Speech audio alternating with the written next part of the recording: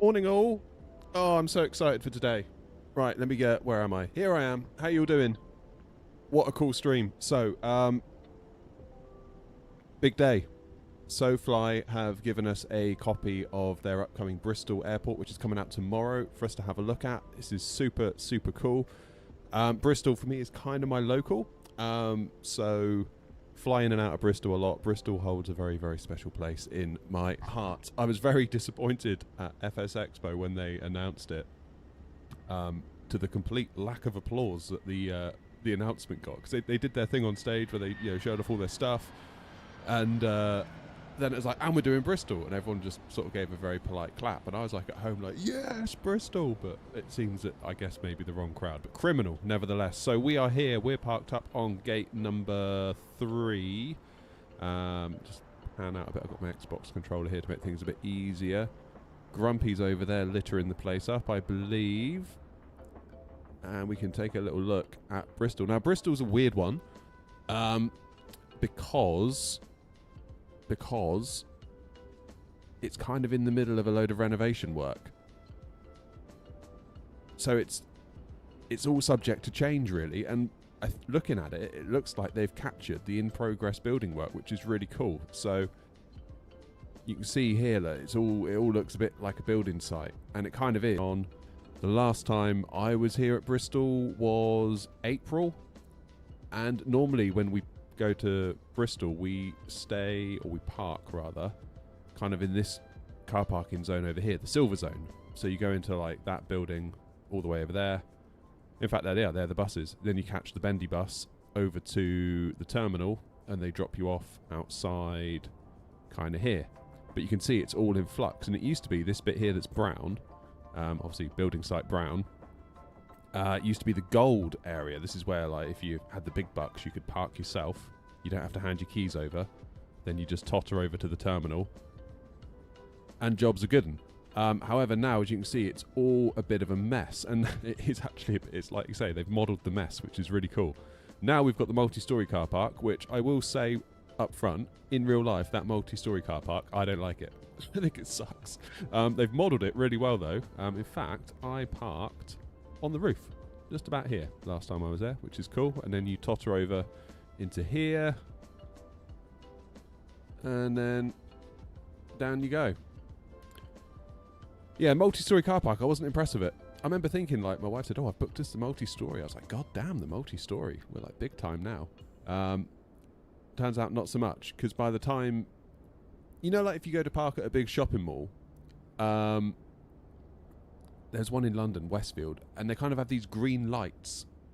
So as you drive past a row, if there's a green light on the end of the row, there's spaces in that row, and then you go into the row and then there's a green light to where the free space is. I kind of wanted something like that, and I spent probably more time in this multi-storey car park, just orbiting around and around and around, trying to find a space anywhere, going from floor to floor to floor to floor. It would have been quicker just to have gone to the silver zone and got the bus. So, yeah, not overly impressed with the multi-storey, to be honest with you. Never mind. Anyway, that's just me being a grumpy git. So, it's here. SoFly from Bristol. And I kind of feel like it's needed. Because we've had Pilot Plus for a while. But I always felt that was a little bit lacking. In that the ground texture resolution, as in the terraforming, it always felt a bit too lumpy bumpy for me, to be quite honest with you. So much so, as you're kind of hurtling down the runway, you kind of like feel the planes almost like bouncing up and down, up and down, up and down. And I think that's just basically poor geometry resolution on the runway. But if you come down, bring the camera down nice and low here, look at that.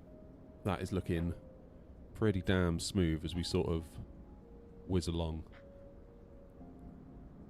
And of course, this is all built with the latest Microsoft Flight Sim 2024 standards, so you would hope that it would be. Also, we've got the Bristol bounce as well at the end here. You can see it. Honestly, like, why? Why build an airport? Bristol traffic, Tomjet for Mike Lima, Boeing 737, pushing back from position 20, Bristol. Why build an airport and not level the surface? I don't get that. I'll never understand that. But yeah, we've got the Bristol bounce here on 09. Again, this looks kind of... When I look at the way the terraforming's been done here, this looks much more accurate to what I've experienced in real life. I kind of feel like Pilot Plus was a bit too, almost like, if you imagine like a geometry mesh that makes up the runway surface and the taxiways, it felt a bit too like low resolution, like you were kind of skating over these giant polygons. Particularly when you come off the runway at the end of here on the Pilot Plus version, it always felt like there was a speed ramp here, but you can see it's all beautifully terraformed as we come down onto, is it Gulf X-Ray? And then we totter back to the terminal. So I'm looking forward to this. What we're going to do today, we're going to fly out of here, go to Dublin, and then fly back, and we'll see what time we got after that. That'll be the plan for today. Yeah, I'm just sort of looking at the way that runway has a nice sort of graceful slope to it. That's looking mighty cool. Mighty, mighty cool.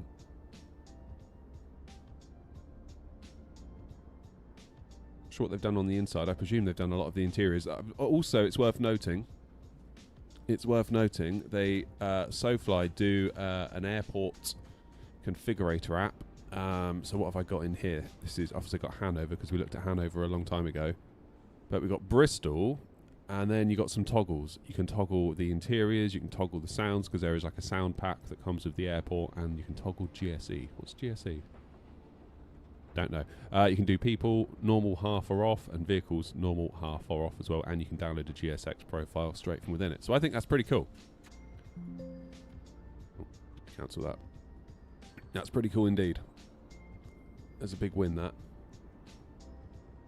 So normally when I fly from Bristol, usually because I fly EasyJet or Ryanair, because I'm cheap, I normally end up here in one of these gates, where Grumpy is, funnily enough, in the cheap seats. And then you got that long, long walk.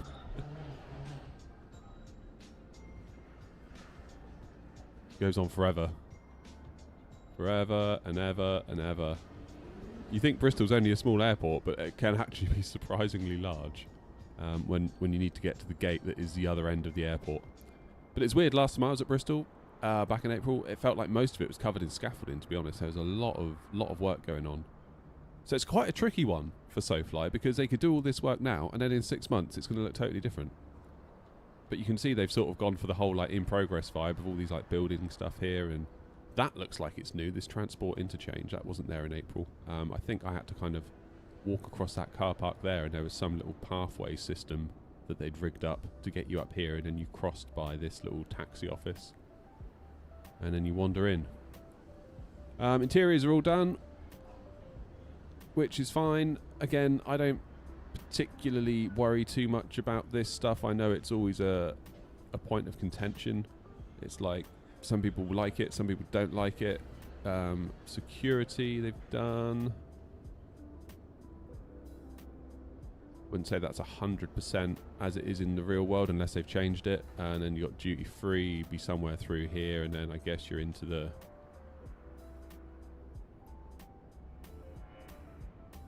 loungy bit. Yeah, here it is.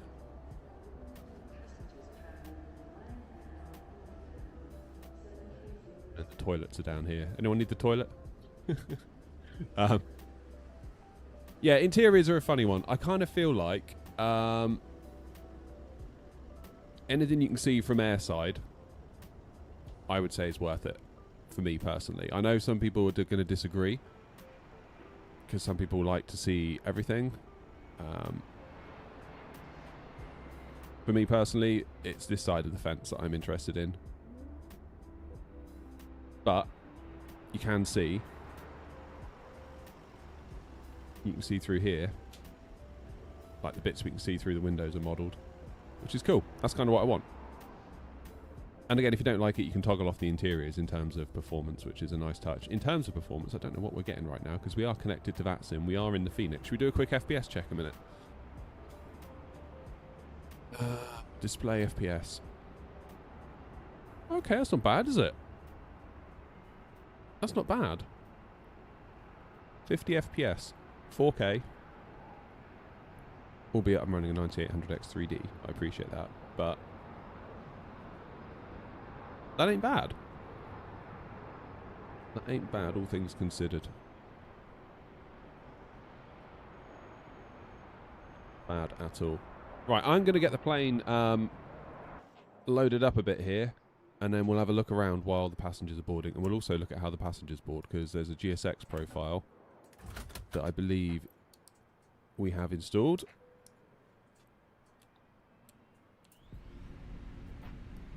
Okay, the plane is now powered.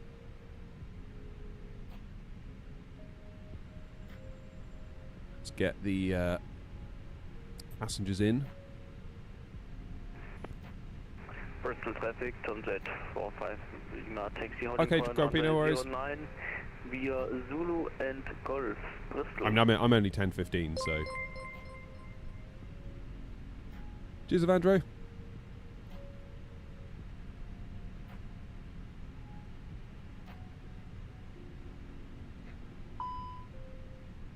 Alrighty, here we go. I'll see you at Dublin, Grumpy.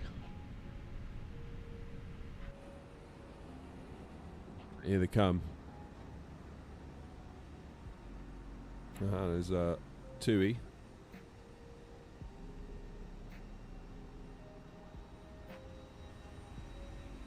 Who's that next to Grumpy? The big old plane.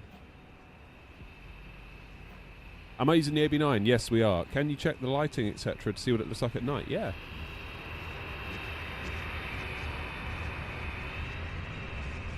Let's see if we can get a nice little view first.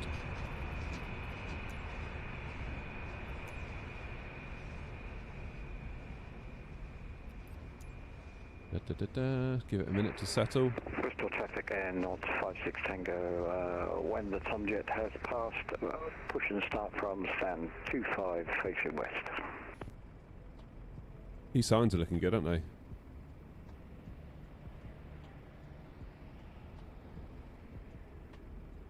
Nice glow to them.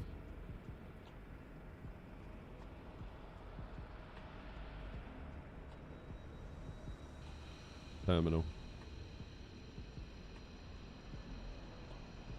Apparently, there's like seasonal stuff that goes on as well. Like if it snows, you get like snow build up and stuff like that, which is cool.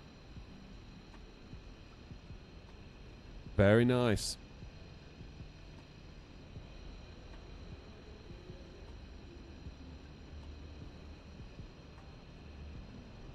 Grumpy's off.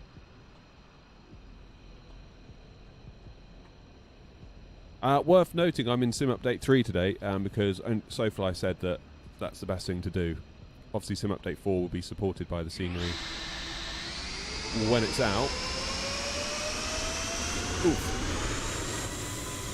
Who's that making a racket? Oh, it's you.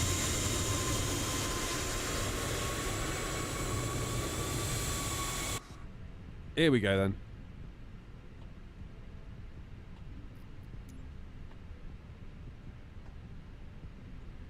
So, Bristol traffic, Tomjet 4 Mike Lima departing runway 09, Bristol. should I wait for Windwing's force feedback lineup or go all in with the Moser? Well, it's hard to say because I've not tried the Windwing stuff. I do know that I've tried the Moser and I like it. That's all I can say, really.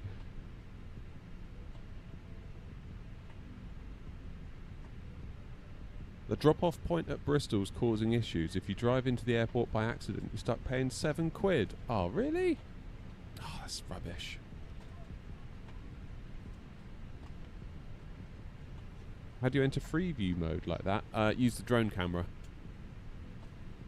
So go to the camera menu, then showcase, and then use the drone cam within there.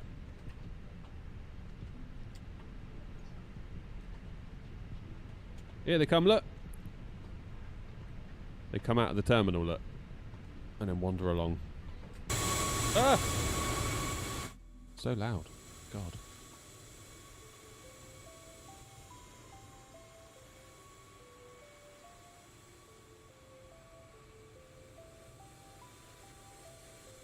At least this way we don't have to wait for a bus constantly.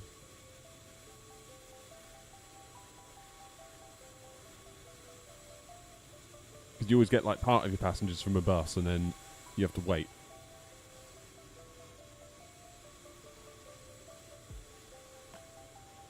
Very nice. So the plan is a 09 departure out of Dublin.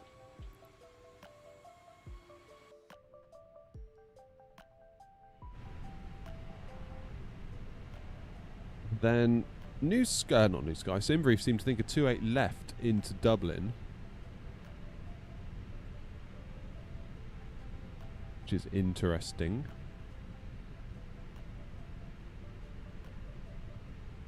Right, let's do a bit of work over here. AOC, flight in it. Let's go. Who's that? Happy birthday, Captain Knott. Holy shit, £50 Noms. towards new tyres after your Brussels-bound tour 2025. Noms, you lunatic. 50 quid, are you serious? Shit the bed. Noms. You know, the Brussels message, inaccurate. But damn, thank you very much. Don't know what you're talking about. Don't know what you're talking about. Unbelievable. It's only my birthday once a year. No, you've set a precedent now, Noms. That's it. That's it. What's my flight number? 232. Of course it's 232. Of course it's 232. Could you hear the text-to-speech? Bristol traffic out 56 Tango, taxiing holding point, runway 09, Zulu Golf.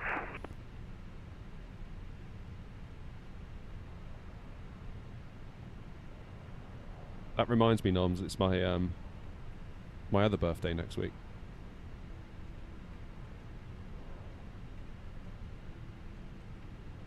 How was your sim yesterday, Philip? Did it go well?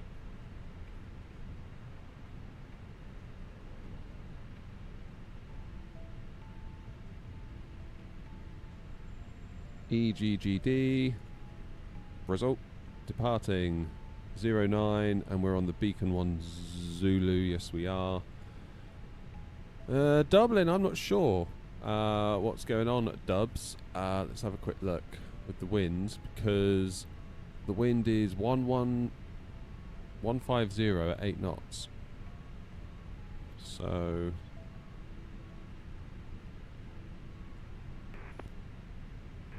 Radio check. 5-5.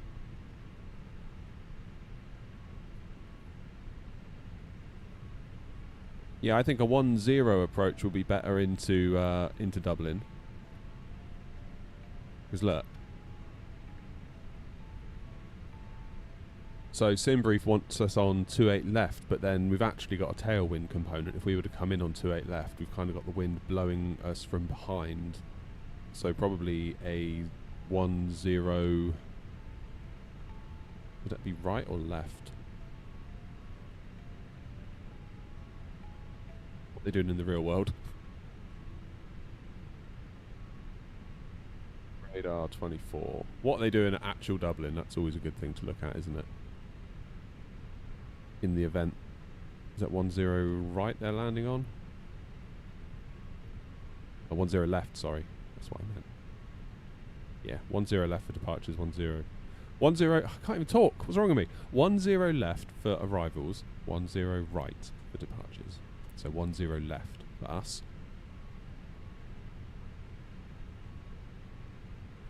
Grumpy, you doing 1-0 left?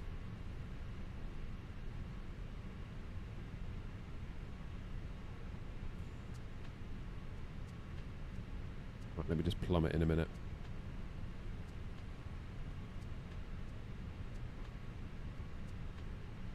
That'll do. Okay, so we're going to do Dublin, arrival, ILS 10 left. On the Vatry 3 Romeo via Bristol traffic out 56 Tango, Oslex. take off runway 09 on a BCN 1 Zulu departure.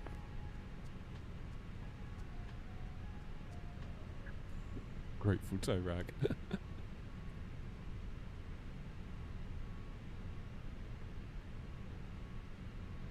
Morning, Joanna. Yeah, back to Dublin. Only reason we're going back to Dublin is it's nice and quick, basically, to get to from Bristol, and we can get back as well, which is cool. How's the new Moser throttle? Yeah, good, Jeff. It's good. I really liked it yesterday, flying the bus. The kind of the precision you've got when taxiing is far superior to the Thrustmaster. Can't speak to the Wing because I haven't tried it. Does walk around mode work at Bristol? Oh, I don't know, so look. Ah!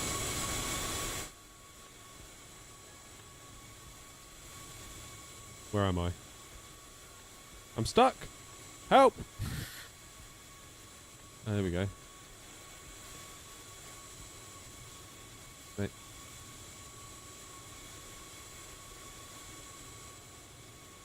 It would seem to a point. Right, Captain's just gone AWOL for a minute. Hadn't considered the walk around mode, actually. Oh, I'm doing it with my eyes. That's weird. Don't like that. Head tracking, like in FPS mode, is not cool.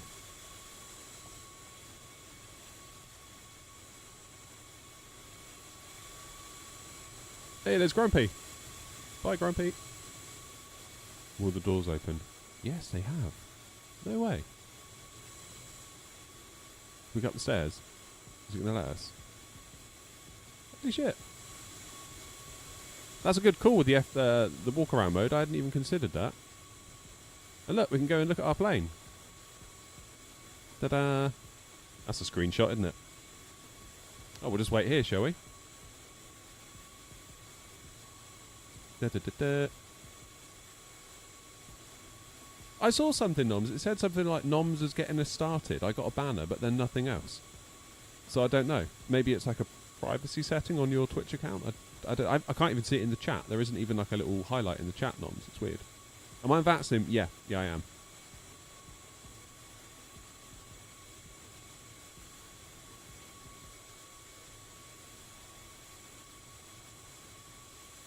Look at that. Don't tell me it's just a game. How do I get out of this mode? Nice.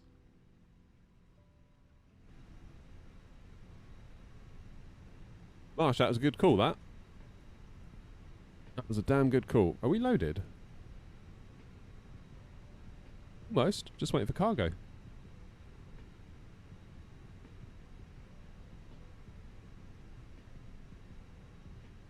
Oh, we're making good time.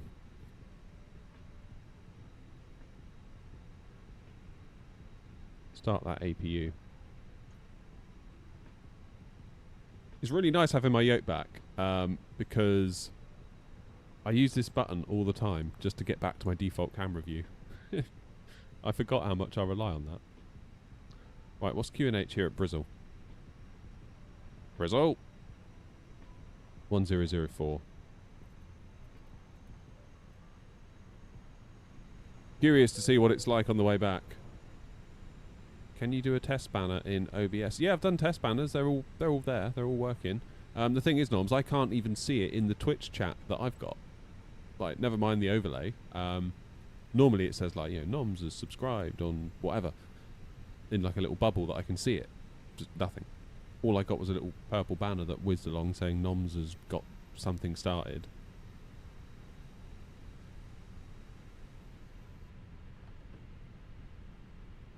Something odd looking about SoFly Bristol. In what way, Romeo Kilo? I thought it looked fairly on the money. Particularly as it's a building site at the moment. Good. We are loaded. Let's go send that to the MCDU. And we'll go for our departure. We're going 09, sync the load sheet, sync the weather, calculate... flaps 3. Never sure about that, but okay. Send that to the MCDU as well. So let's check that we got it all. Init page B is in. Just reading through it. That looks reasonable and good. Performance page is in. 128, 128, 131. Flaps 3 apparently. Down 0.5 on the trim. Just going to quickly step through the route.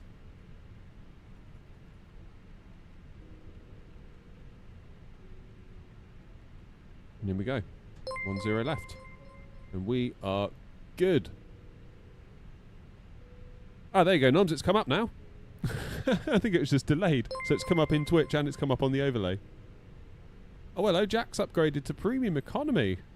Nice one, Jack. Enjoy the legroom, but not the service because it still sucks. Thank you, Jack. And thank you, Noms. I had to choose to share it. Ah, okay, so it's a privacy thing. Got it. Got it, got it, got it. Alright, APU is on. We're loaded. Let's get them strapped in. I saw a thing on Reddit last night of an airliner pushing back with passengers still putting their bags in the overhead bin. So it makes me not feel quite so bad if I ever forget to put the seatbelt light on. Elliot, how you doing? Didn't realise SoFly had done Bristol. Can it get better than the Pilot Plus version? It can, I think. I always felt like the Pilot Plus version was really good, but it felt a bit too lumpy bumpy, in my opinion. I feel like the terraforming was a bit too, almost like, if you imagine like the ground polygons, it almost felt like it was a bit too low resolution. Particularly when you exited, having landed on 2.7. Going down that speed ramp. It always felt a bit like good, but not quite right, if you know what I mean. But this is all built in like 2024 standards. It's really nice. And they've actually modelled the state that it's in. Oh my god, the volume's so loud in Sim Update 3 when you go outside.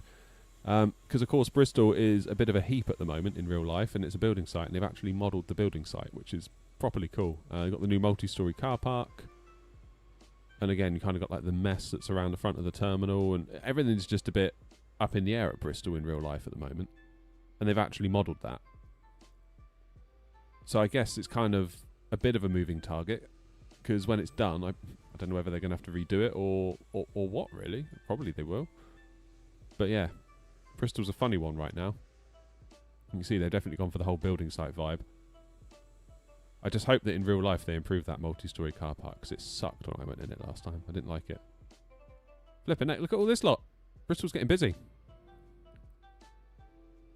And there's me, cluttering the place up.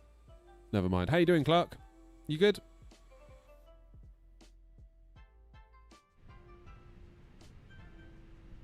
Right, I'm going to do onto Zulu for runway 09 facing west. That's nice. GSX profile using plain English. I always like that. Have a look on VATSIM radar. Nothing around. Bristol traffic Air 232 stand 3 pushing back onto Zulu facing west. Bristol traffic. Yeah, 10 left, tricky.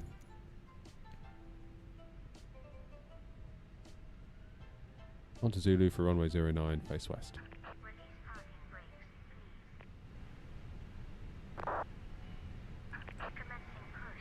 Hey, let's... Should have put the fuel pumps on, that was foolish of me.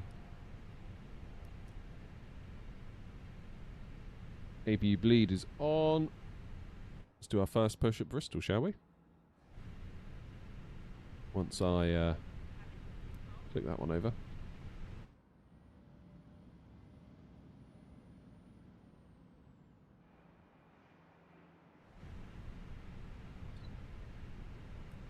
Engine 1.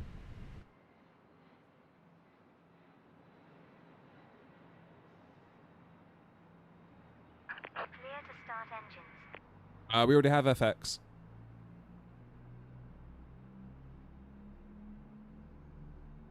So we're going to Dublin and back. Observe the cabin crew member closest to you as we are about to demonstrate the safety features of our Airbus A320 aircraft. We'll have another look when we get back to Bristol, and we'll also do a giveaway for those of you in the YouTube horizontal stream. YouTube horizontal only. I've got one code to give away. Ladies and gentlemen, Are we going to do a group flight for Fly Santa? What's that, Clark? And crew instructions including the following safety procedures. The safety card found in your seat pocket contains important information about exit routes, oxygen masks, life jackets, and the brace position, which you must adopt. Bristol traffic is 212 stand 6, pushing back facing south. There are 8 emergency exits.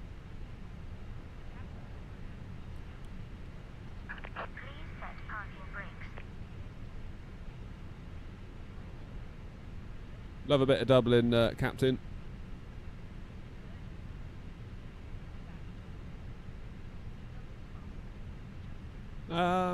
Don't know, Tricky. I mean, I got FSLTL. That should do it, if nothing else, right?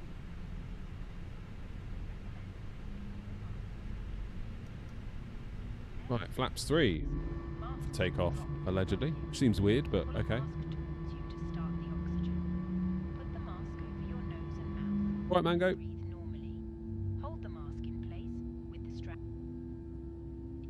Folk have to like the horizontal stream for the giveaway. No, not technically, but unofficially. Yes, like the stream. It tells YouTube I'm better than this, than I actually am.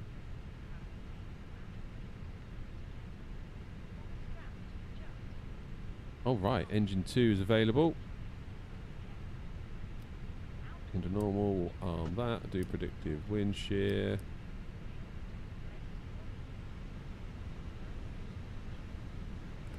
Parking brakes on to get rid of GSX.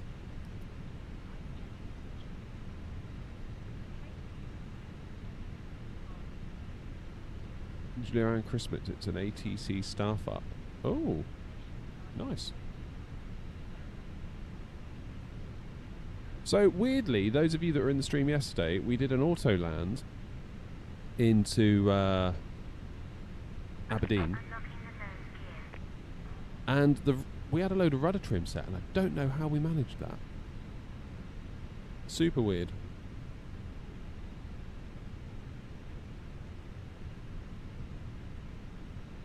We must have done something.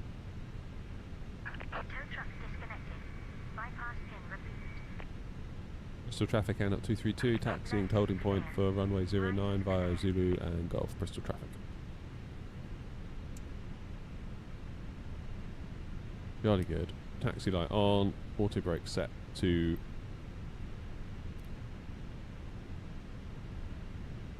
maximum.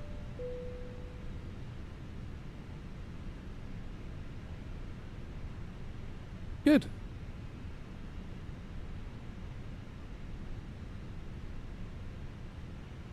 I've seen that too recently. Seen what? Aiden,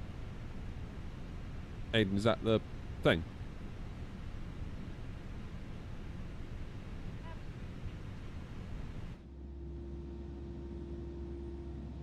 Alright, let's go.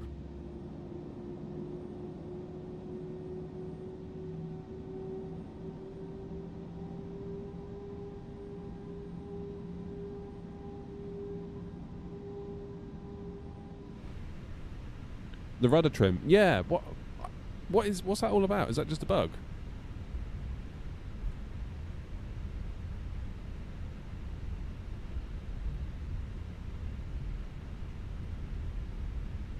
Bristol traffic, Visa 212, taxi calling for Golf X-ray via Zulu Golf.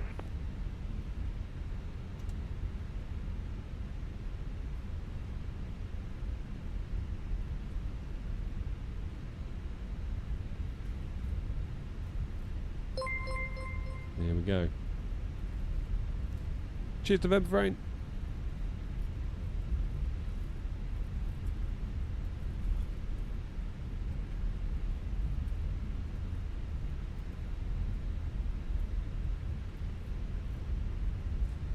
Taxiway is a bit lumpy bumpy, isn't it? I'm trying to remember what it's actually like at Bristol as a passenger. Can't quite recall.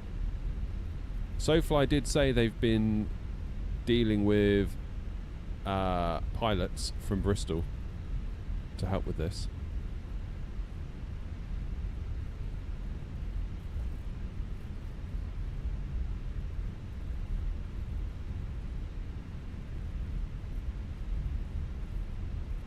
Go uphill to Golf X-ray.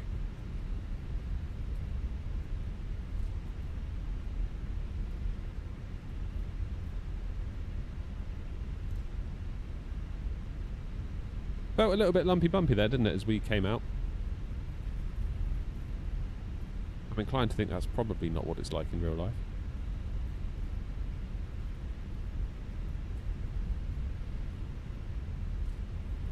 Bristol's lumpy at the western end. What, on the taxiways?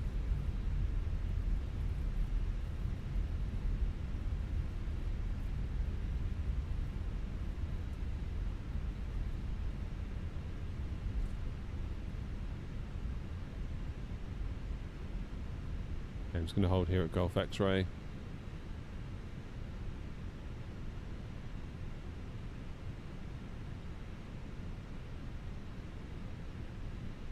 Did today's update remove Shift C from the cockpit, or am I not in Sim Update 4?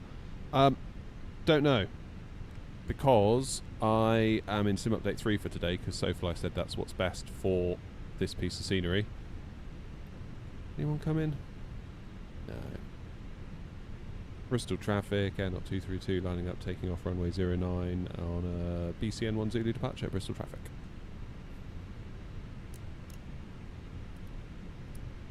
Up you go. Ah.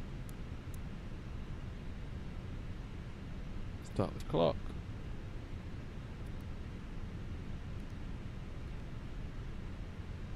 Good. Let's get out there. Near to the aprons. Okay, fair enough.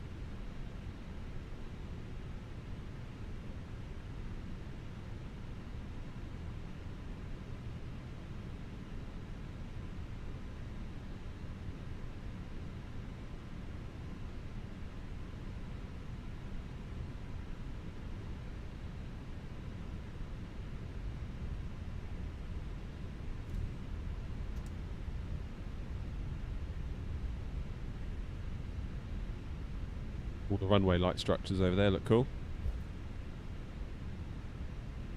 There doesn't seem to be a speed hump.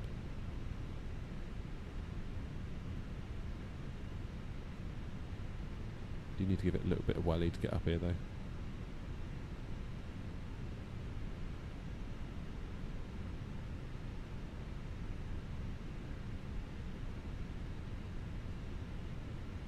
It's that Bristol bounce. There it is.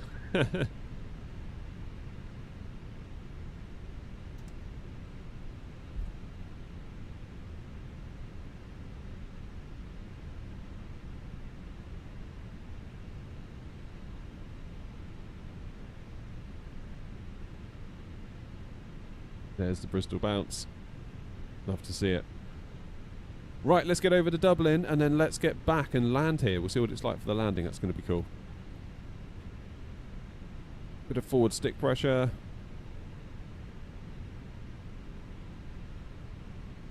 Why can't I hear the engines very much? There they are. Right, SRS green, Manflex 55, auto thrust blue.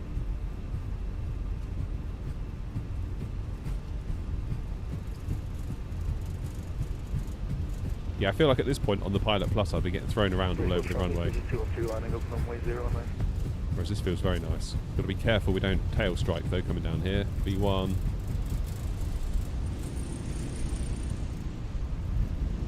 Go. Up we go. Got a bit of a late takeoff to be honest. Positive climb, gear up. I was half afraid of tail striking it, that's why.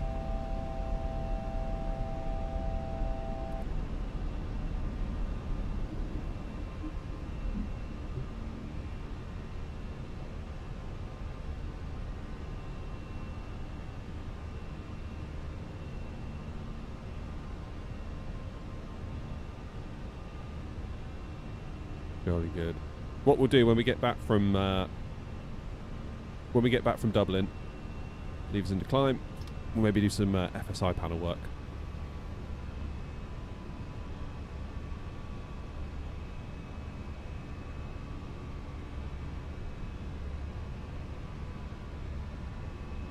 So Daisy, need to put 6,000 in.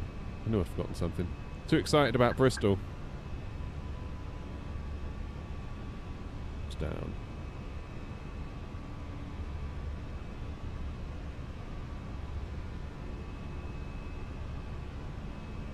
Making a right meal of this so far. I'm getting distracted.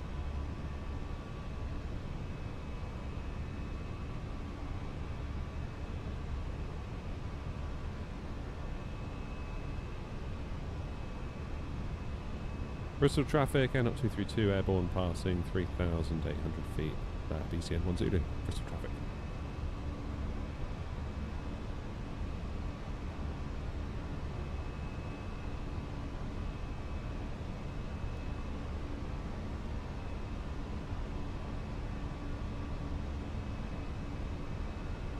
Okay, round we go.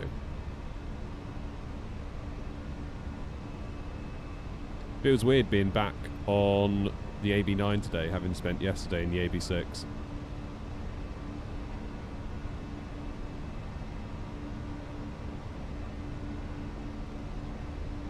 Bristol traffic is 2-2, taking off from my 09, BC at Monzoom.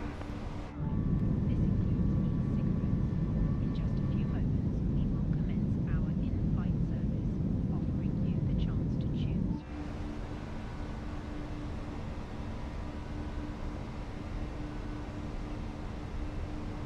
Morning, Joseph. 280 for cruise, I believe. No, we're not going far, to be fair, are we?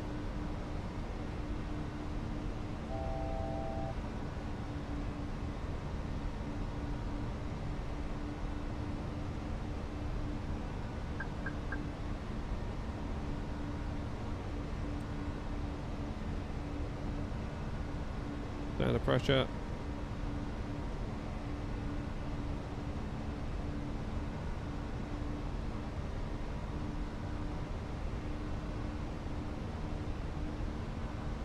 Been dream of it, Munich. Bristol traffic, postman 57 Tango, line up 09.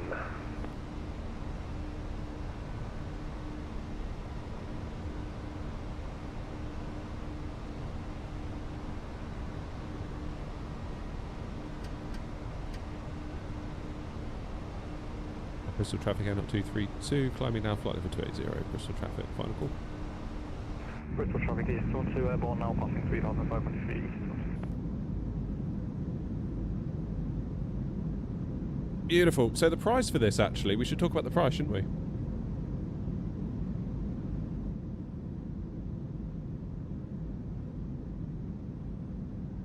$13.99 in the UK. And tomorrow it'll be out on the SoFly store and IndyBuild, and then on the 17th I think it's going to come to other places. That's the plan.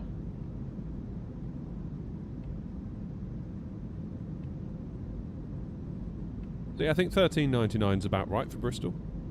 I think that's about right. Obviously different currencies, it's going to fluctuate because currencies will currency. Let's get lights off, 10,000.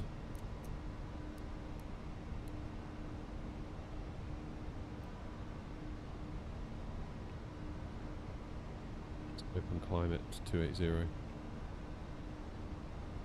Thought I was open climbing it, but obviously not. Bristol traffic, EG212, climbing now, flight level 260, final call, Bristol traffic. Hey Pound, how's it going? Heavy, departing 09. Nice to see you all. These airports are pretty nice, but I'm not prepared to spend, what, like £20 on one. On one of, what, 10,000 airports. I'd much rather spend my cash on planes like PMDG, iFly, Phoenix and others. That's fair enough. That's totally fair enough.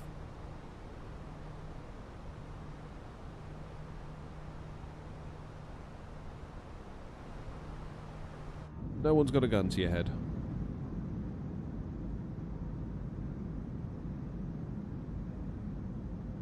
I mean, I've got a soft spot for Bristol, to be honest with you. I've definitely got a soft spot for Bristol.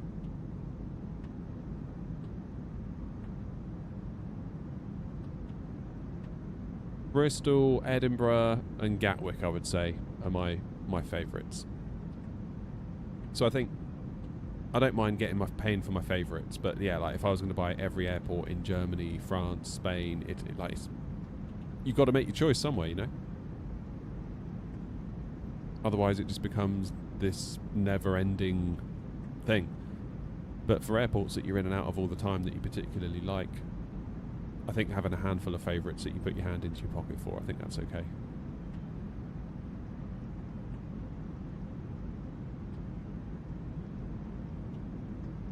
I think that's fair enough.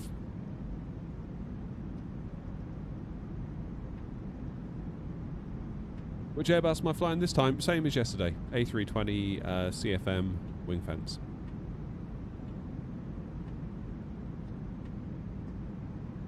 Any ATC? Flippin' heck, Grumpy's nearly there.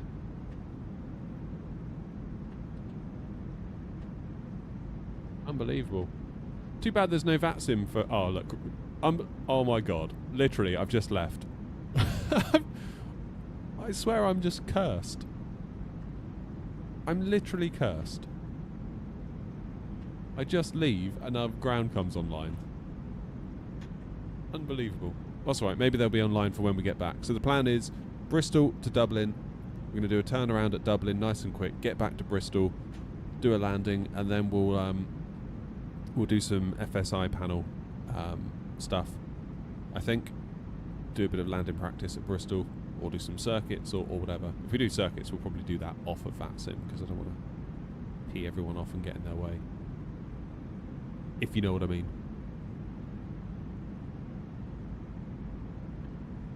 Morning, Martin. Martin says, sorry if you've discussed this already, but what's the Moser throttle like? Looks reasonably priced and good for Airbus and Boeing. Yeah, that's exactly it. I mean, if you're just going to fly Airbus, probably not.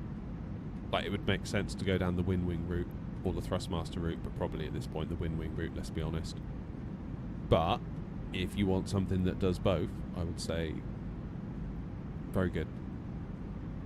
Very good. Like, you know, just taxiing then coming out of Bristol, it felt like I had way more control over these throttles than I've ever had over the thrustmasters.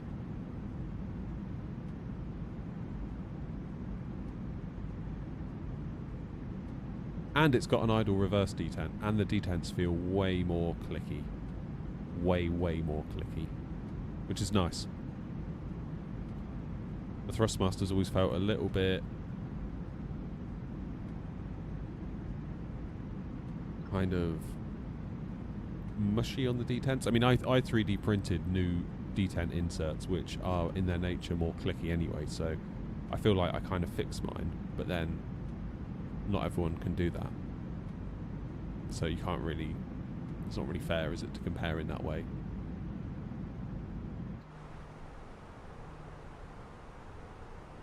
Doesn't feel quite right.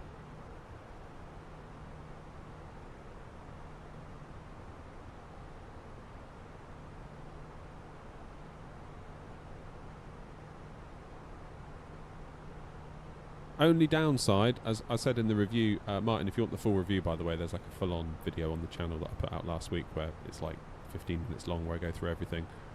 Only downside, really, is that the flaps lever has like the Airbus style 1, 2, 3 full clicky detents, which is fine while we're flying Airbus like we are today.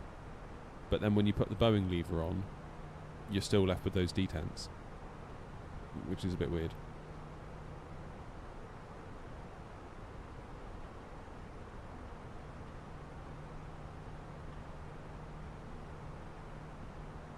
Moser said they're making more handles for the MTQ, for example, CRJ, BizJet handles. I haven't heard. They haven't said anything. El Pepino, how you doing, man? Nice to see you.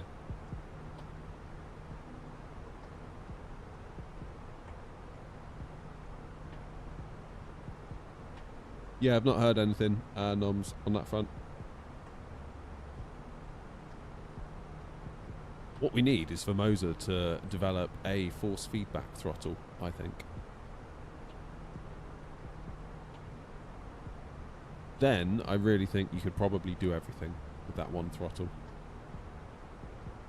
Because imagine if you were to go into a 737, all the detent points on the flap axis could be simulated through force feedback, because it can create the resistance when you bring the lever to the right point to make a sort of a clicky feel, and it will get it right every time. And as Noms has just pointed out, with the Boeing auto throttle movement, so your throttles can move in flight, and your speed brake can like auto deploy and sort of go and come down. Like, I mean, that costs a lot of money, but I feel like they've got the tech stack to do that. They absolutely have the tech stack to do that. Still no word on Windwing's Boeing yoke either, is there? feel like we must be due at a price at least at some point. Oh, noms, I mean, I was thinking like 1,000 to be honest, like once you buy all the levers.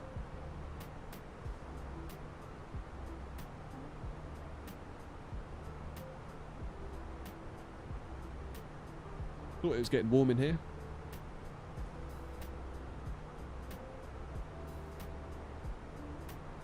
Yeah, thoughts on the wind wing yoke price? I mean, that's got to be a grand, that at least, surely, at least.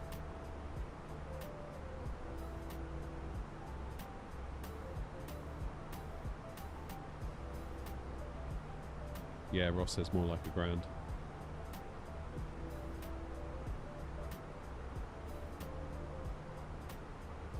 Yeah, it is at a 09 at Bristol Tricky on the BCN. Mind you, you are in an outrageously large plane for Bristol, so, you know, there is that. Right, let's let Scumbags Anonymous out of their seat, shall we? There you go.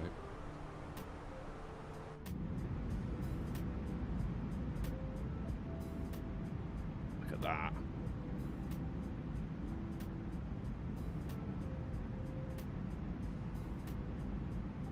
Didn't mean you, noms. I meant the passengers.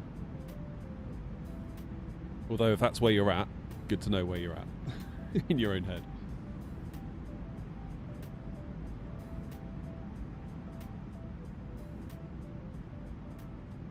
Like the changes to the setup. What, the stream setup or the setup?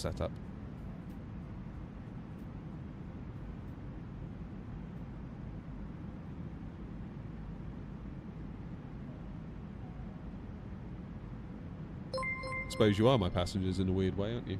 Wiz Nation, thank you for subbing, mate.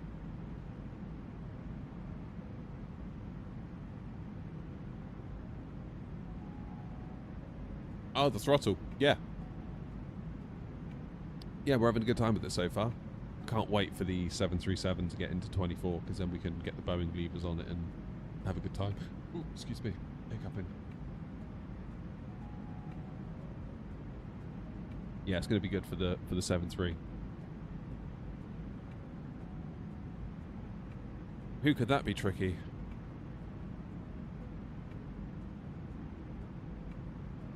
That easy 212. Yeah.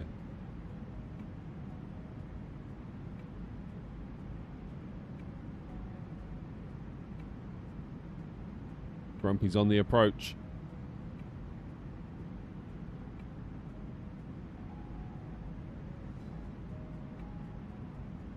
You okay, Wiz?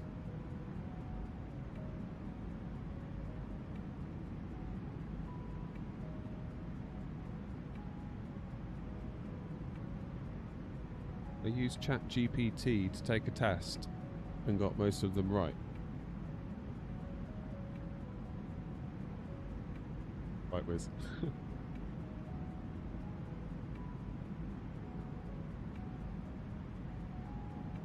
ChatGPT is very impressive. I'll say that. I used it for some development work.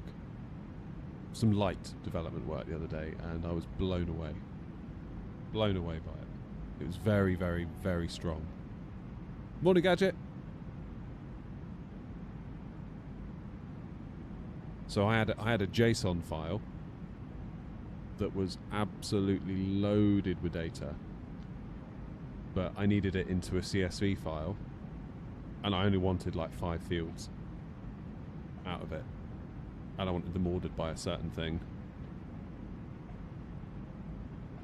And I had multiple JSON files, so I said to it, could you write me a PHP script that will take a directory full of JSON files, iterate over them, grab these fields, order them by X, and then convert it into a CSV file. And it went spin, spin, spin, spin, spin. Yep, here's your code. And I read the code, and I was like, yeah, that's clean, decent, well-written code, actually. But is it going to work? So I copied the code, pasted it into my thing, And it even told me, like, make sure you have a folder called X that you put all the JSON files in, and then it'll output the CSV into there.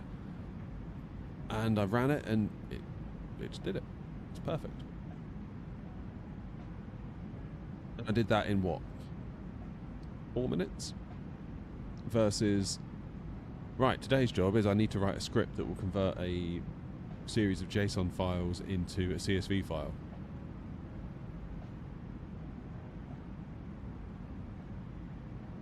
Imagine starting from scratch with a blank page in your PHP editor for that. That would not have taken 4 minutes. Unless you're one of these like 10x engineers or whatever they like to call themselves.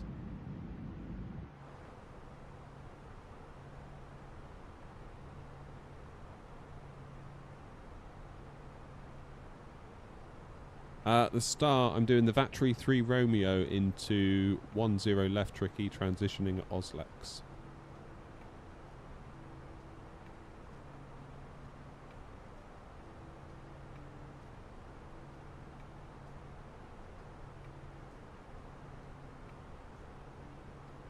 I went for easy 666.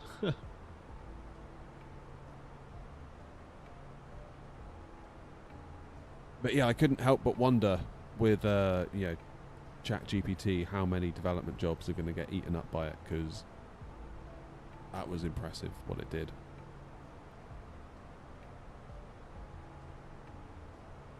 It was genuinely impressive. Top of descent's not very far. I think it's only about 20 miles. Yeah, 17 miles.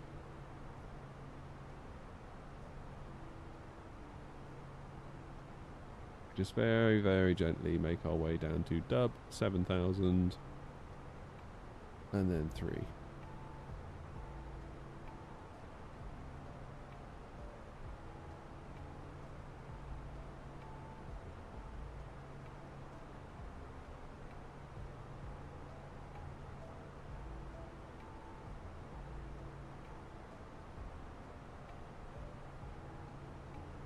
Do I have any compatibility issues with the Phoenix and the Wingflex FCU Cube? No, but occasionally it will just lock up the cube. We had it the other day. Just all of a sudden, it was like on the 3rd or 4th leg of the day, it just stopped. I don't know whether I rebooted the Wingflex software that runs in Windows to interface with the sim, and even restarting that wouldn't do it. So I don't know whether the sim had just had a moment.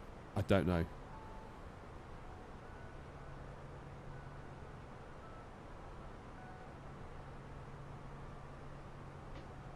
You'll get there, call sign, don't worry. You'll get there.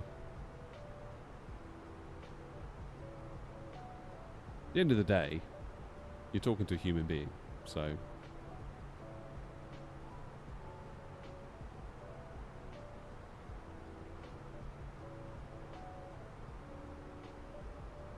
AI side. Having problems where AI traffic or something is showing. My multiplayer is off and AI traffic is off. Have you set the traffic quality on the graphic settings? Go to like airport traffic something. Just change that to like off. I think that'll probably get rid of it.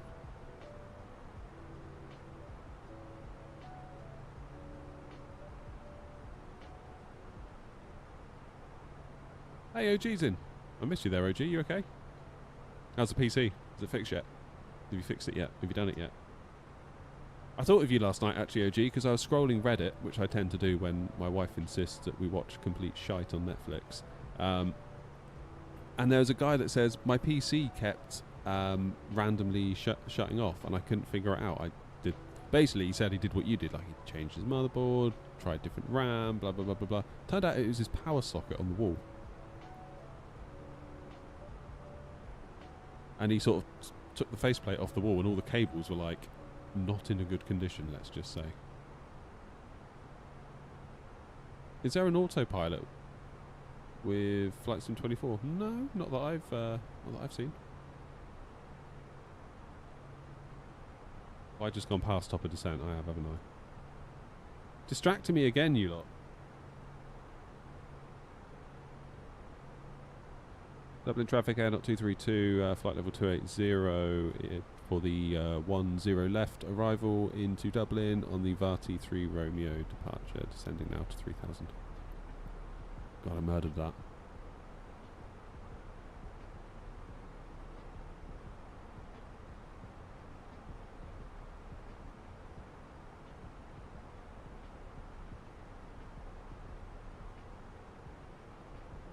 Not doing the giveaway yet, Red Bull. We'll do it once we get back to Bristol. So we're going Dublin first, fly back to Bristol, and then we'll do the giveaway.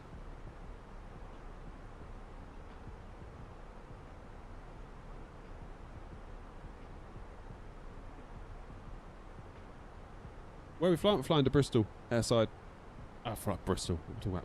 Flying from Bristol to Dublin, then back to Bristol to see what it's like to land with the new SoFly scenery.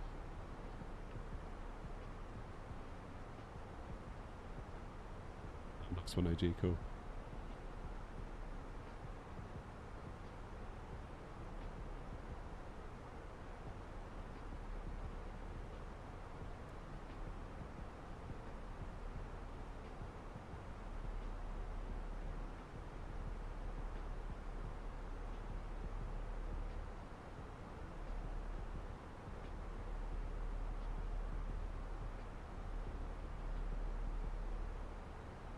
So it gave me something to read while we were watching whatever it was on Netflix.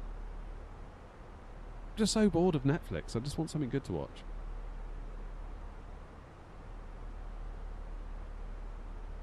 Like, where have the Breaking Bad's gone? Where have the Better Call Saul's gone? Where's the House of Cards gone? Where's Ozark gone? Where's the Sopranos gone? Where all this good stuff we used to have, and now it's just slop. I don't know why it's not showing my usual username. It's because YouTube have changed it. So there's like a username in YouTube, and then there's your handle, which is why you've got these little @ signs next to it.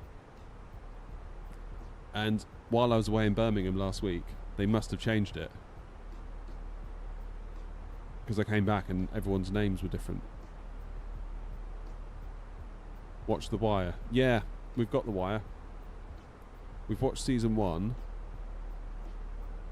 that was years ago. We've got the box set. We've got the whole lot. Somebody get this. This was back when it was like the thing to do was to buy people box sets of DVDs for Christmas. So we got the box set of The Wire on DVD, not even Blu-ray. That's how long ago it was.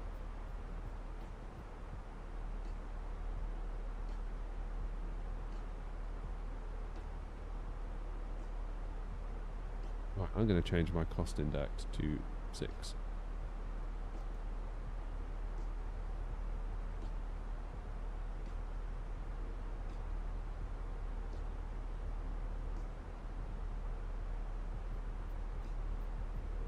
Tulsa King.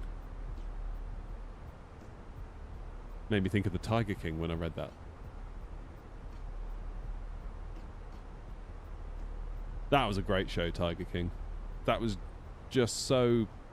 I feel like the timing for that show was perfect because we were, or I was, I think I watched it when it came out, but we were all sort of locked up at home with COVID, and it just felt like the whole world was being so flipping weird, and then that show just like was just the perfect amount of weirdness to fit in with all the other weirdness that was going on, and it's just like I felt like I was just tripping the whole time. How long am I streaming until? I don't know, probably 1:30?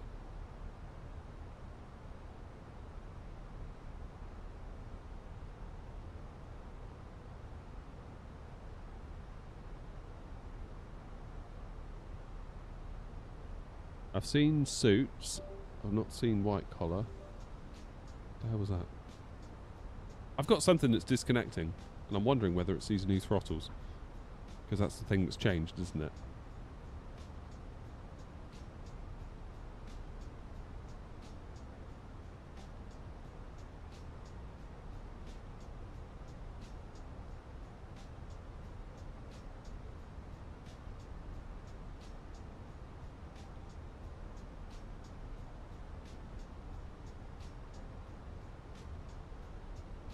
Like, we just finished the Diplomat the other day, and that was just not...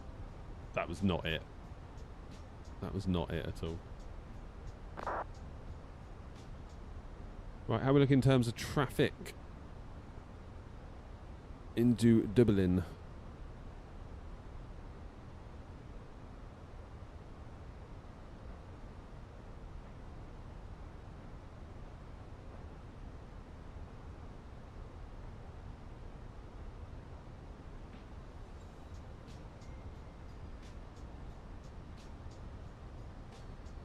So it's got me arriving in 2.2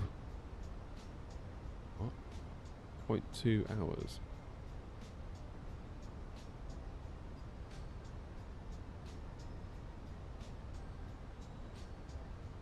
Yeah, so I should be able to slot in before Ryanair. Tricky might have to manoeuvre a little bit, depending on what goes on. Have I watched Lucifer? I feel like I watched a bit of Lucifer. Is that on Prime? Oh, excuse me. Why have I got so many hiccups?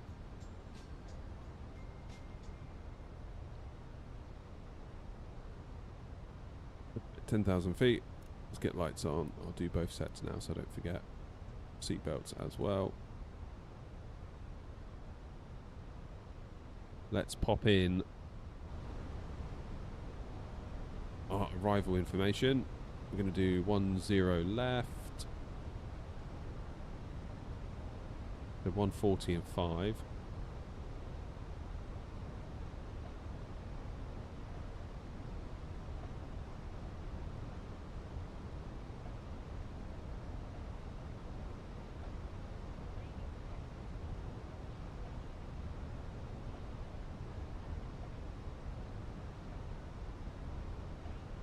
$16,1001 and minimums are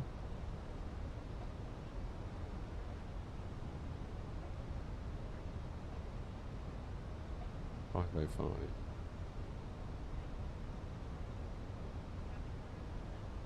What's our weight? 3.3, 61, so 64.3.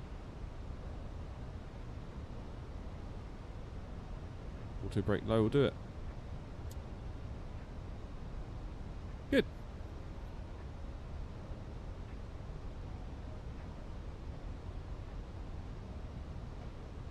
Lucifer's Netflix. Oh, what was I thinking of then?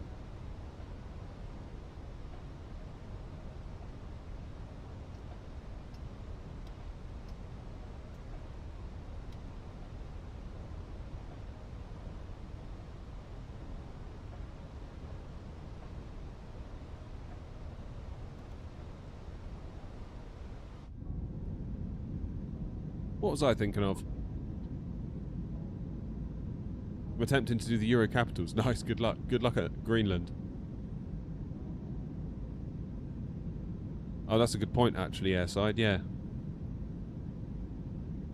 New Sky does have its own traffic. What quadrant am I using? Stalker, I'm using the Moser MTQ.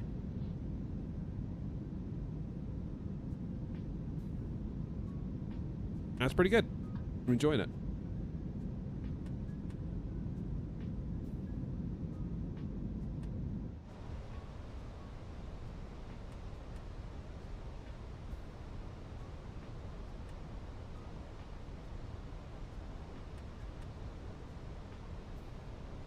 I'm going to do the full track because I...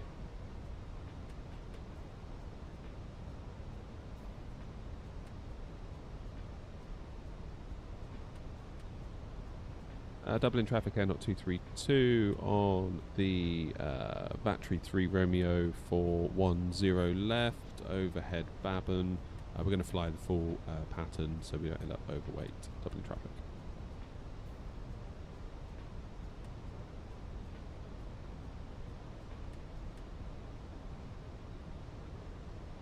You finished Greenland. Yeah, that's a tricky landing into there. And it doesn't look like it should be so tricky, but it really is.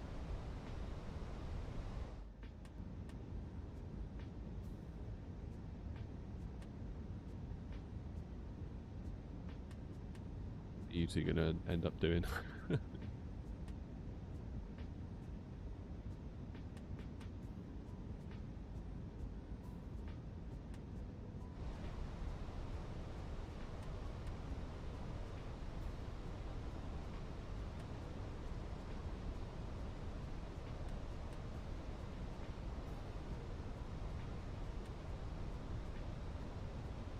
Yeah, I would take a shortcut, but I kind of don't want to end up overweight. Because I feel like we're at risk of that. Gross weight 64.5. Could maybe do with the full track here to make sure we don't get fined from New Sky.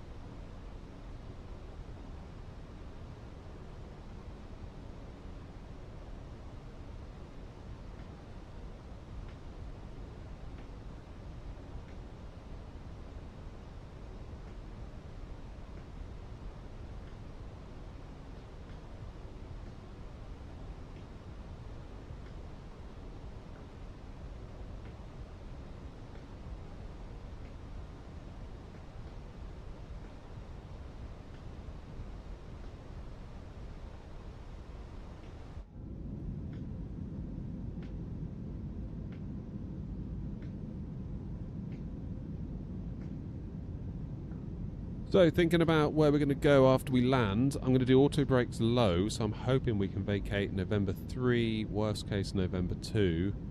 Then, where shall I go?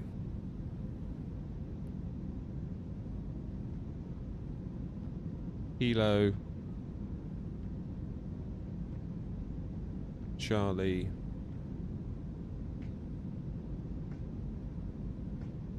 would I do Foxtrot inner or Foxtrot outer? Never quite sure what to do at Dublin in that regard. Foxtrot outer or Foxtrot inner? What do we think? Because I'd like to come down south a little bit, maybe down to Pier 4.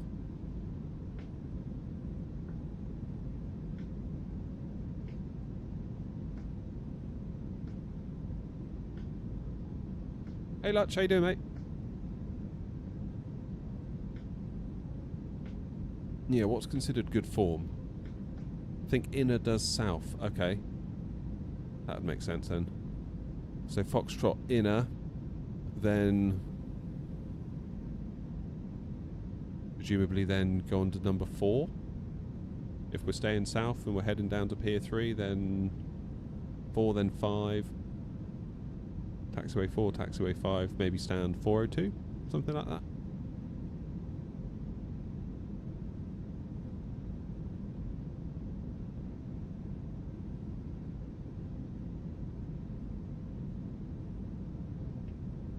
Sorry to hear that, Lutch. Hope you're doing okay. Hope we can bring you a little bit of relaxation.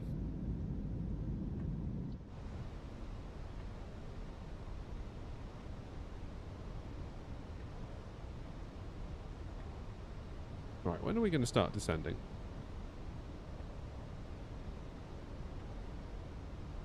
There we go. Now, Ryanair, you're not about to cut us up, are you? Oh, Ryanair's landing 28 left, by the look of it. It's, where have you just taken off from?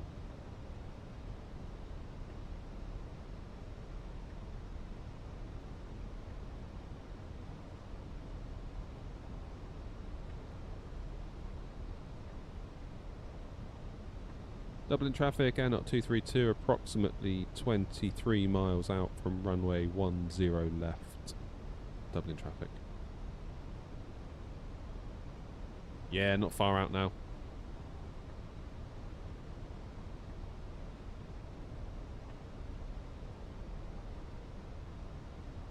Okay, I'm going to do a little fix ring here. EIDW 10 left. Radius 10. Good. This gives me a little bit more context for speed and things like that. How do I get your livery on Phoenix? Only have it on fly-by-wire. Go to the website, airnot.co.uk. Download it.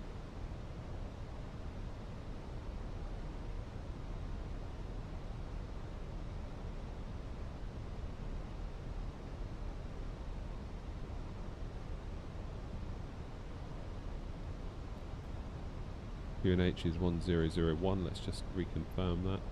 Yes, it is.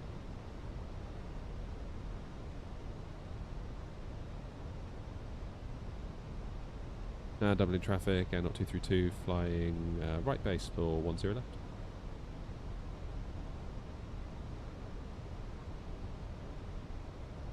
Go speed 200.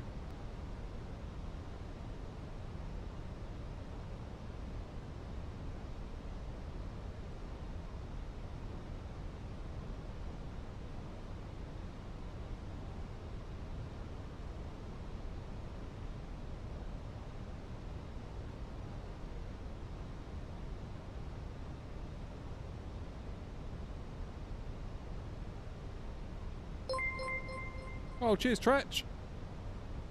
Thanks for resubbing. Or continuing the sub, I should say. I really appreciate it. Thank you very much.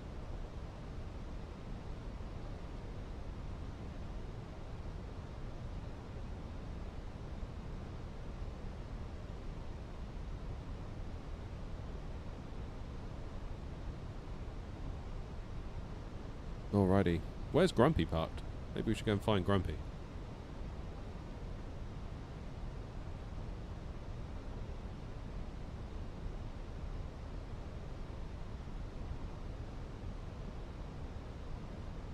Very good, thanks, Tretch. How are you? Yeah, let's do speed 180.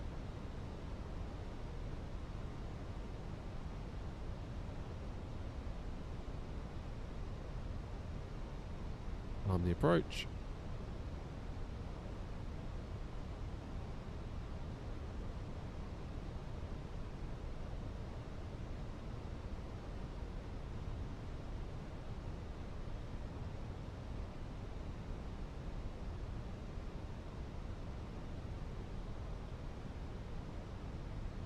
Got an issue with the driver. Oh no. On 10 left, yeah.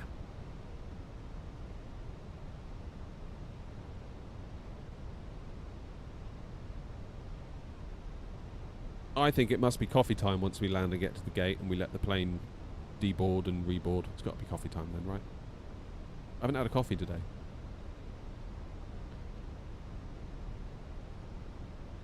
Get ourselves established.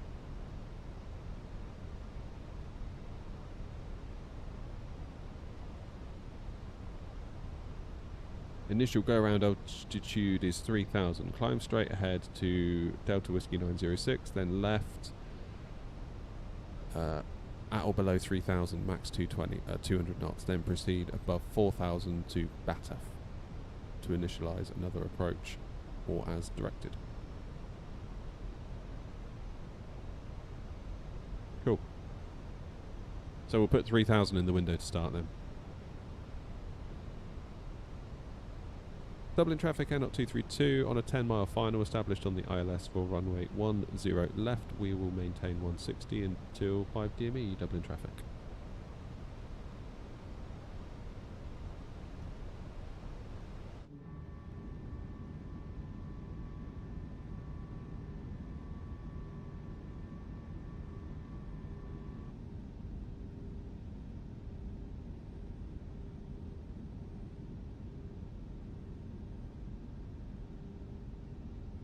Do I like the Moser throttle better than Thrustmaster? Pros and cons to both, really. Thrustmaster's got a parking brake, which this one lacks, and it's also got the engine selector switch, which is really nice for Airbus. It also allows me to 3D print a mod that fits to make my throttle flat levers work better with Boeing, but I really like how the throttles themselves feel. They feel very good. As with everything in life, it's a trade-off. There isn't one thing where you can be like, ta-da! This does everything. Okay, let's go find the approach.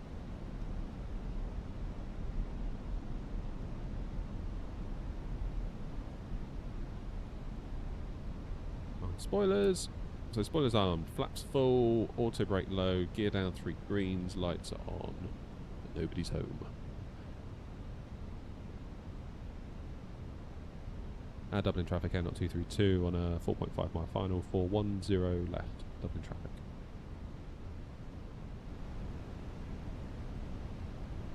no. Not watching you from the ground, no pressure.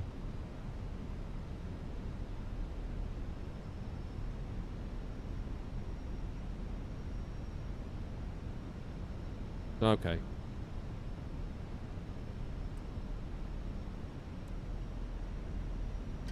My plane. That is a 15 knot crosswind hitting us from right to left.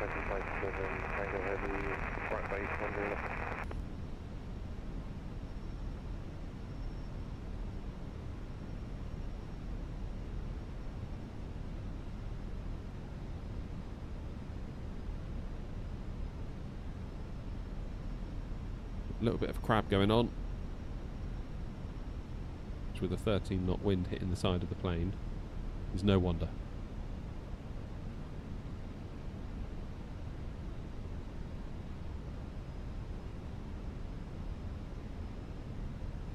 I'm going to touch high, that's better.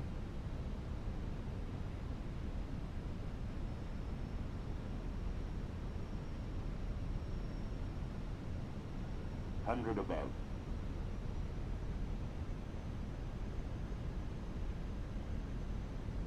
Minimum. Continue.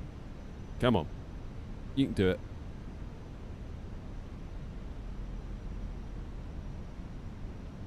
Flight slow. Okay, that ILS is a flipping mile off. What's going on? 100. Flight slow. Flight slow. No chance. 50, 40, 30, 20, retard. 5. Okay, that ILS definitely led me astray there, for sure. What's going on there? This is payware scenery as well. That's crap.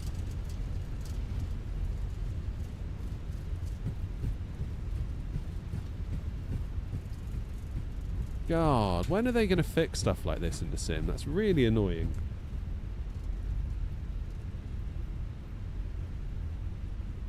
Glide slope, glide slope, glide slope, telling me I'm too low, basically. I need to go higher. And then the pappy's like, no, you're too high. It's like, which is it? Like, so annoying.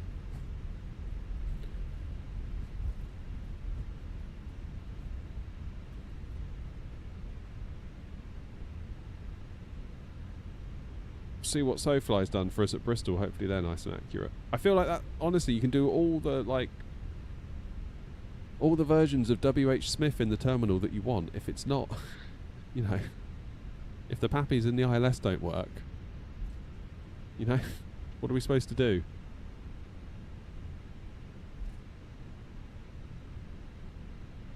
Dublin traffic, N0232, 10 left vacated.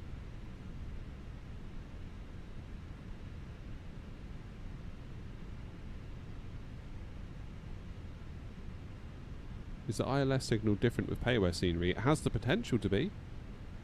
And Dublin traffic, it should be. 40 mile final, 10 left. It absolutely should be.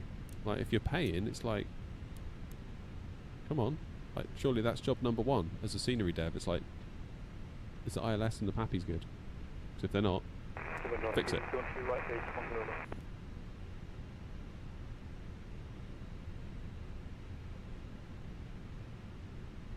Setting up an ILS correctly is fairly simple for payware people.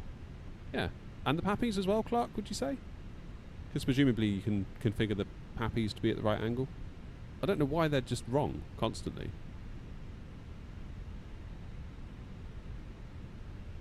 But this is a payware version of Dublin. That was not good. Dublin traffic, N0232, taxiing to stand 402 via November and Foxtrot outer, Foxtrot inner, taxiway 4 and 5, Dublin traffic.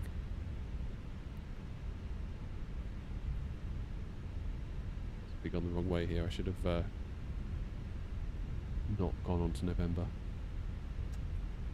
Yeah, they're just as easy. Yeah. So why is it always? Why are they so often wrong? I don't get it. I don't get it.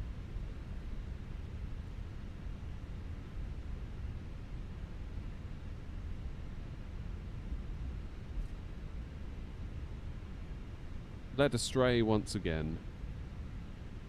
I mean, there's no excuse. I should have just looked out the window more, really, and paid more attention. Giveaway will take place once we get back to Bristol. So we're at Dublin now. We've flown from Bristol to Dublin.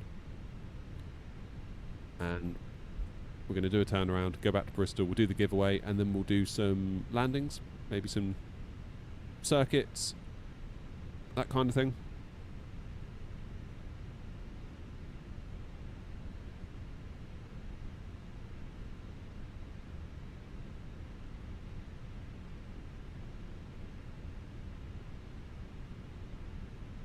Best scenery, in my opinion, is Edinburgh. Indeed. Yeah, Joanna, we're doing a giveaway. We've got a copy of the Bristol scenery to give away from SoFly. However, we can only do it. We can only do it in the YouTube horizontal stream. So if you're in Twitch, maybe temporarily come over to the YouTube horizontal stream and then get back to Twitch, because otherwise Twitch will think the stream's died. And they'll not be happy with us. Where the hell am I going? I want to go down here, don't I? Dublin traffic, 12 miles out, 1 Charlie. Oh, right here now. Okay, that was not the plan. Nah, don't worry about that, Joanna. Get in there.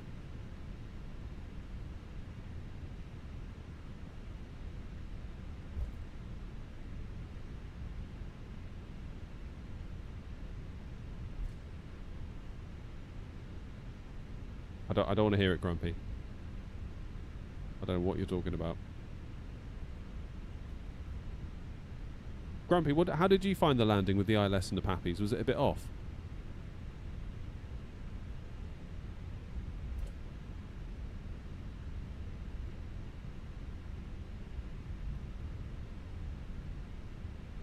It's funny you say that, Elliot. I was looking at grabbing that the other day.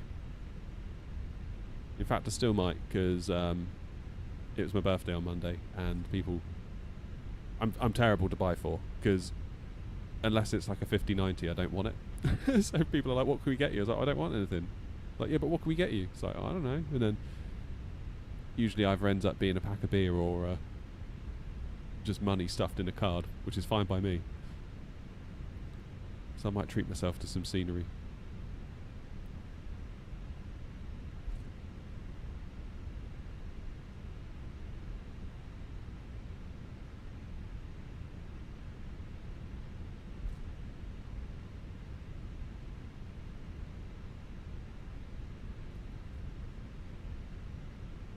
Controller terminal 22 Delta from stand 311 left, will push to release point echo facing south. Over.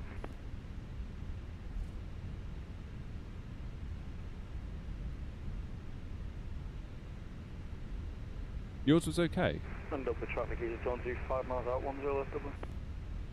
So what was up with mine then? Because my ILS was telling me I was really high, to the point where it was going glide slope, glide slope. But then the Pappies I looked and it was saying 3 whites. So I've got one telling me I'm high, one telling me I'm low. Oh, I don't know. I just don't know anymore.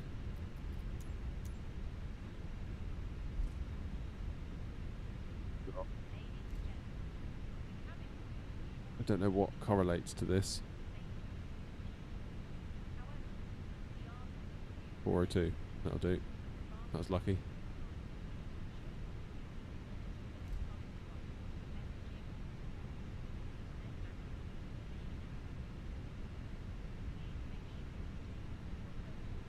So why was ours different? Did I just mess up in some way?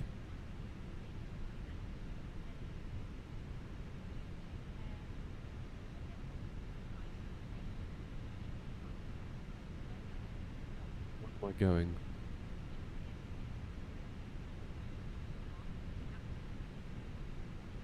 What have I told it we're going to?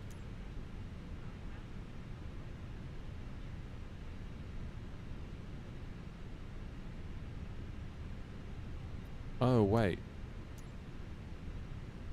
Is that what it is? C, L and R. Yeah. So I want to go centre. I get it now. I get it.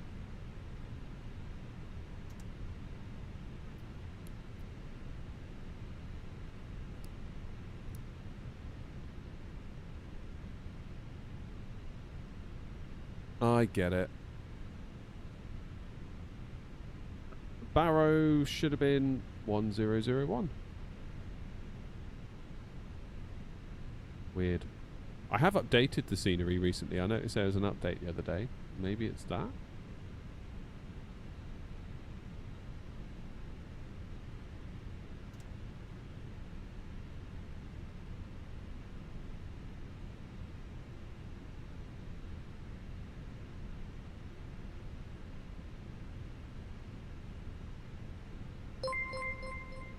Come on. Oh no, I missed it. Gutted. Who's that?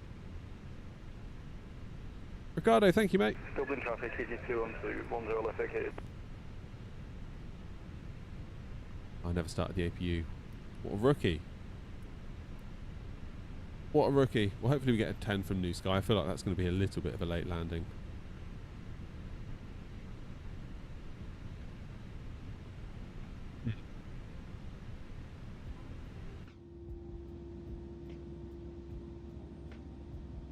Bit annoying that with that landing, but never mind. What are you going to do? What's that weird throttle? It is the Moser MTQ. There's a video on the YouTube all about it. Shift control if you want to learn more. About a quarter of an hour's worth of going over it. Airport FPS okay? Yeah, I mean this is Dublin, so... And we're in Sim Update 3. So when we get back to Bristol, odds are that the FPS will be bad, but I don't think that's SoFly's fault. It's going to be Sim Update 3 doing that thing where you basically run out of... when you run out of main thread. Because we were at about 50 when we started at Bristol this morning, and I guarantee it won't be the same when we get back, owing to the fact we're in Sim Update 3. Alright, APU's available. Engines off. Beacon off. What's New Sky going to say? Yay! Oh my god. 10 out of 10. Great touchdown. Normal conditions. I wouldn't have said that was normal conditions. That was a fairly substantial wind. We were just inside the accepted range. But other than that, it was alright. Dublin traffic, Shamrock 611 pushing from stand There he is, look. 409, Dublin traffic. He comes with us everywhere, this guy. He loves it. Bless him. Right, deboard. Everyone off. Bung.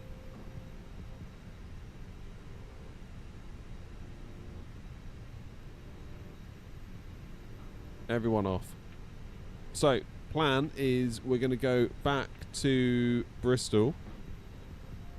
Having started at Bristol, we will recheck out the scenery for those that missed it.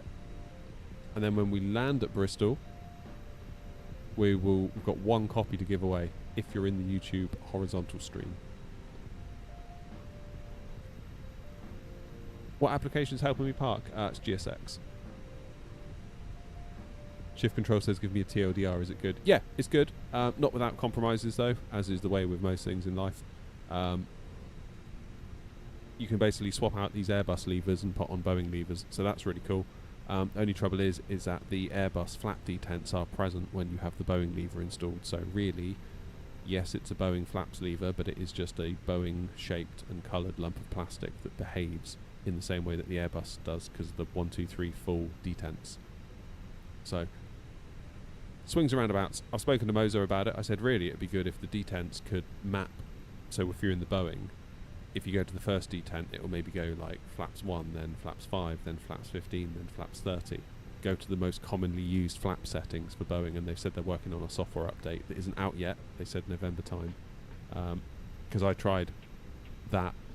I tried in the 777. If you watch the video, I do a thing where I show you when I move the Boeing lever into like the click the 1 detent, what I got. That was okay. Then I went to the next one and I wanted like flaps 5 and I got 15, and I went to the third one, I wanted, I don't know, 25 and I got something else. Do you know what I mean?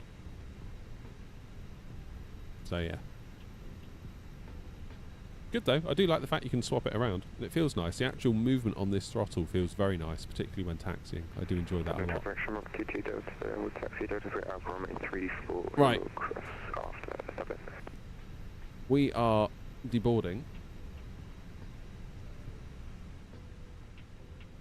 See you, Tricky.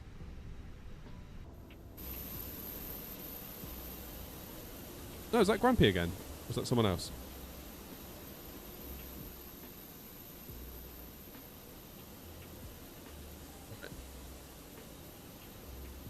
I will leave you with this wonderful view. Throttles need to be mapped in the sim. Yeah, I mean, any new throttle, to be honest, I always have to map it. So, yeah, that's not a big deal in my opinion. I'm going to let the plane deboard. I'm going to go make a coffee, and I'm going to be a hashtag top husband and make my wife one because she's working from home today. So I am very much imagining she would like a coffee at this point as well. What time am I returning? However long it takes us to deboard and reload. So what are we now? 11:30. Probably hit the road again at about 12. Probably be back in Bristol about 1:45, 1 o'clock, all being well. I would imagine. Aren't I a sweetie? Noms, I'm the best, honestly. You wouldn't believe it. Right, guys, enjoy the view. I'm going to go make a coffee. I'll be back in a few minutes. Bye.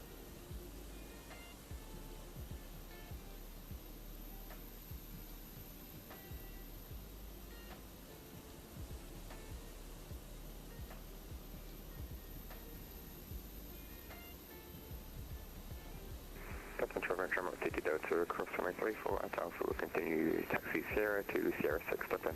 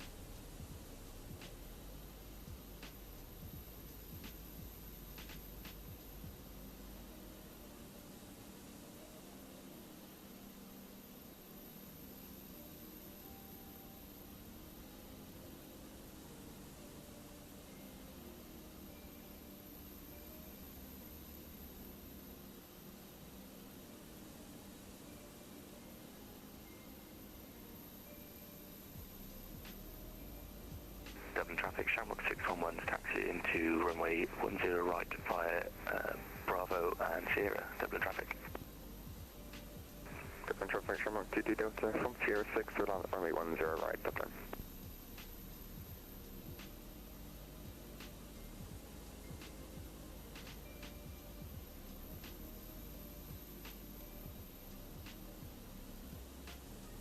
Right, I'm back.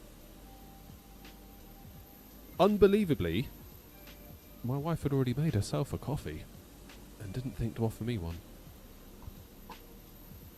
Great drama in the Knott household today.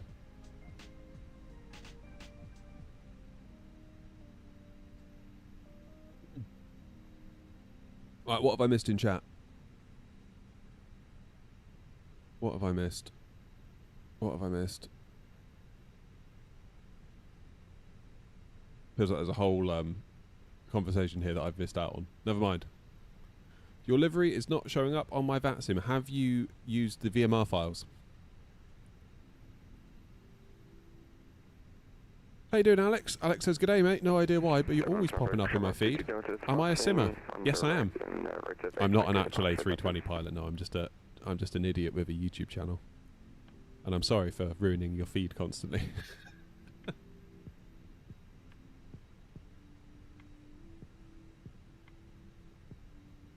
Stop it, Joanna. You're making me hungry. Right. Let's get ready for the next flight then. Free flight. Let's go 232 again. EIDW. Back to Bristol. I hope I don't make a meal of the landing at Bristol. I always feel this weird pressure if I'm like showing off some scenery. Almost like I hope I don't let the devs down by doing a crap landing. Not that that's got anything to do with their scenery or the quality of it, but I feel like very grateful for the fact they've given me an opportunity to show it off, and then if I bin it, it's not good, is it?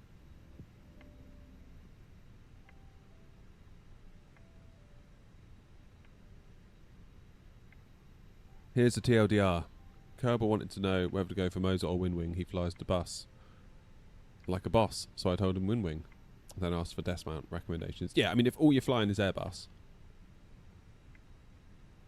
it would be a very hard... Like, this is a good throttle. This is a very good throttle. But it would be a very hard argument for me to sit here and be like, oh no, you should definitely buy the Moser and not the 100% dedicated Windwing Airbus hardware.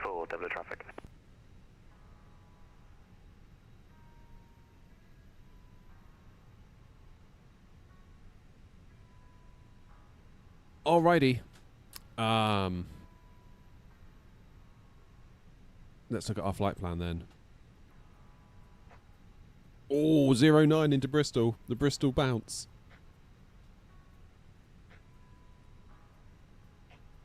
Bristol bounce.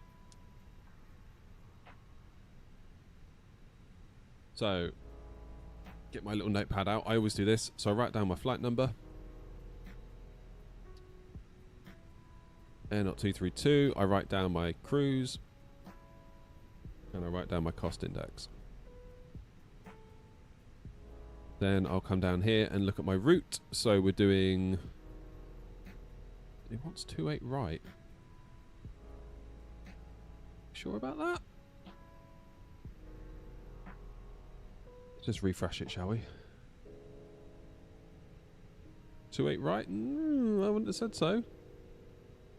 I wouldn't have said so. What are they doing in real life? Yes, I know my session's timed out. 10 right, surely. You look like you're leaving. Yeah, 10 right. Don't agree with you, SimBrief. I'm going to switch it in here to make my life easier when I get into the sim. 10 right. And look, we're coming down over North Wales this time, which is a bit different routing.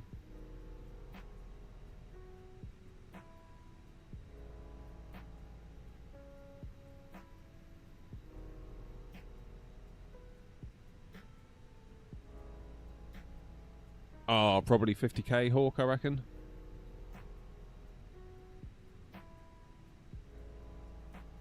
Was that a return? Probably 25 each way.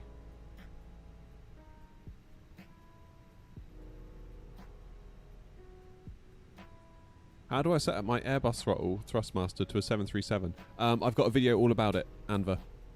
You've got two options. You can either set up the sensitivities manually such that it works properly, or you can use spad.next. I've got videos about both. Two separate videos. Alright, that's looking good then. Is my crew still the same? That's changed. Briefing preview. 290 all the way home now. It's fine. Let's file that onto Vato Simo.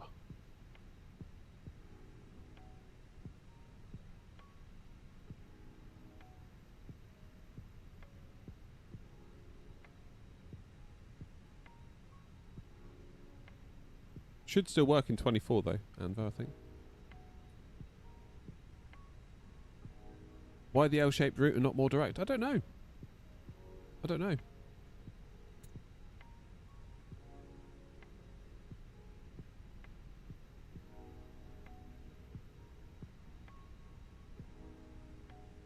That's a good question. Right, let's disconnect and reconnect. They quoted me 45 each way. Flipping heck. A lot, isn't it? So it's either that or a brand new BMW. Goodness me. That's some going, isn't it?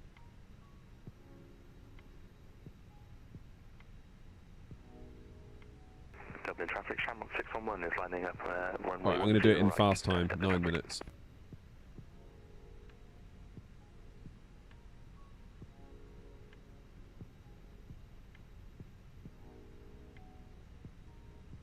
Why are you not starting it? Starting what?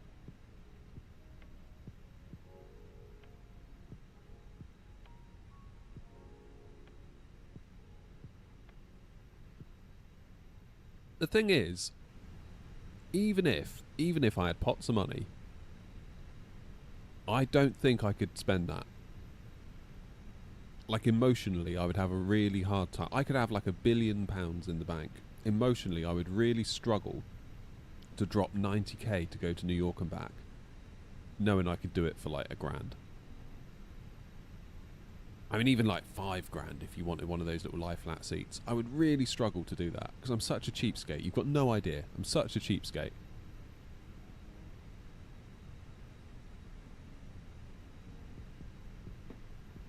Yeah, I just don't think I could emotionally cope with that. Shamrock 611 is taking off runway 10 right, Dublin traffic.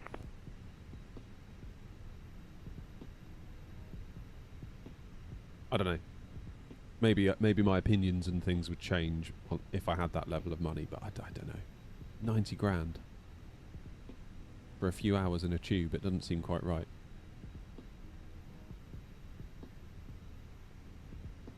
I mean, Concorde wasn't that much, was it?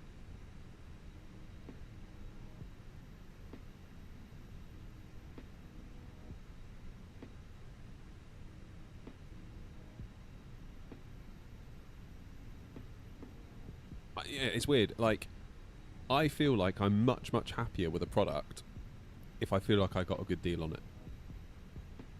Doesn't matter if it like wiped out all my money or whether it didn't wipe out all my money. If I don't feel like I got a good deal, if I don't feel like I was treated fairly, if I don't feel like essentially the person I was buying it from or the company I was buying it from had some level of respect for me and just didn't want to rip me off, it's weird.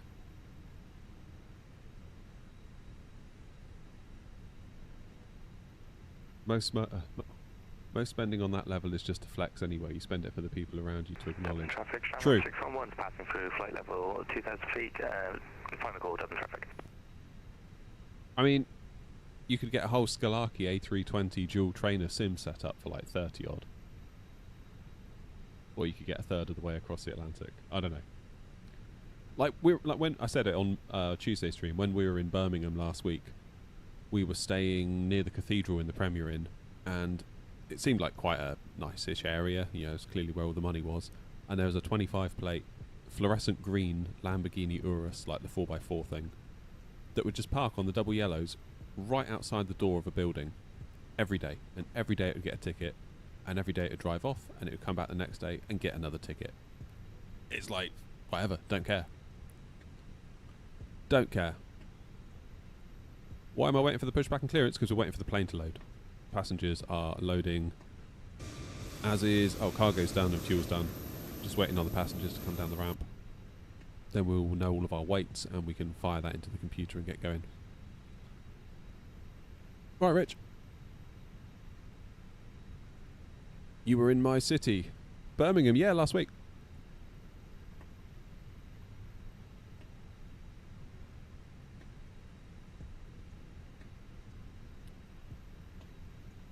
Well, I saw the traffic warden writing out the ticket for the Lamborghini as we were leaving the hotel. And we sort of locked eyes. And I sort of looked at him and he looked at me and he just sort of like smiled and just shook his head, being like, yeah, this guy. And then in the evening time, we came back and there was a fluorescent green 4x4 Rolls Royce in the same spot. And there was another traffic warden around. And he was writing out a ticket for that one as well. I guess when you got that level of money, you can just park where you want. And you're paying for the convenience. But I did say to the traffic warden, I said, considering he's bought a Rolls Royce and he's painted it fluorescent green, surely by default he gets a ticket even if he's parked legally. And he was like, yeah.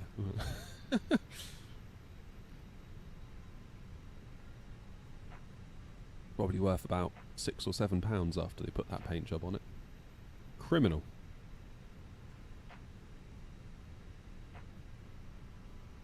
Right, flight in it. Let's go back to Dublin. Let's get this show on the road, shall we? I was reading somewhere it's cheaper to get a parking fine at the spot than it was to pay for parking. So they just opted for the ticket. Really? Meanwhile, people starve. Yeah, exactly. It's not right, is it? Yeah, I mean, we trained it to Birmingham only because, again, like, by the time we looked at parking anywhere near the centre, it was going to be a lot. Not to mention the whole low emission stuff they've got. It's like, alright, let's just take the train. Screw it. Plus, it's something different for the boys. They liked it. They don't get to go on a train very much.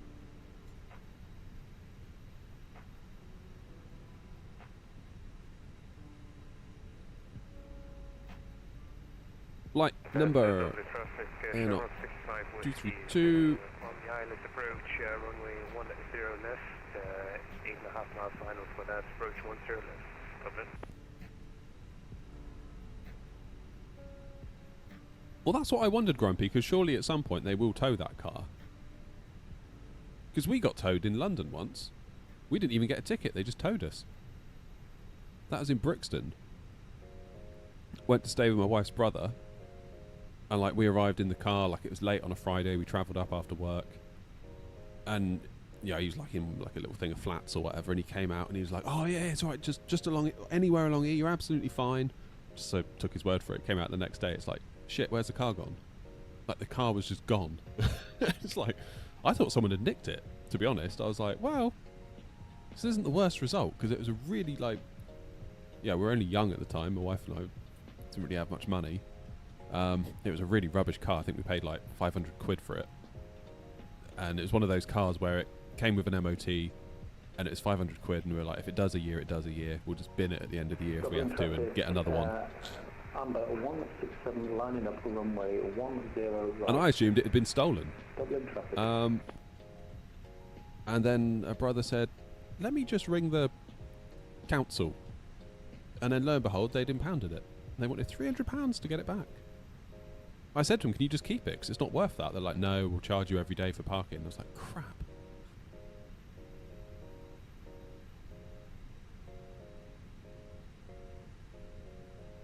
How long will it take for passengers to board? They're probably nearly done. They're not far. Runway 10 right, end to 1 Echo departure. Dublin traffic. Welcome back, line. Alright, Lucas. if you get towed, you're causing an unsafe obstruction. Fairly certain we weren't though. It's just a bay. Like, just like row of shops. I mean, this guy with the Lambo was on double yellows.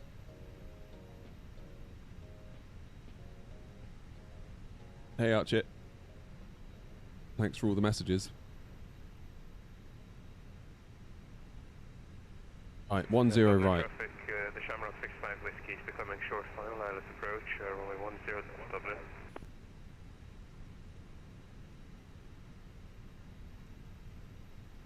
Yeah, I mean, I was thrilled actually when I thought the car had been stolen, because I thought we might get an insurance payout, but lo and behold, not the case.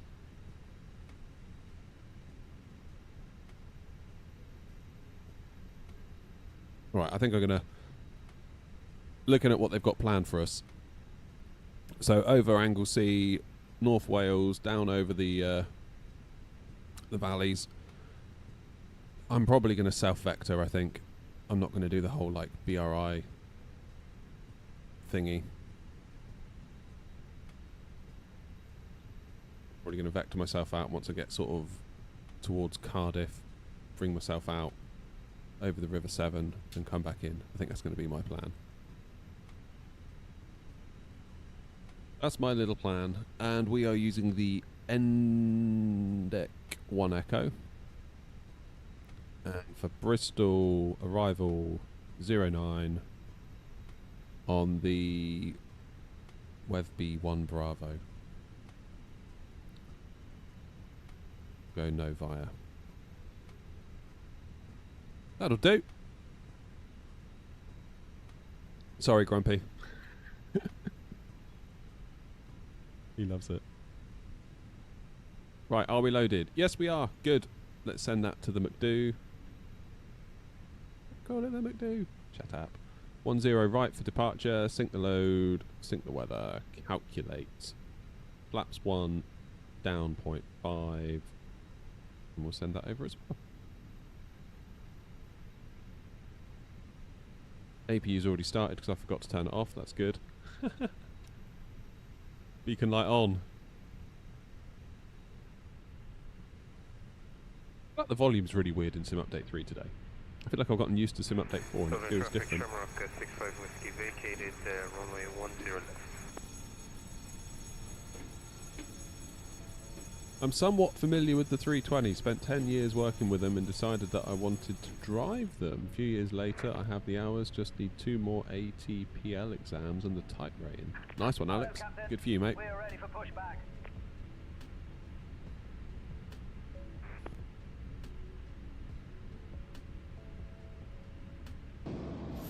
Okay, so we've got Grumpy and Easy.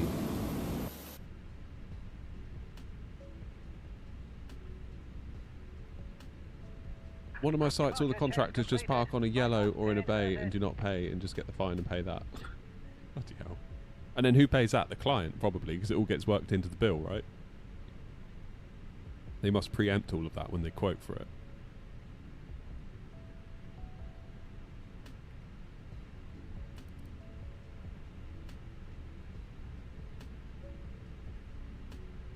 We are flying out. Lock in gear.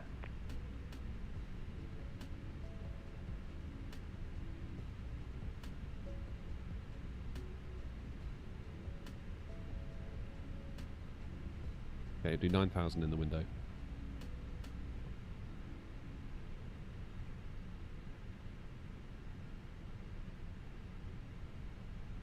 I want to do nose right, tail left onto... I'll show you the charts, show you what I'm seeing. So here I am, stand 402. I'm going to go onto taxiway 5, facing southwest. Dublin traffic, air knot 232, stand 402 Charlie, pushing back, facing southwest onto taxiway 5, Dublin traffic. Nose right, tail left. Release parking brakes, please. Will do. Commencing push. Cheers, mate. All engines clear.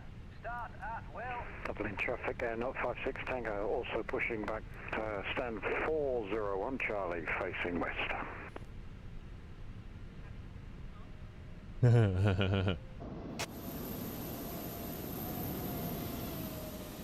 Look at this. Me and Grumpy are doing synchronized swimming almost.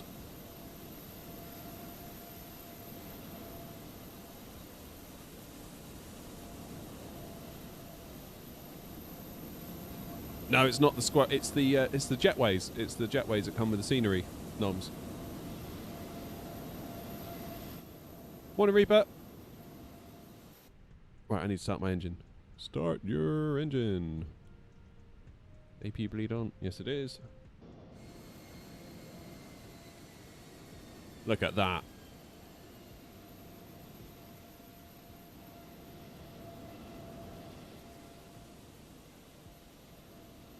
Did it at Bristol too? Did it?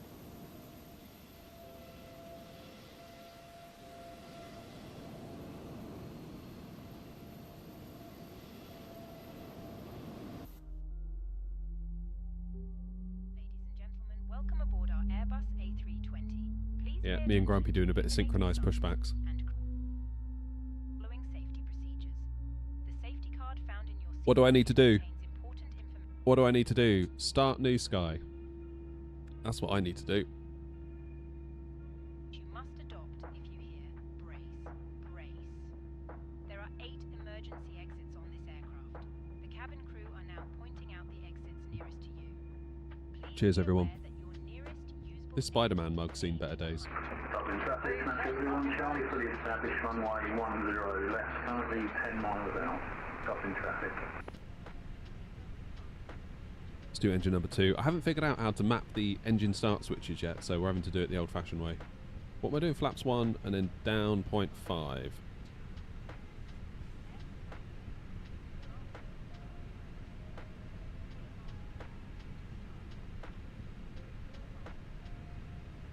and breathe normally.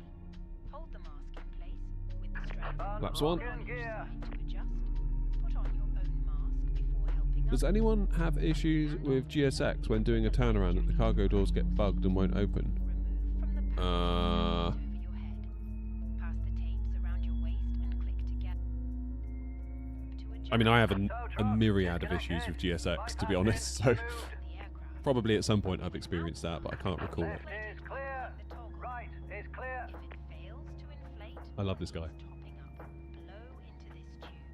There is a light and whistle for attracting attention. The cabin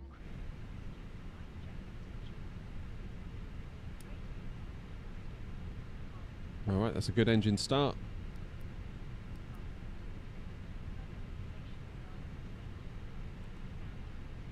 Don't want to do that yet. Give the cabin a ding. Do a takeoff config check. Auto brakes max. That is good. Right, where am I going to go? Go. Is it taxiway 5 or apron 5? What would you call it at Dublin?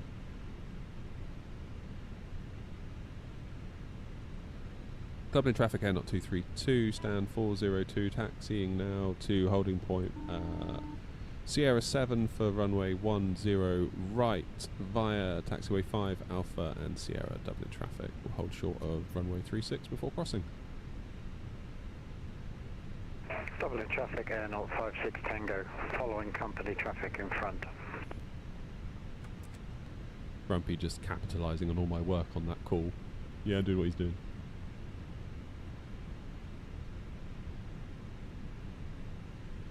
Right. Let's go back and see Bristol again.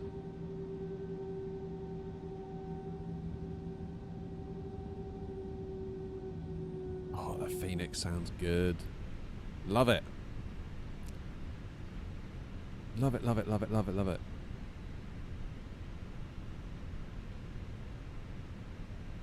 Noms, I used to work with a developer like that. It used to really annoy me. Well, it works on my PC. Like, yeah, but it doesn't work on the server, does it? Well, it should do, but it isn't. Oh, fine. What do you mean, oh, fine? Like, it doesn't work. Don't get angry at me. It should work on the server if it works on my PC. It's like, no, it shouldn't. There's a myriad of reasons why it might not. God.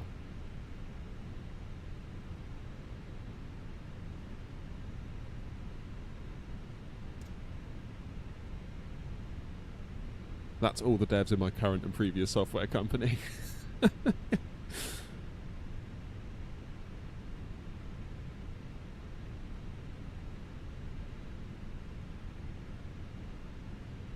The best one was once he went on holiday and he'd finished a website but he hadn't put it live, and he said, could you just put it live for me? I was like, whoa, hang on mate, like are you gonna like just cut and run here? Is this the plan?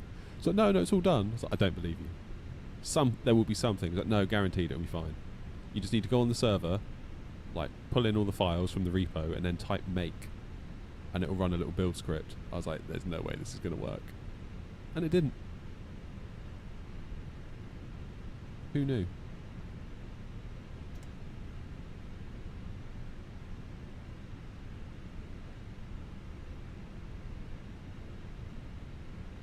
Dookie, let's get the lights on. Dublin traffic, Air 232, crossing runway 3416, Dublin.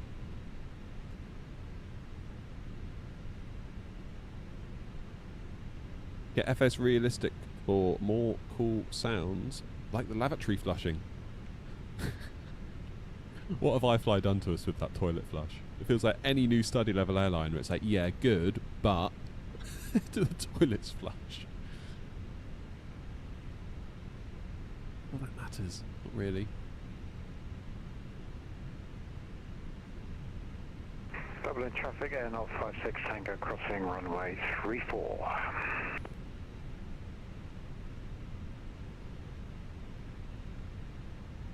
Do I use a checklist? I do have one printed out sort of over here that I vaguely look at.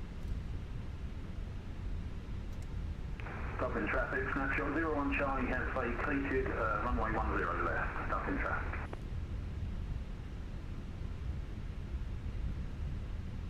And then Dublin traffic, Air 232, runway 3416 vacated.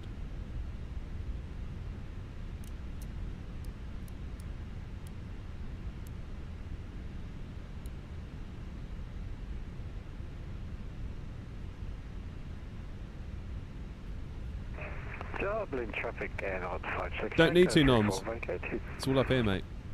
I am the checklist. Do I try or plan on trying the RJ100? No immediate plans, to be honest.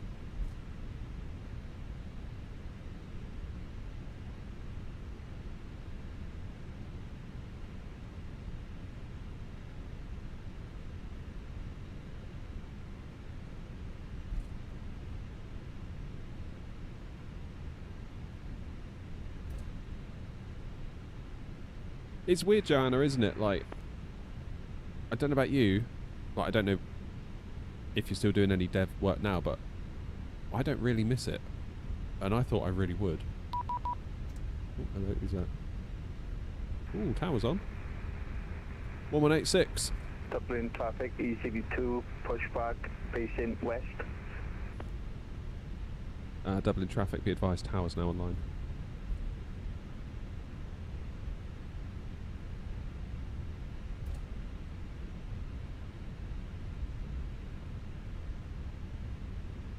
Dublin Tower, good morning. Air 232 on Sierra. 232 taxi holding point Sierra 7. Taxi to holding point Sierra 7, Air 232.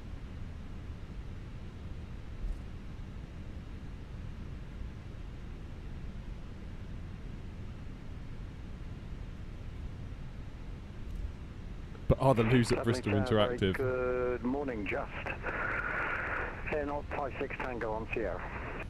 56 Tango taxi holding point Sierra 7. Yeah, I know what you mean, Joanna. I know what you mean. But I will say this. I'm way happier. I didn't realise just how much of a chokehold it had on me until I didn't have to do it anymore. Sierra 7, 456 Tango, thank you. And at 232 and Air 56 Tango, I will send you a PDC with your clearance. Purchase report ready for departure. Okay. Okay. Yeah, like when I was in software dev, I was just like a little money-crazed lunatic, to be honest. All I wanted was stuff. Stuff. And when I'd bought a thing, my attention immediately turned to the next thing I was going to get. Whereas now I just don't really want anything except sim gear and graphics cards. And it turns out I don't need a lot of money to be happy.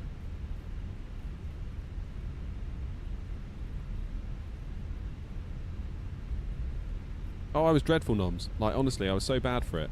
Like, I just obsessed over stuff, like, all the time. Got to get the new iPhone, got to get the new MacBook Pro, got to get a new car, got to get a new, go on this holiday, got to do that, got to do this, got to buy this new 50-odd inch TV. Like, my weekends were just basically spent at retail parks, just wanting stuff. Which is really unhealthy, looking back on it.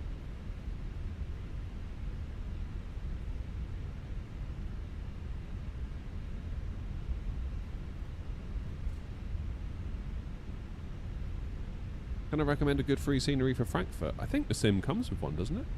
I just use what comes with the sim, and it's good enough. There's also the one from Orbex. Orbex, like, host a free one. Well, they did.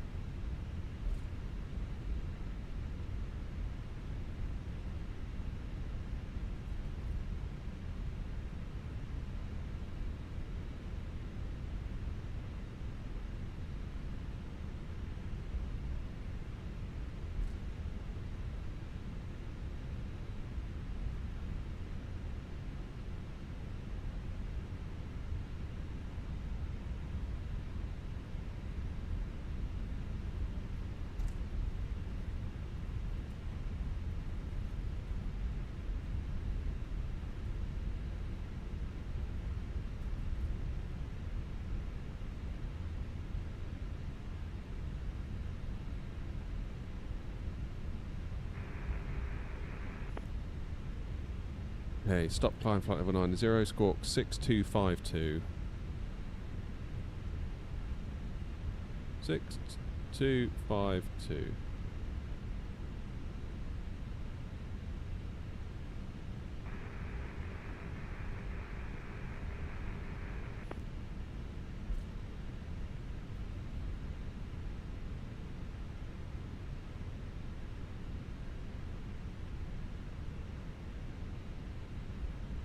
Could I fit a 5080 in my PC, or would I need a new PC? Well, I used to have a 4080 in there, so on that basis, yes. I've got a 7900 XTX in there now, which is, I think, longer than the 4080 was. What screen? What is the screen on my left? You mean this screen? Call sign, is that what you're talking about? Holding point Sierra 7.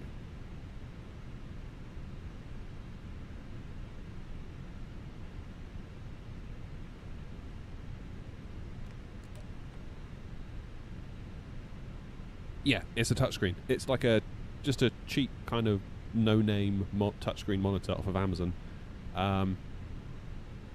If you go... 222, are you ready? We are now, we're not 232, yes. 222, winds 15 degrees, 10 knots, runway 20 right, clear for takeoff, right. Clear for takeoff, 10 right, thanks very much, not 232.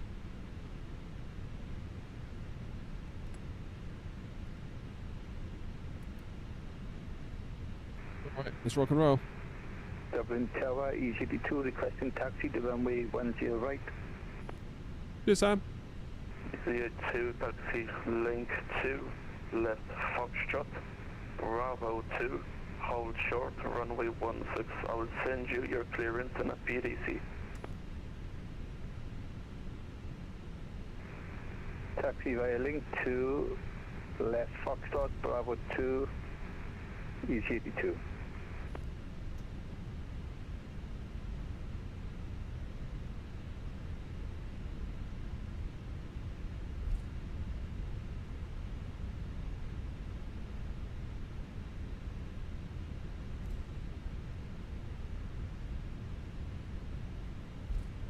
Right then, we've got our takeoff clearance.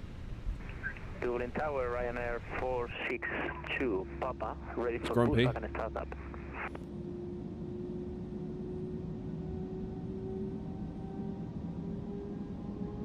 Papa, push and set up bird face west, QNH 1001. SRS green and flex 63. Facing west, QNH 1001. Ryanair 462 Papa. And on 56 Tango, runway 10 right, line up and wait. Line up and wait, runway 10 right. 56 Tango.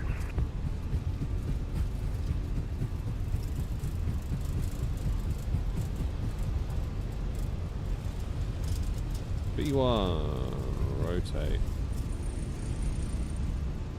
God, that rotation felt so much nicer without having flaps 3 on. Positive climb. Gear up.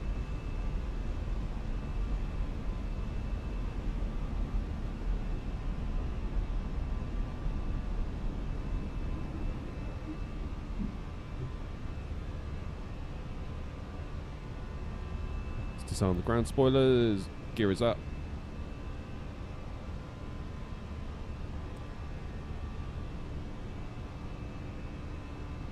Not much of a hand flying opportunity, is there really, on this departure? It's pretty much straight. That's alright. Get the autopilot on and after to you. Climb. Dip the nose. Levers asymmetrical. I think I need to build in a little bit of a tolerance into the Phoenix, because I've occasionally had that message now with these throttles.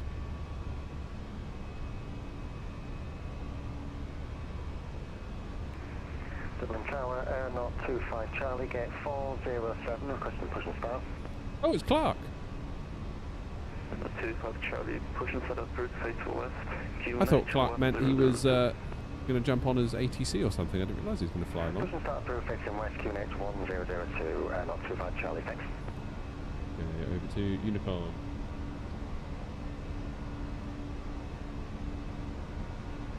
Dublin traffic, Air Knot 232 on the end deck 1 Echo, out 10 right, passing 3000 to Dublin traffic.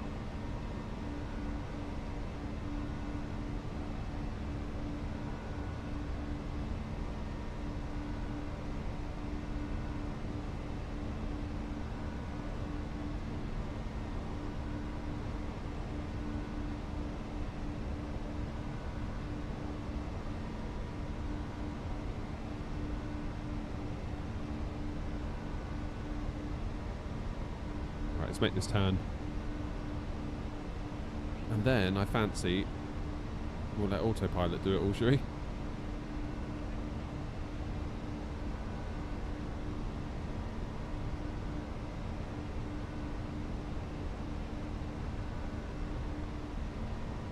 Okay, stand the pressure.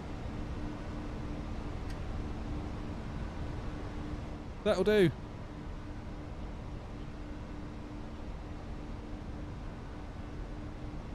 Hawk says, I resonate with this. Up until about 2-3 months ago, I was obsessed with having the latest and greatest tech. Now I'm just content in chilling and playing some games and spending time with my kids. Yeah, I think kids were, that was like the inflection point for me. Like when first kiddo came along, that became the focus of everything, really. Like your entire attention, like all your thoughts basically are around ensuring that this small little baby survives and is okay. And I didn't really have time to think about any other material possessions, if you know what I mean. Yeah, it definitely changes. Because really, beforehand, all I had to think about was going to work, and then I had all this money from going to work, so it was like, well, I need to have something to show for it, so I'd just get obsessed with buying crap constantly. There was always something I was thinking about. Always the next thing to get, the next thing to get.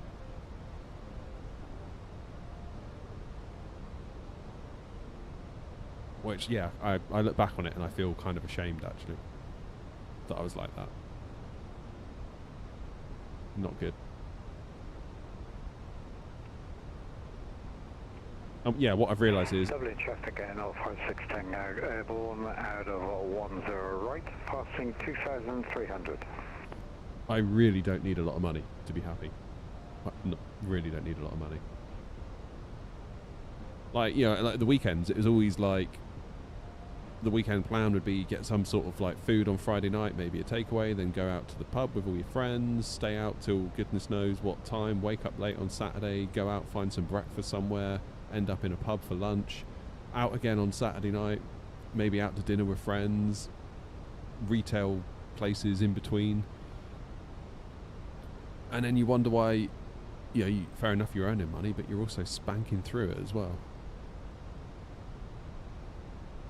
Whereas now we'll maybe take the dog out for a walk around a lake or something, or take the kids to the park, or, you don't have to spend a fortune, is my point.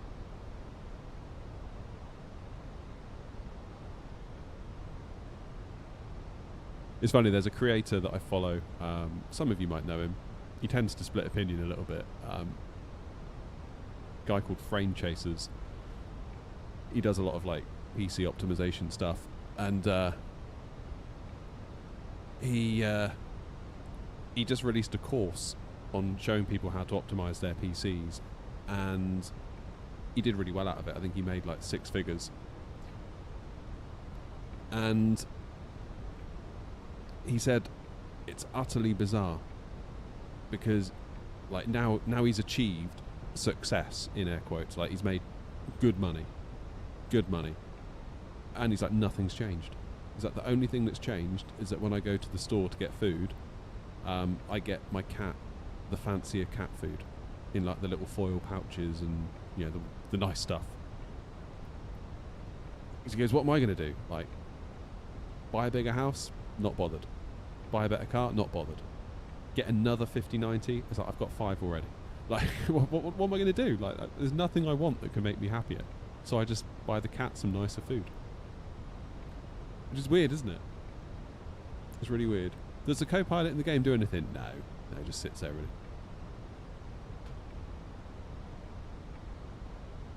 Dublin traffic, not 232, overhead end deck, climbing now flight level 290 from 90.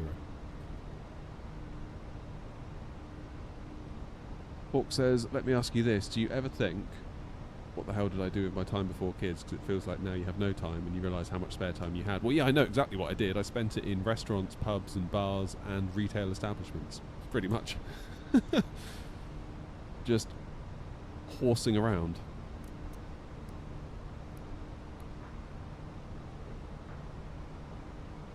Like, there'd always be something on. Like, you relied on... It was kind of like... like the TV show Friends. There's a group of us, and it was almost like we were like a little mini family, I guess. Like, it was every weekend. It'd be like, what were we all doing? Where are we all going? There's this on, there's that on. We're doing this on Saturday night, we're doing this Friday night. In the day, we're doing this, and then on Sunday, there's so-and-so. So-and-so will drive us, and we'd all take turns to drive and whatever. And then, slowly but surely, we all started just sort of pairing off, really. And it is weird, because, like, once our first kid arrived, a few people from that friendship group were like, oh, you've still got to come out. And I was like, guys, like, A, I don't have the energy, and B, it's like, sort of don't want to. But we sort of decided I'd go out on a Wednesday night and catch up with them. Just have a quiet social. And it was really weird, because there was like a few of them that would sort of remain in that kind of bubble of, going to the pub every night. And loads of people in that bubble left, including myself. And then you'd have these new people that would come and join the bubble, but they got younger and younger and younger, and everyone else was getting older and older and older. And I was like, this just feels really weird. I don't like it. It felt super weird.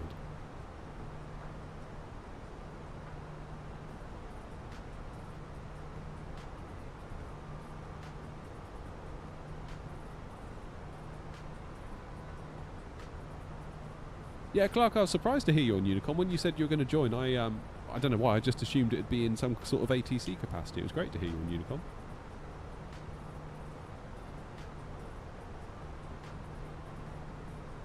But yeah, we just had so much time on our hands before kids, it's crazy. Which is probably why I filled it with just buying stuff and,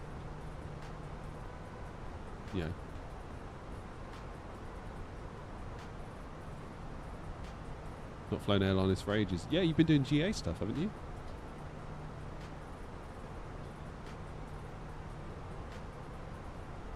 Joanna says, I think once you reach a certain age, you don't need so much anymore. You have what you need. Occasionally, You would like something. One thing I learned is save, never borrow. Yeah, that's always been my golden rule. I've never, ever, ever borrowed money. Except for the house, the mortgage. I won't do it. Like, we were looking at a new car last year because we thought our car was going to die. Turns out we massively overreacted and it was easily fixable. But, yeah, we went around the dealerships and immediately the first thing they do is put a pamphlet under your nose to get you to borrow money. Might do a 737 flight from Stansted to Cork. Yeah, it's a good flight. It's a nice flight. Have a good flight as well, Jefferson. Where are you going?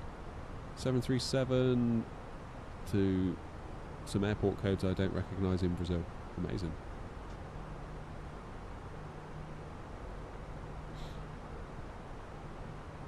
Yeah, very glad I never went down the borrowing money route. Had friends that did, like always, like Klarna's like oxygen to them. Like they can't do anything if it's not on Klarna or pay in 3 or delay this and get screwed over later kind of things. It's like crazy. And they're like, I haven't got any money. It's like, because you've got so many payments. It's like your wages come in and then it all disappears. It's like you're like a rat in a wheel. Stop it. You'd be amazed how much money you'd have if you just saved it. You don't need to spend it all.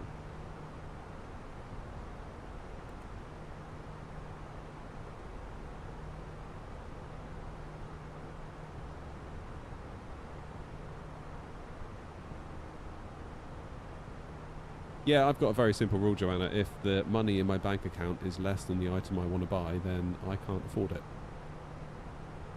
It's as simple as that.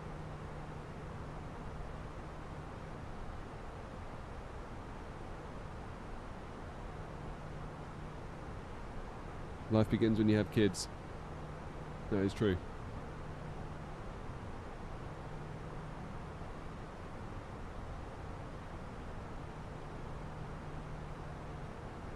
It's just like the background stress that owing someone money would give me. I would just hate that. Just like, what if I lose my job? What if this goes wrong and then I've got all these payments that I can't make? It's all well and good, like, why you've got a job. But life has a tendency of rearing its ugly head sometimes, doesn't it?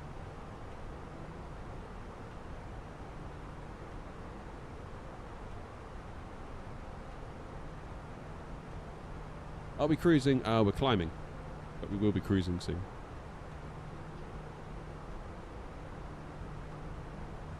We're going to 290.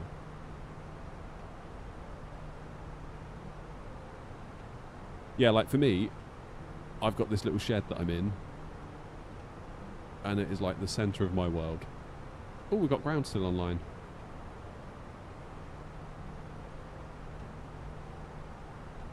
Who have we got then at Bristol?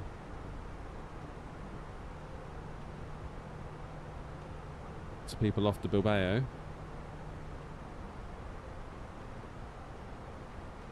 Ah, it's Jamie, of course it is. I wondered if he'd be there today. Legend.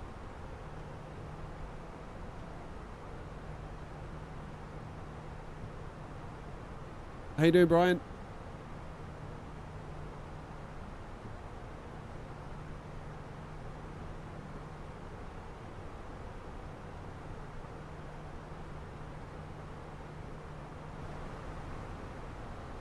Gregory, no, I'm not on. I am not on multiplayer. This is VATSIM.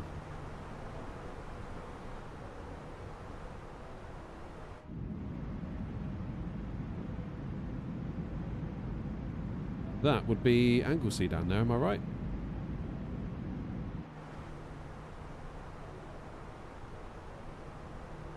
Well, it's nice of Jamie to get out of the way before the pros arrive at Bristol. Coffee's gone cold. Ugh. I was thinking about building a garden room as I work from home a lot. How big is your garden shed? And did I build it myself? It is about 2 meters square. So I can touch a wall here. I can almost touch a wall over there. And same the other way. It's really not very big. The shed already existed, but it was just a shed that we stored rubbish in, basically. Bristol releases tomorrow, Brian. But we've got a pre-release copy today. So we had to look earlier, and obviously we're going to go back and have another look now.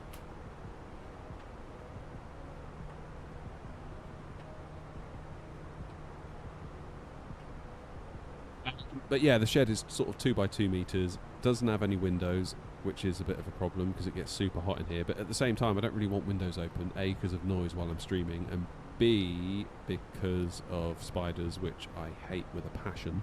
So there's that. So I've got an air conditioner in here, and I've bored holes in the wall with extractor fans to circulate fresh air, one pulling out, one pushing fresh air in. It's a bit of a squeeze. But yeah, we used to just store like old bikes and just any amount of rubbish in here. Just like, it was the dumping ground basically. I'm sure a lot of you can relate to having a place like that. And then like COVID hit, and I kind of just felt like I wanted to do something like some streaming. I was already podcasting at the time. I don't anymore, but at the time I was podcasting, and I kind of felt like I wanted to do a bit of like YouTube, maybe some streaming. I didn't know what. I didn't even know it was going to be flight sim that would be the thing that I pursued. I always liked flight sim. I honestly thought I might end up streaming Call of Duty or Halo or something like that, Counter-Strike, because I was still am super into that stuff. But I felt like I needed a room away from the family. No offense to the family, to do it, because obviously like the kids are loud. And go to bed quite early, so I also don't want to be up late disturbing them, because I'd have to be in the room next door to them, and the walls are made of paper upstairs in our house, which is a shame. And I kind of thought, what about the shed? What if I put myself out in the shed? And we kind of thought about it, and then COVID happened, and it's like, well, I'm trapped at home, I can't do anything. The building company in town will deliver stuff on a lorry if we just ring them up. So I ordered a load of plasterboard, ordered a load of insulation, cleared out the shed, put up a stud wall, because it's like an oblong, and I cut it in half. So I've got like one half of it for me, and the other half is now the dumping ground. So, yeah. One side is renovated.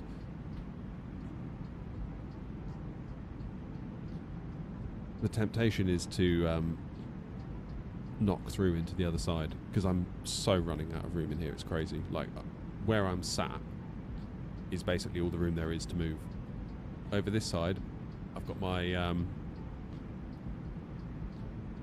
gaming monitor, and in front of me I've got my TV for simming, and obviously my sim setup is here, but over this way I've kind of got a like 27-inch Dell 1440p high refresh monitor, where I sit and do. Well, I did a bit of Battlefield last night actually with Rob. I would like to do a bit more on my tech channel. I've got a second tech channel. Like, the channel's just called David Knott, and all the videos on there have done quite well. Like, I haven't really had a video on there where I've been like, well, that wasn't worth it. Like, I've had a few 100k plus videos, or getting close to it, on there. And then you think, well, Christ, like, never mind this flight sim stuff, do that. But the trouble is, it's like all the videos that do well on that channel are when I've bought hardware. And I sort of do a video like, I upgraded the 5600X to a 5800X 3D. Was it worth it? Tests, analysis, commentary, benchmarks, and they do really well, because obviously lots of other people are interested. Is it worth upgrading my whatever to a 5800X 3D? And those videos do great, but I can't afford to just buy hardware like that to make a video. That's the problem. That's the bottleneck with that channel.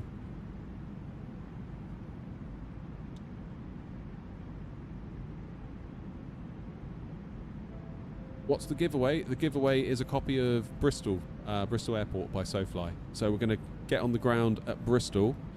Oh shoot, I need to update my thing, don't I?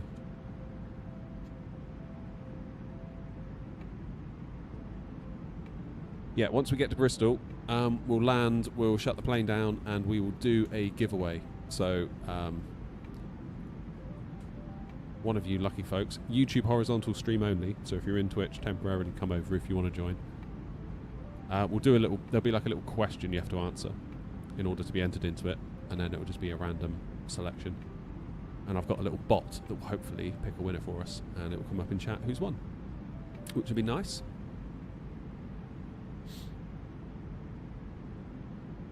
Yeah, I should definitely do some more of that tech channel. It's just, I'm just so short of time. I know it sounds like such a whiny thing to say. Like, I feel like I'm always saying it. Like, I haven't got any time. I haven't got any time. But it's true. Like, I don't have any time. like last night, I was out here sorting, like, this scenery for today. I had to come out here last night. I had to roll my sim back from Sim Update 4 to Sim Update 3. I had to uninstall the Pilot Plus scenery. I had to install the SoFly one. I had to check that it worked, check that it was all okay, make a screenshot, all that sort of stuff. And all I wanted to do was play Battlefield. It was like 9:15 before I could.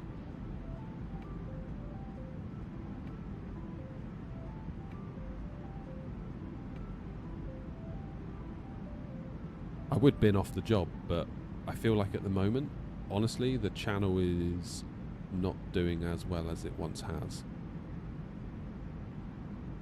Not entirely sure why that is. Maybe people just want something a bit different than what I'm offering. Not sure. Bit of introspection required, perhaps. 34 miles till top of drop.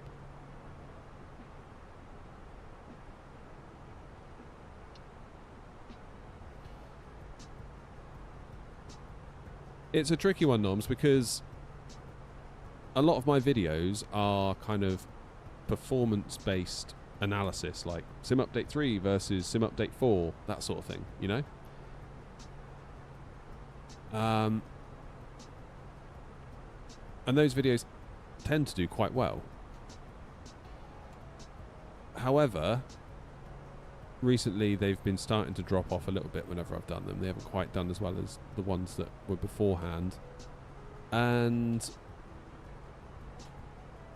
if I do other sorts of videos, like a full flight video, like a VATSIM kind of style video, I went from point A to point B on VATSIM and this is what happens, they tend to not do very well either. But I think it's because... Oh, cheers, Philip. Thank you, mate. Runway heading, you just got a membership from Philip. Thank you, Philip. I think the problem is that I've kind of built an audience based on the fact that they come to me for videos like Sim Update 4 FPS analysis. And if I put out a point A to point B on VATSIM full flight edited down style video, a lot of them are like, well, I didn't come here for this. So a lot of them don't watch it, and that's fine. And I get that, because they didn't sub to me for that sort of content. So I feel like I kind of need to wean people off of that, if you know what I mean. I need to gradually wean people off of that kind of content so they become a bit more used to more flights video, if you know what I mean.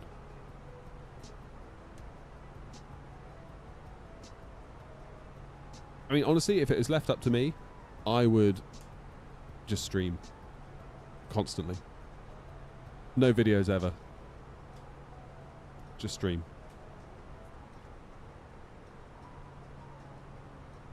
And if we can ever reach that point, that would be awesome. But until we do, I do enjoy making the videos. The videos are a fun sort of creative process to go through. But I do love a good stream. Love a good stream. I'm going to go cost index 6.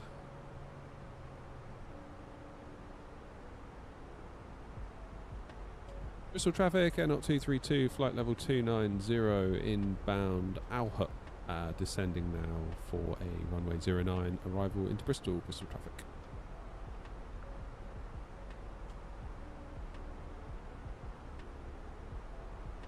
But then you rely on donations only. Memberships and donations, yeah, I mean, obviously you do get ad revenue, Noms, but it's a pittance, to be quite honest. Basically, it's all about, like, on Twitch subs. If you imagine a Twitch sub being about $5 a piece, Twitch take half. So I'm left with about $2.50 a sub on Twitch. If it's a Prime sub, I believe I get less than that, because I think a Prime because obviously Amazon are putting their hand in their pocket to pay if someone subs with their Prime. So that ends up being a little bit less if you do a Prime sub. But if it got to the point that I had like X number of subs, and you're like, well, obviously that it's going to fluctuate, it's going to go up, it's going to go down a bit. But if it got to that point, you'd be like, I can just survive off that. And that'd be enough, you know? Arrival data, indeedy. There is a thing on YouTube that you can do, and I think I'm going to experiment with it. When you upload a video, there's a tick box that comes pre-ticked that says, publish this video to my subscribers. So basically that goes into your subscriber feed, and then you will decide whether you want to watch it.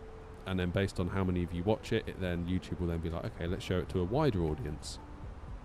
But if I deny YouTube that, I've heard from some YouTubers that if you untick that box, so effectively you won't see it in your sub feed, my video, and you won't even know it exists unless I tell you in Discord or something. YouTube is then forced to test the video on an audience that isn't my direct audience to start with, that have been conditioned perhaps to expect performance analysis videos only, and therefore don't click on much else. So maybe I need to try that.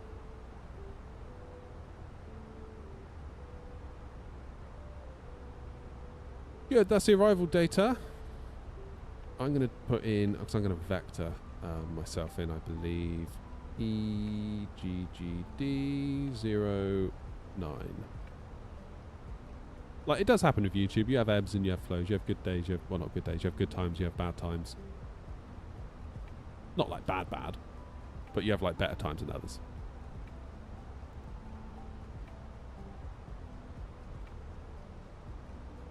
Been through it before. No doubt we'll come through it again. It just can be a bit disheartening sometimes. Opposite is 267, isn't it? For 09. Radial boff.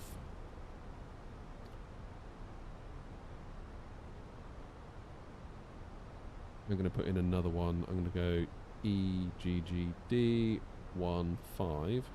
Whoops, not 15. 09. I'm going to put in a 15-mile radius. That's the one.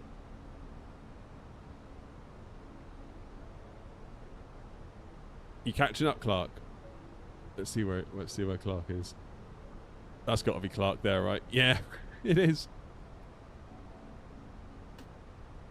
So my plan is to run with new 09. I'm going to track down through Wales, come out and vector myself in.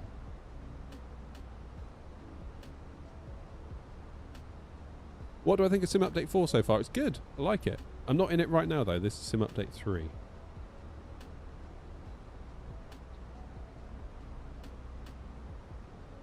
Where's Inga? Yeah, so after Inga, I'm going to leave Inga at probably heading...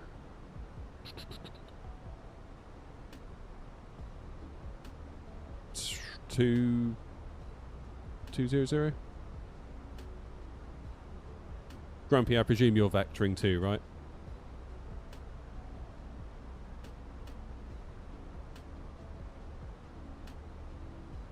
What is a QNH?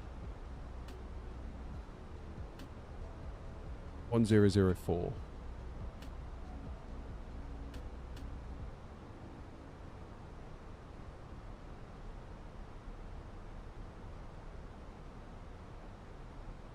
That's interesting what you say, Lee, isn't it? Because like we whinge about Sim Update 3 versus Sim Update 4, but then when you think about what we had in like you say 1998. Am I still running the Moser AB6? I'm running the AB9 today, so I'm back on the AB9. But the AB6 is a nice stick. I think, to be honest, I feel like the narrative is a bit backwards on it. I feel like a lot of the narrative is it's like cheaper than the AB9, and I think it has like a peak output of 6 Newton meters of torque versus the AB9's 12, so it's like half the power and cheaper.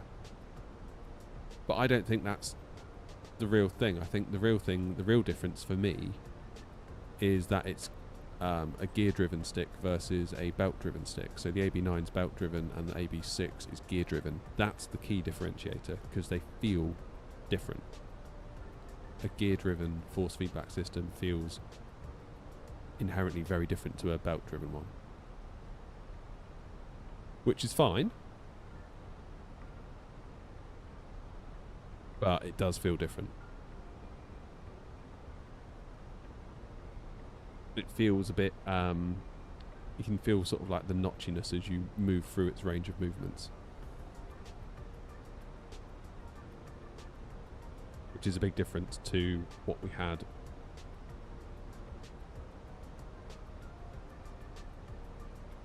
via Inga.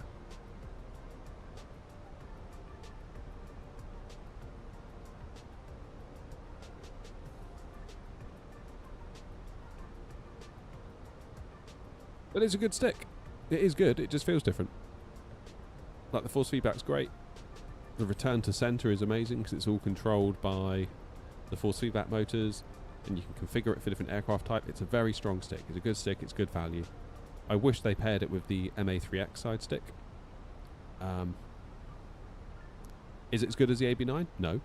But then why would it be? It's cheaper. So, swings and roundabouts.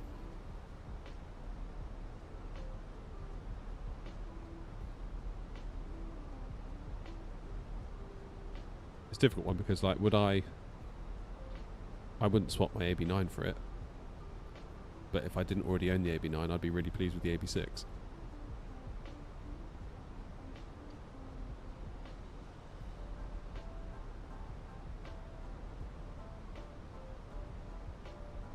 AB9 having a separate stick is a bit of a deal breaker.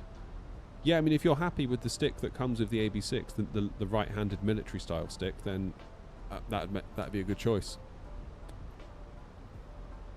That would be a good choice. I personally prefer the MA3X stick because it's kind of airliner-ish, isn't it?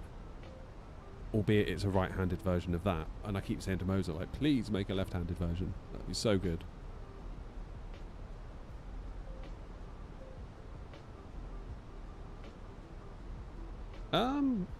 Virtual pilot, I don't see why not. I mean, I haven't tried it.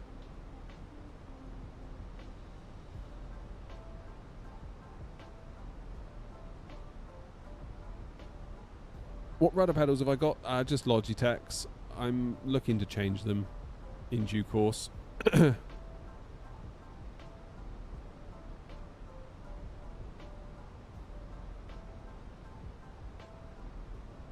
In due course, we will change them.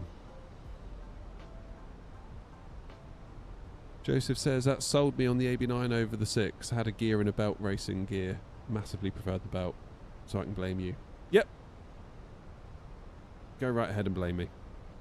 Yeah, I mean, that's how I could tell the difference immediately, because I used to have a Thrustmaster T300.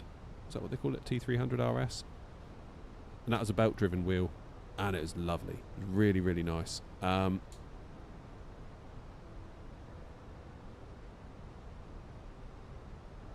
And then I sold it like an idiot. And then I bought a Logitech G923 to replace it. And the G923 is a gear-driven wheel. And you can feel the difference. Not a deal breaker. But it's there. That's fine though, because like it's a cheaper wheel. Like, I don't mind it. 126030. Depends what you want. 126. Like, if you're flying military stuff and you're doing lots of fast, quick turns, and you're probably not going to notice the notchiness so much. But if you're doing really small, precise movements in an Airbus, you are going to feel them.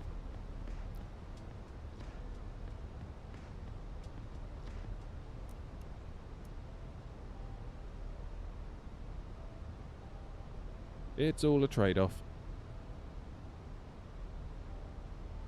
Bristol traffic Air Not 232 inbound Inga for 09 at Bristol. We're going to leave Inga at heading Bristol traffic.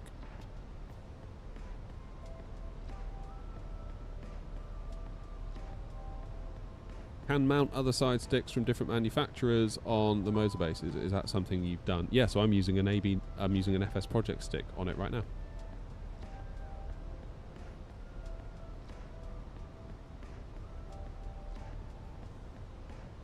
It's going to speed 230.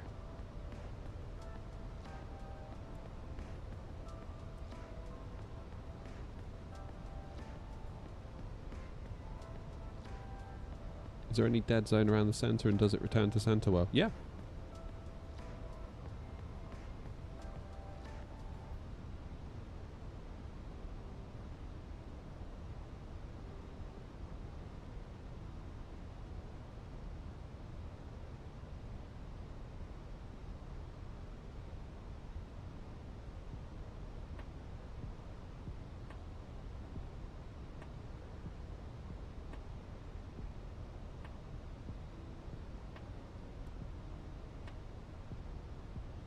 Okay, let's leave Inga at 210.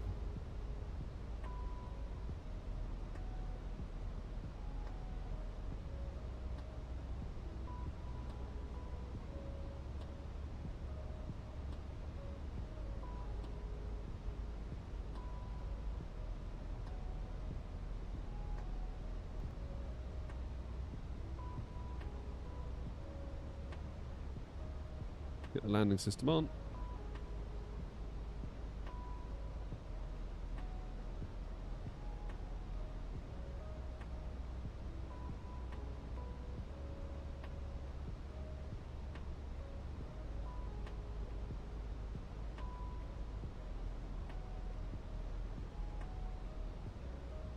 Okay, so the plan is heading 210 from Inga. Then we're going to bring ourselves around once we're sort of level with Charlie Foxtrot 09er.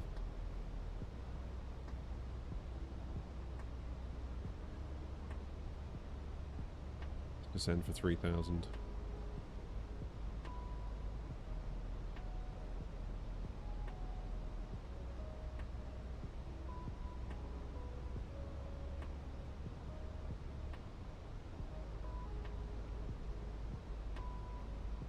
They're going into Heathrow.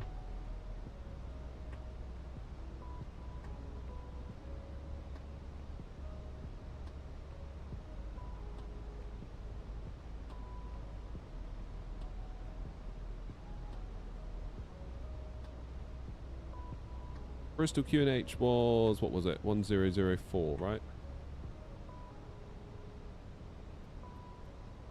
Oh, I hope I do a good landing here. I really want to. What's my landing weight? 61.2, 64.2. Basically the same as what we had on the way out. We're going to need auto brake medium.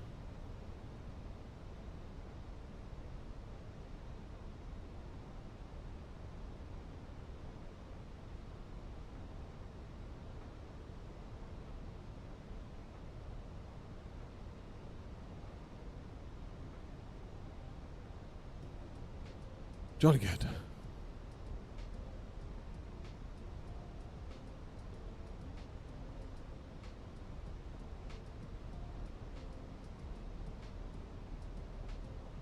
So we'll do the giveaway once we've landed at Bristol.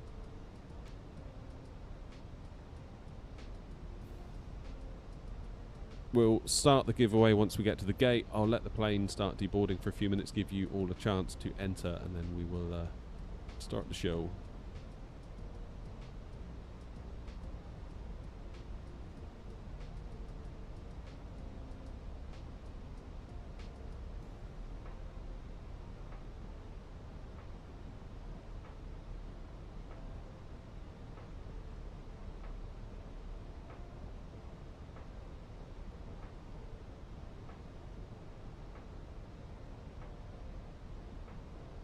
Bristol traffic, Air Not 232, turning left, heading 180 to Vector for a 09 approach into Bristol traffic.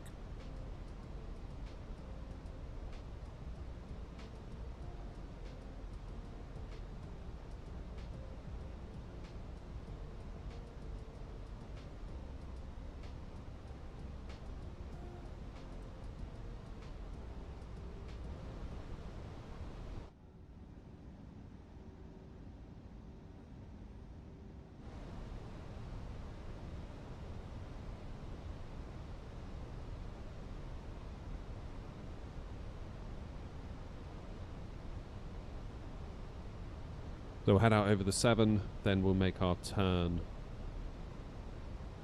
onto final. Oh, I hope I don't mess it up.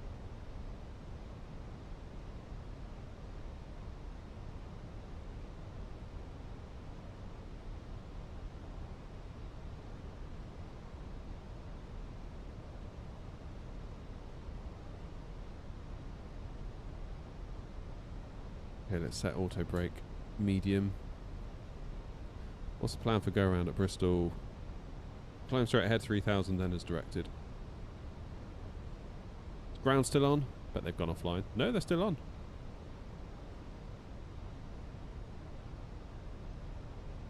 Clark's getting there. Look, he's over Wales now. Look.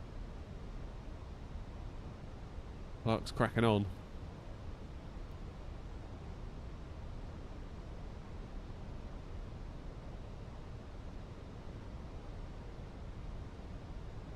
Go 200 knots. Laps 1.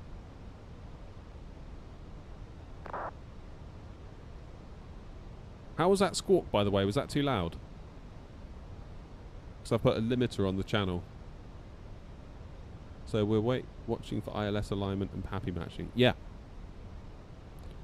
What we'll do some FSI panel landings once we've done the giveaway.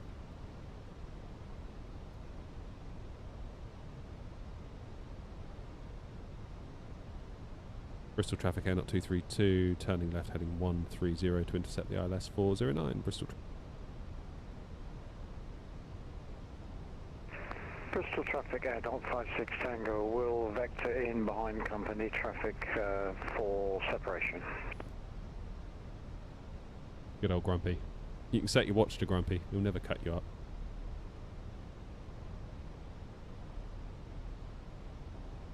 I believe you'll have to wait till tomorrow. I think it's a coupon code for the store noms.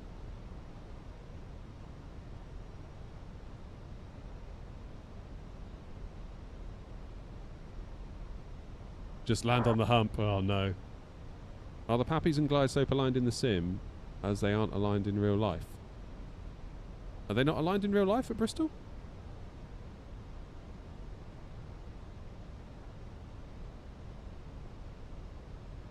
$10-mile final, let's go speed 180. So I heard from a pilot at Bristol that generally you land after the bump.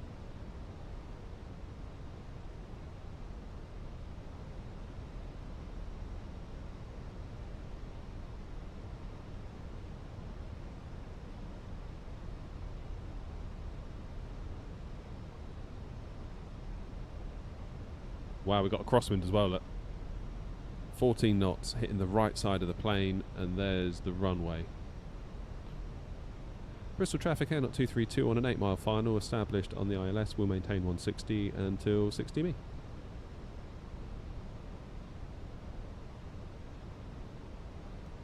Flaps 2.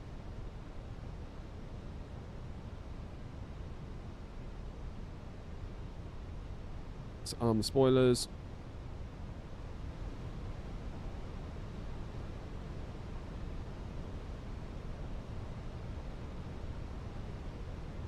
And we are in the approach mode. Final approach speed. 2,500. Drop the gear.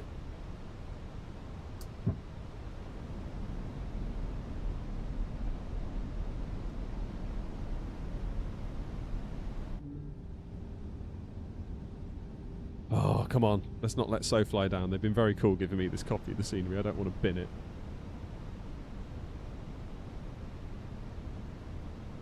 So, lights are set, gear down 3 greens, auto brake medium, flaps full, speed brake armed. Make sure that rudder trim does not exist. Why is it saying 0.1? Don't know. Not to give Bristol.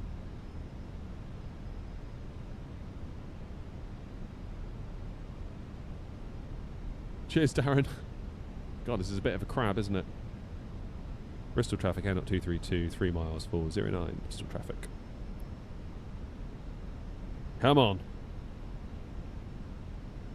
Well, so far the ILS and the Pappies are agreeing. 2 whites, 2 reds, and we're bang on the money.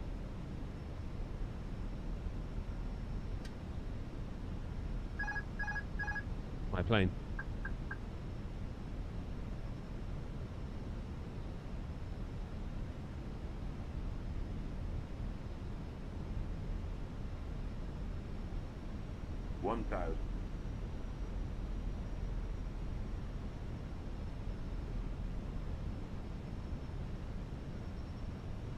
Going a bit low.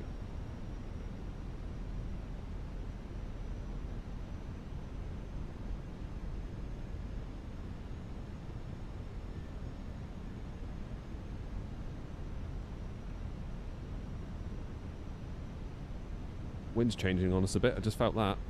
Yikes. 500. 100 above.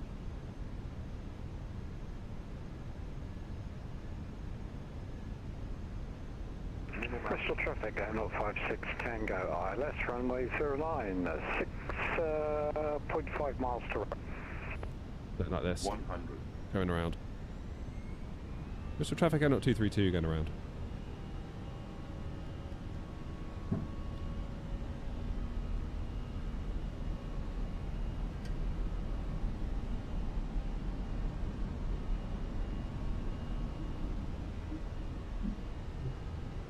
Went too high.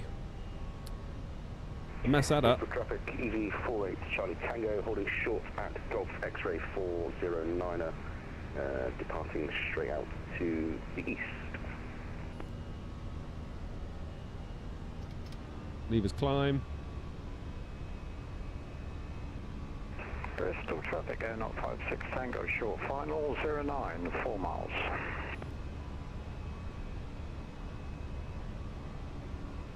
Okay, now do we go south or do we go...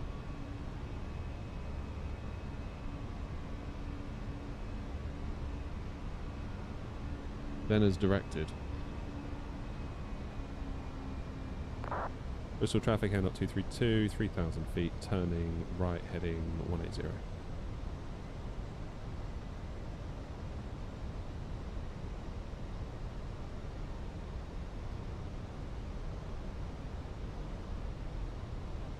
Have another go. I'm currently flying Air 25 uniform. Nice. Do you feel the resistance of the AB9? Like, does it feel like you're flying a massive plane? It feels just like I'm in that sim at Gatwick, Hawk, to be honest.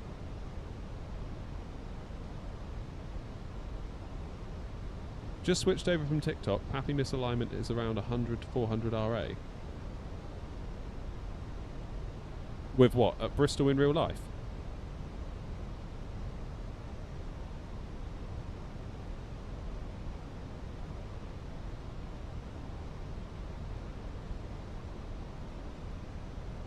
Yeah, it feels very, very good.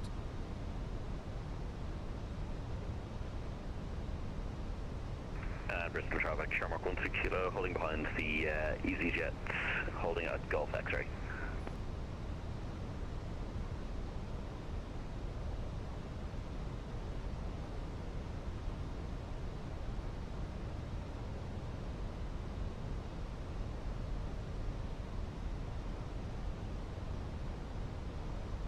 .270. Bristol traffic, Air 232, turning right, heading 270.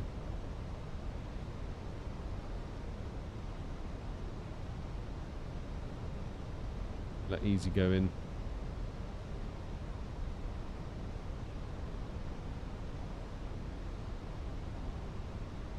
Clark's going to beat me there at this rate. EV 48 Charlie Tango, entering runway 09, lining up and waiting. Yeah, that's right though, Hawk.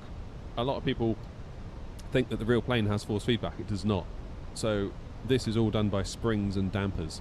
So the Moser AB9, all you're doing really, you don't get any force feedback through the stick when I'm flying. All I'm doing is repurposing the force feedback motors to recreate the feel of the stick and the dampers. Yeah, you're probably too far out, Clark, I'd have thought.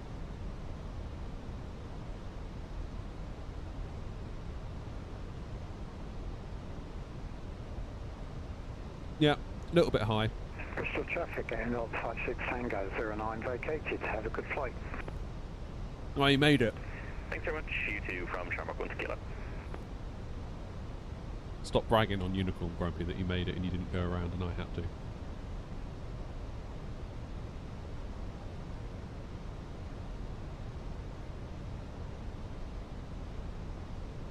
Bristol traffic, Air 232 on the right hand downwind 409 to have another go. Bristol traffic.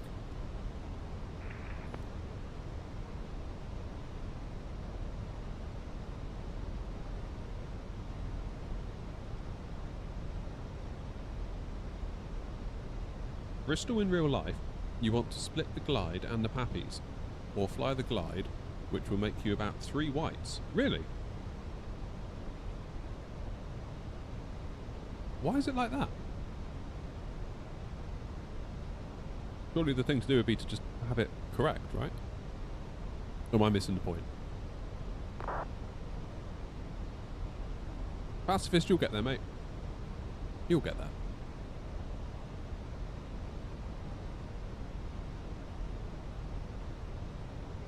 Captain Jet Set says, good go around. Just a little high, but smart decision. Yeah, I mean, I probably could have... I could maybe have recovered it and done a really late landing. Lining up on the departing EasyJet, runway 09 from Golf, that's right. But I would really much rather have another go.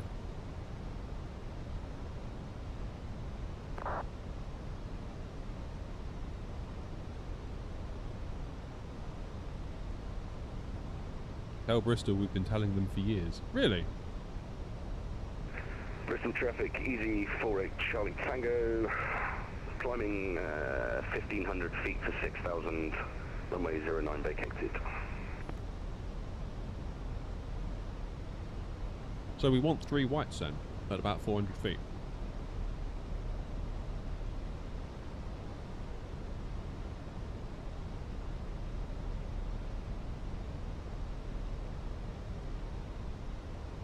Done.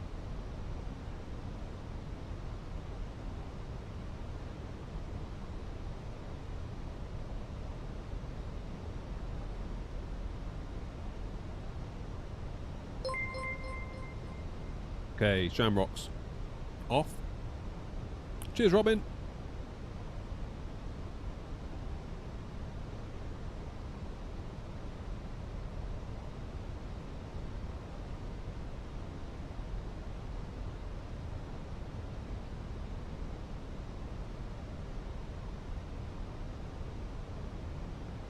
Bristol traffic, Shamrock 1 Kilo, taking off runway 09, the Bracken 1 Zulu departure.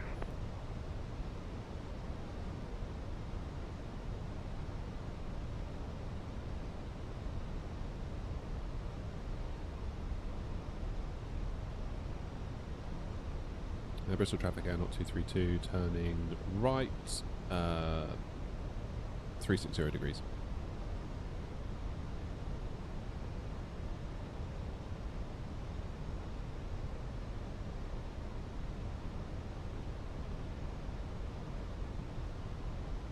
Let's go speed 180.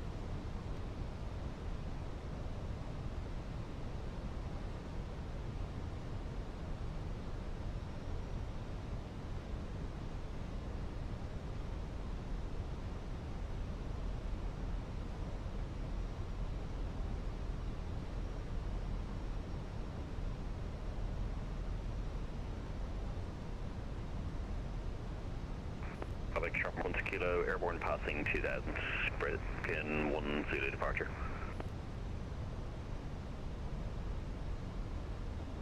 Bristol traffic air 232, turning right, heading 030 to intercept the ILS 409, Bristol traffic.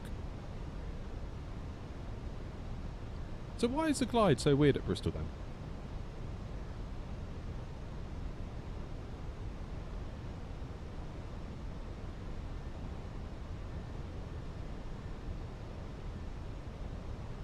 But yeah, the question is, has SoFly simulated what we're talking about at Bristol then?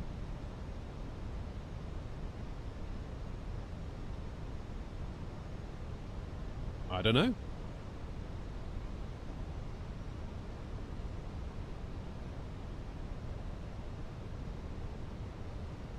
Maybe just use your eyeballs. That could be the advice, couldn't it? Well, here we are again, folks.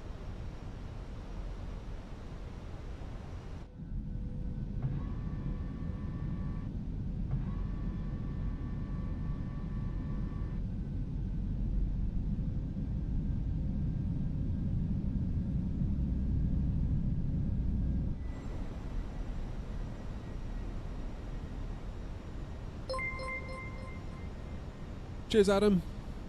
Thank you, buddy.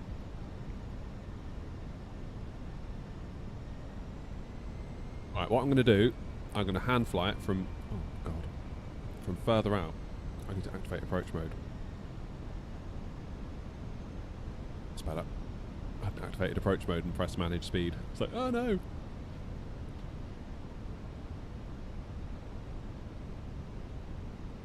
Oh, easy made it as well. All eyes on me. Damn it.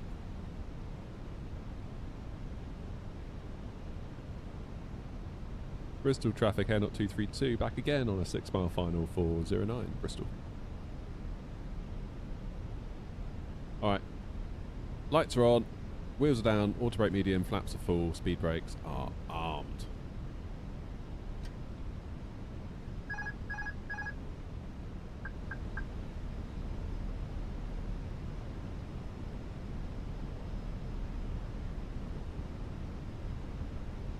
Follow the flight directors, shall we? We'll follow the flight directors.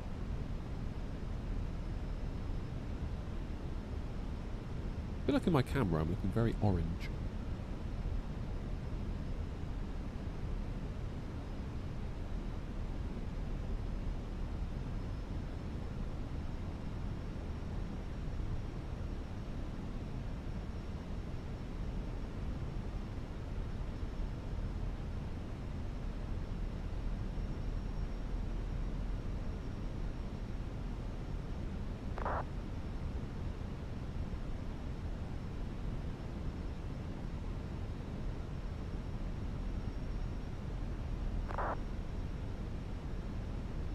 Feel like I'm concentrating hard. We don't want to have another one. Bristol traffic, Shamrock 12 Kilo, continuing the climb now, through flight level 100, 4240 off the Brackham Blue departure. Have a good one, guys. Okay, this is where I went wrong last time. I dipped here. And then we went too high as a result.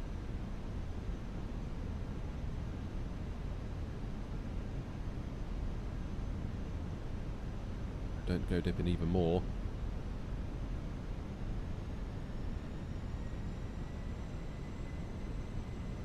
$500. 100 above. Right. 2 reds. Come on, don't do it again. Bloody hell. You kidding me? Shit. 100. 50. 40. 30. 20. Retard. Come on. 5. Down. Only just. Training required, I think, at Bristol. My goodness. Reversers away. Auto brakes off. Flippin' heck. Bristol bounce is real.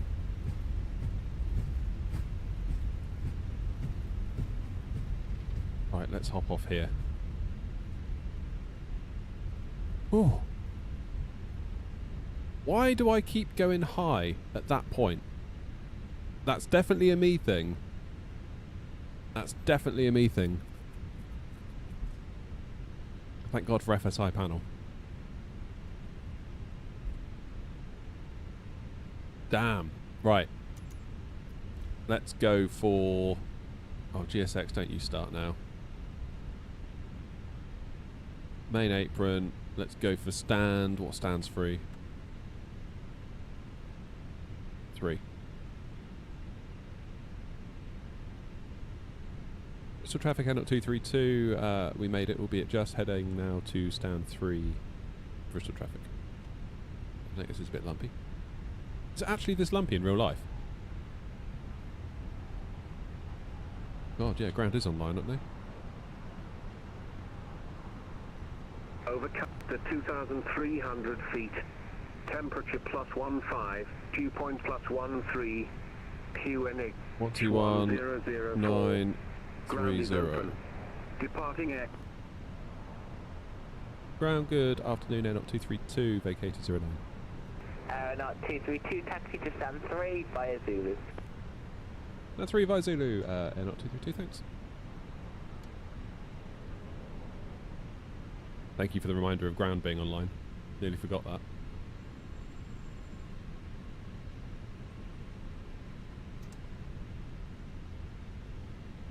Okay, let's clean the plane up a bit. Let's get the APU started at least.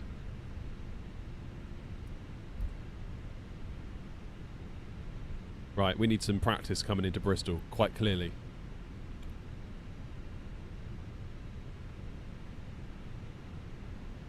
So we're going to park up. We'll get our New Sky score.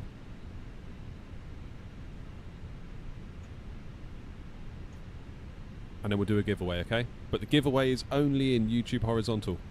So if you're in Twitch, maybe pop over for a minute. But then please go back to Twitch, otherwise Twitch will think the stream has died and no one else will find us.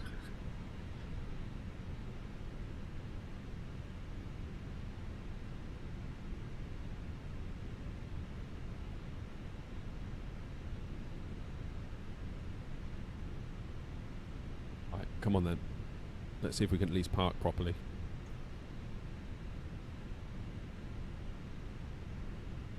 Hashtag Team YouTube.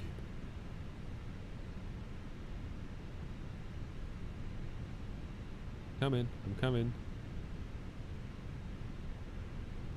Oh no, I've stopped.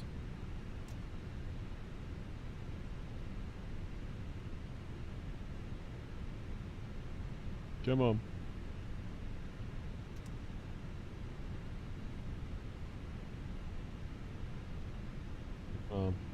See if I can get 0000.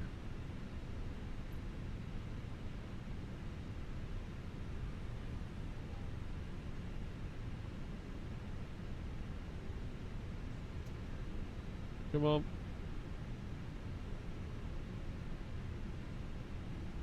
Oh, so close. Never mind, that'll do. APU started anyway, so we can turn off the engines. Bing bong.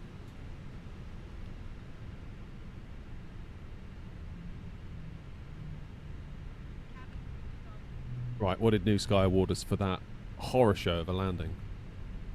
10! There we go. In challenging conditions.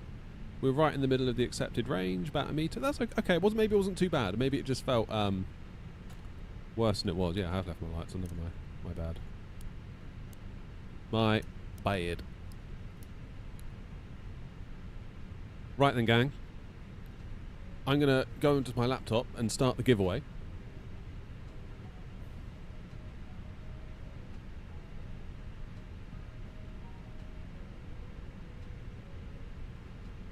Hold the line.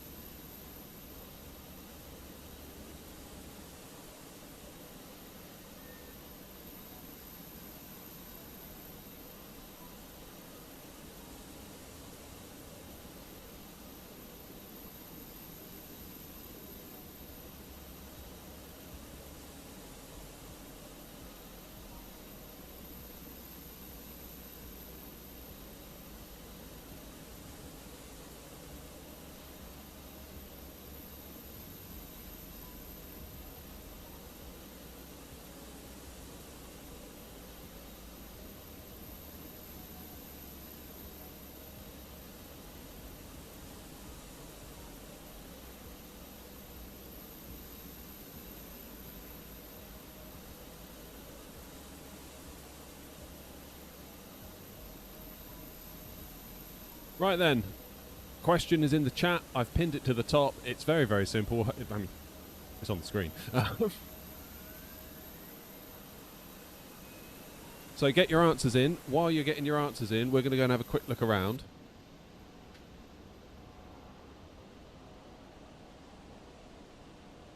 Wait for my controller to come to life. Here we go. So passengers are making their way off. Nice GSX profile.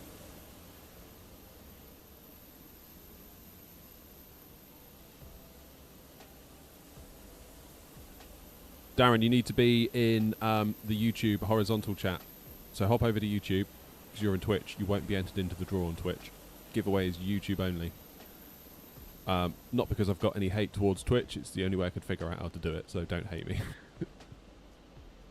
Nice. So this is it. And you can see that the airport is very much modelled in its in-progress state, because there's a lot of building work going on at Bristol at the moment. This multi-storey car park being the biggest thing, and you can see, look, it's all very like building sitey around it. And I will say, I don't like the new multi-storey car park. Not in the sim. They've done a good job at modelling it, but in the real world, I don't like it. It was a pain in the bum to get into last time. The gold parking over here was where it used to be at. Used to love the gold parking. You could just literally rock up, park, wander across the road, whereas we normally would do the silver parking because we're cheap, and you have to get the bendy bus along this little perimeter road here around, and then they drop you off outside the terminal, which is fine. But then once you've queued all day in an airport to come home, queued all day to get through passport control, then you have to queue for a bus, then queue for your keys, and then find wherever they've left the car. It's very, very nice, or it used to be very, very nice, just to walk over here, grab your car, and then you feel like you've achieved freedom. So yeah, talking to Callum at SoFly, you were saying it's a bit of a moving target at the moment, so it's something that I think they're going to circle back to over time. It's changing a lot, because when I was here in April flying to Innsbruck, I think most of the terminal was covered in scaffolding, to be quite honest with you. Not the front, but once you sort of get through.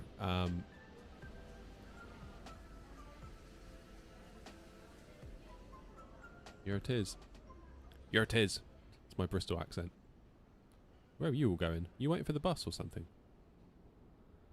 But they've done a nice job, I'd say. But, I mean, for me, the main thing for me is the terraforming. That runway felt way smoother to land on. It felt much, much better than the Pilot Plus version. It's been a worthy upgrade to the sim. Now we've got 2024, and we've got all these new SDK features that developers can make use of to make nicer airports. SoFly have done that with this, so that's really nice. That's a nice touch. We've got like a proper 2024 version of Bristol now. Because I used to find, even when we took off from runway 27, sort of rolling up the hill, sort of once you got beyond the touchdown markers, there'd be like this sort of like bum bum bum bum bum, like lumpy bumpy bit, and it was almost felt like the plane was getting thrown around. And I've never experienced that as a passenger, and I didn't experience that today flying in and out, so it's very, very nice indeed. Clark, are you coming into land? We'll see Clark land, and then we'll announce the winner, shall we? No pressure, Clark. If you'd rather we didn't show, I'm fine to zoom out.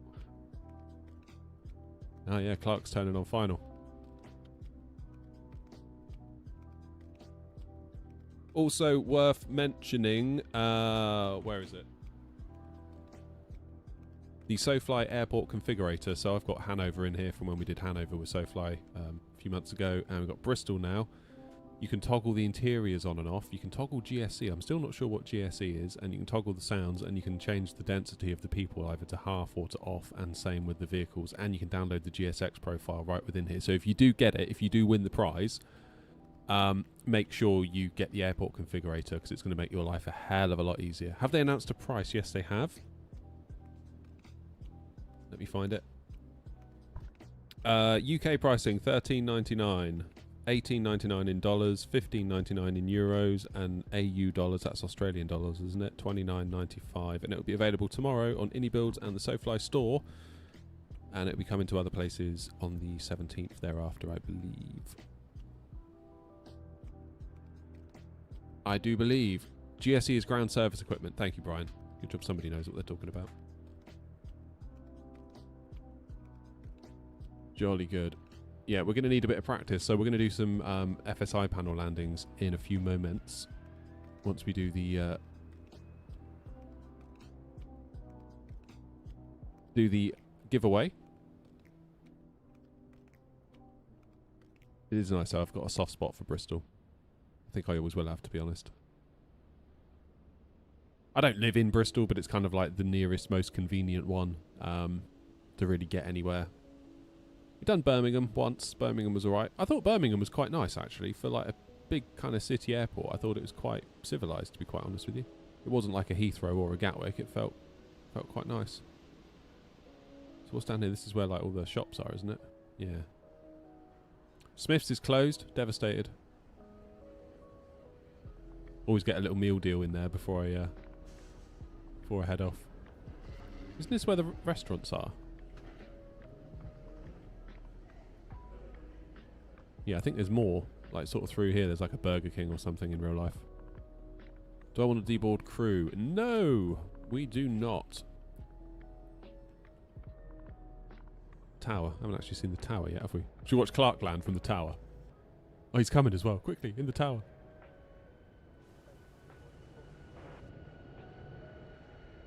Kind of obscuring our view a bit. Here he comes. Go on, Clark.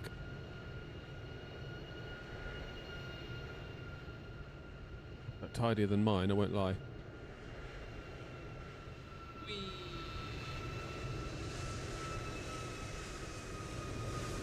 Well played, Clark. Well played. Right, Clark's landed, so now it's time to do the giveaway. I'm sure there were sounds in here a minute ago. If Clark would be quiet with his engines.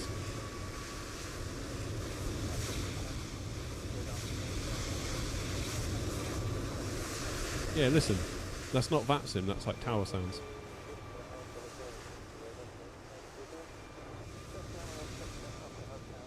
You hear that?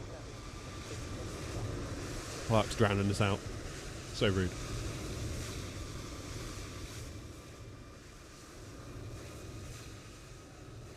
Right then, let's see if I can get this thing to...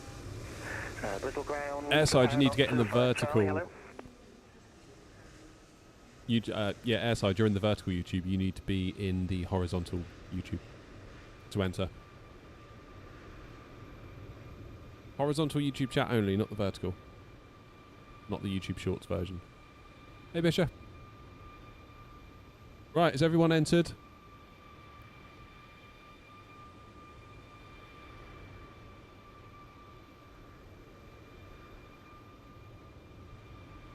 Have I ever flown to Anchorage? No, I have not. Ground, not 25 Charlie. Not 25 Charlie, sorry about that, I was on a call. Taxi to stand 5 via Zulu. Hey there, Frost. Frost, have you entered the giveaway yet? No problem, not 25 Charlie, see ya. How do we enter? Look at the pinned comment. What is the ICAO code for Bristol? So type in the code for Bristol. Ideally in block capitals, like everyone else has in chat. Scroll up. The answer's on the screen. Like...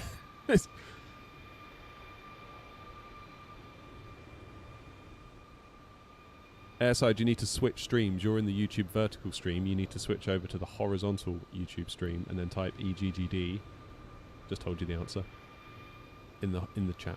You're in the wrong YouTube stream. Horizontal regular stream only. Just type EGGD in the thing now. I'll tell you if it works actually. So just type it Airside in the vertical. See if it does work. It might do, it might not.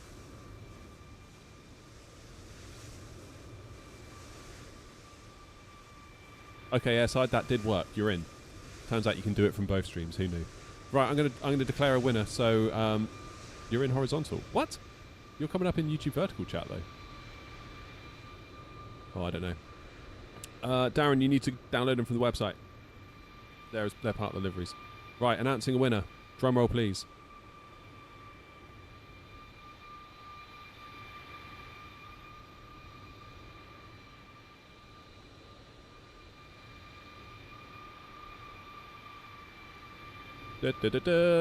Airbus Virtual Pilot, you've won. Congratulations. Airbus Virtual Pilot, can you just put a message in chat?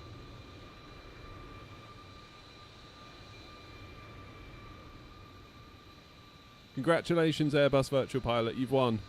If you can type something in chat, I think that will make the system very happy and it will stop yelling at me. Just literally anything.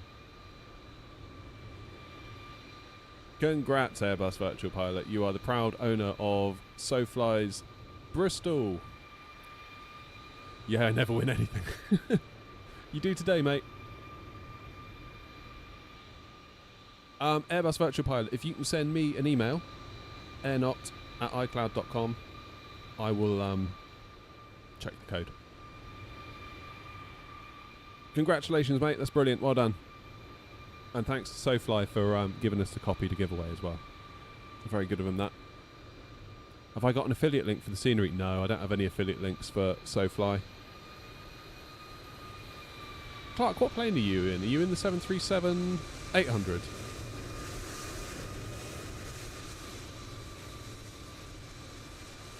Oh no, Virtual Pilot thought it was him. Oh no. I don't think it's something. I don't think they've got the infrastructure to do it, Noms. They would have mentioned it, I would imagine. So you're in 2020, Clark? Is that right? Is that why I can't see you as they're not? Because I'm in 24? This is my local airport too. Awesome. Oh, that's brilliant. Really pleased for you. Congratulations. Congratulations, congratulations.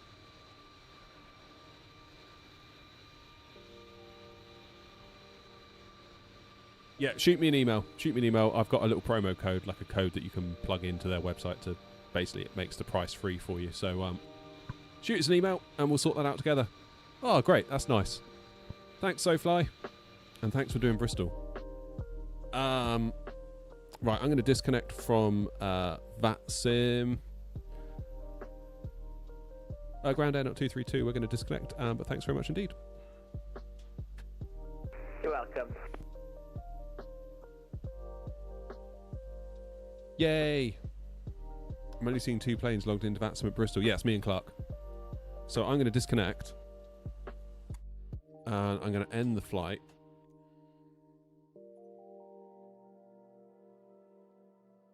I'm going to respawn. Because we need to do some practice. FSI panel, anybody? I haven't really got time to do another full leg.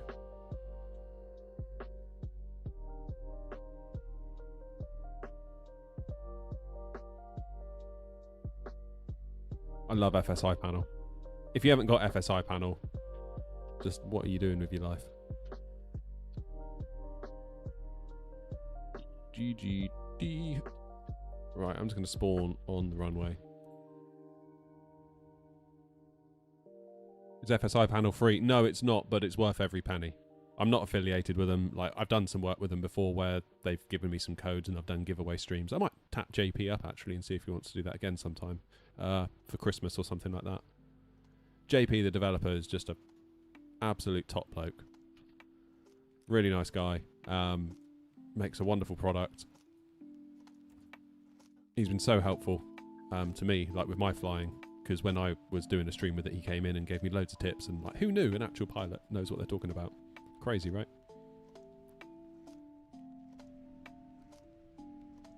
But yeah, the problem is like, if you're in a new plane and you're doing full flights, it's like you could be in cruise for like 3 hours, not touching the controls. But so yes, you've been in the plane for 3 hours, but you haven't really got any landing experience with it. So what FSI panel does is it allows you to set yourself up really quick for a landing and just knock them out one after the other, after the other, after the other. I mean, really, the sim, you could argue, should do that anyway. Like, you should be able to just select an airport, select the runway, have a go at landing. And in the default planes, you can to a point, but once you get into the study level airliners like the PMDGs and the Phoenixes, it's kind of like the sim would struggle to configure that plane properly, I think. What's going on here then? I think I started FSI panel too soon before the plane had loaded. Let me reload FSI panel. I think I've confused it.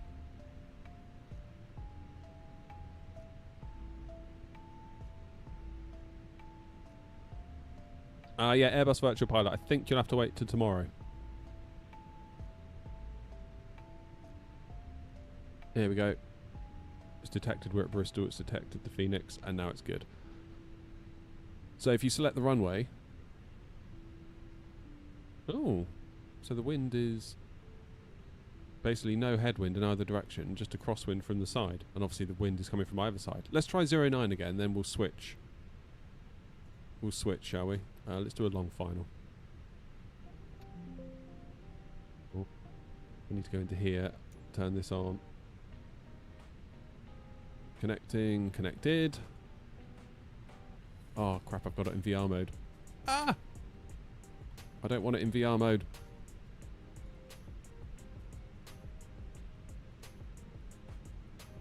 Right, I'm going to have to start it again now. I was using it for that VR video I did when I was doing the landings in VR.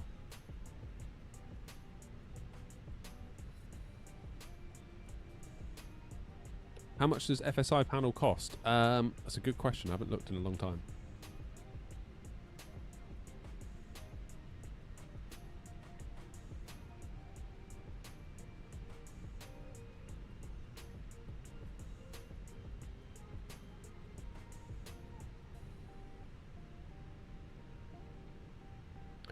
Here we go then.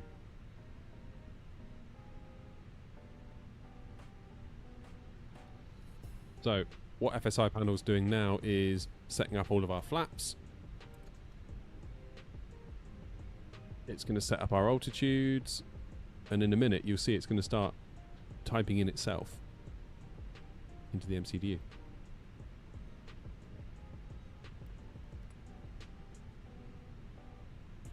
Set your thrust levers to the climb detent to start the approach. Okay. There we go. Now I've done that, it's chucked us up in the air. Seems to have put us on a 2.7 approach rather than 0.9. That's alright, we'll try 2.7 first then.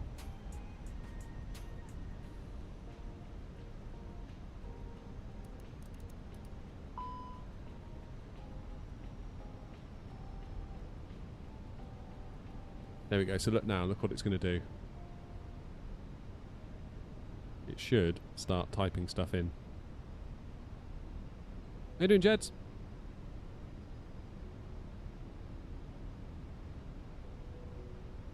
There you go. EGGD, EGGD. FSI 001's putting in a flight number. Cost index 30. It's saying that we were cruising at, oh, flight level 2,900 feet. Putting in all of our weights. It's going to select the runway. I think it's going to select the wrong one though. It's going to go ILS 27 and I asked for 09, but whatever. And on the approach phase, putting in the QNH, I presume. 1004. Clever stuff, isn't it? It does all of this for you. While you just basically float at around about, well, here. Has the weather just turned really bad at Bristol or something? We've got live weather on, haven't we? Yeah, we're live. And now it's ready. So all we have to do is hold the brakes for 3 seconds. And it's all up to us. Got the approach mode on.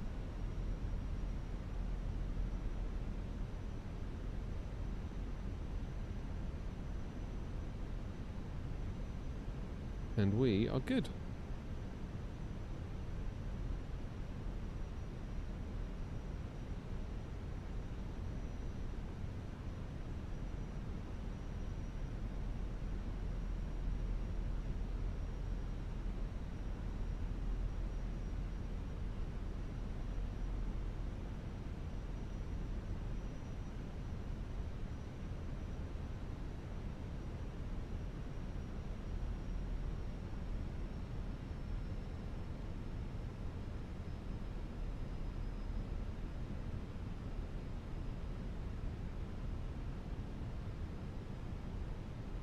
Yeah, there we go. So we've got the crosswind of about 15 knots hitting us from left to right, coming in on 2.7.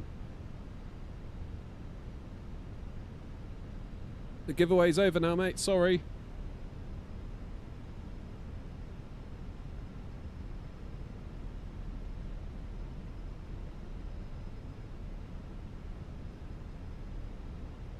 I've deleted the message to avoid confusion. It's already been won.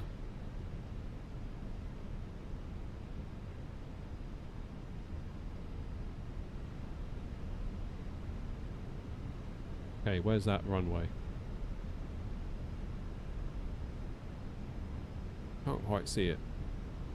Oh, there it is. That's how much of a crab we've got.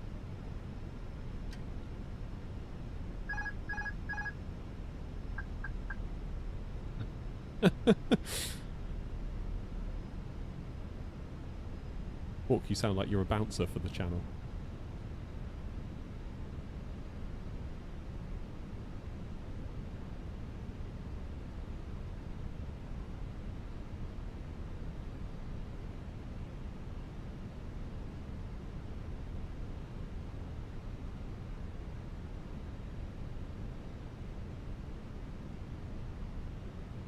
Now, 2.7 is an awful lot easier than 0.9 at Bristol because you're basically landing uphill, so you can float the heck out of your landing.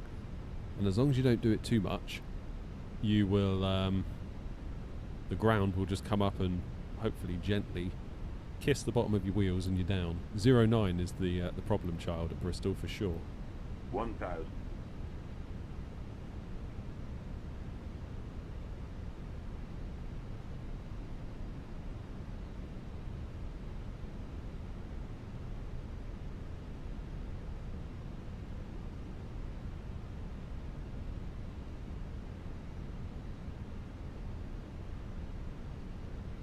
Pay attention.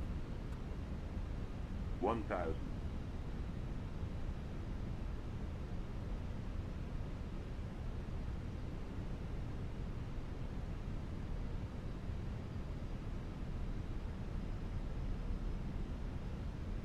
It's looking alright, isn't it? It's tidy enough, I would say. Wind coming left to right, so we're nose pointing to the left of the runway. Then we will decrab.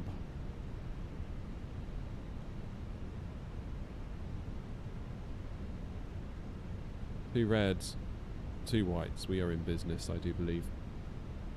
As long as I don't go messing it up by twitching too much. Damn it, why do I always overcorrect? I'm such an idiot.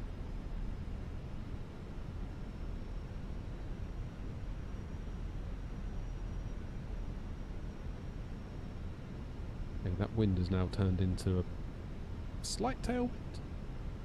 There is a slight tailwind component to it, but nothing too crazy. Okay, ILS is on the money. Happy to say we're just a touch too high, but they do get less accurate the closer you get. 50 over the numbers. 50. Yeah. 40. 30. 20. Retard. 5.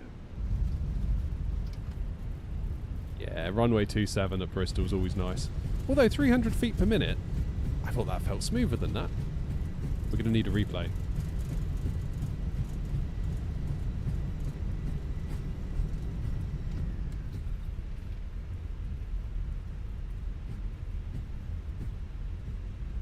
Right, cut to the instant replay.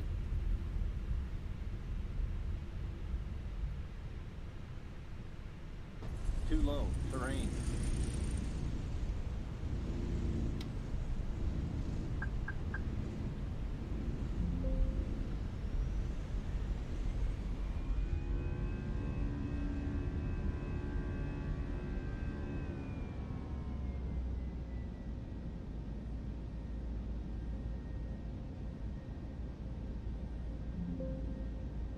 Right, we'll do a replay.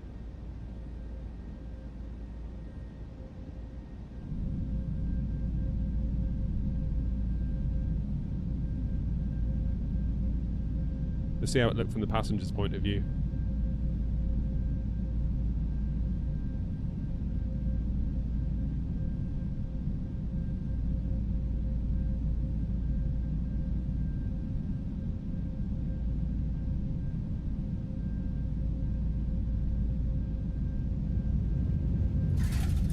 That was alright.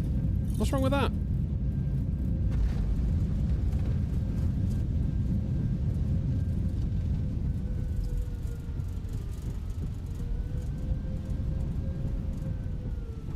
Right, let's have a look from the engine view.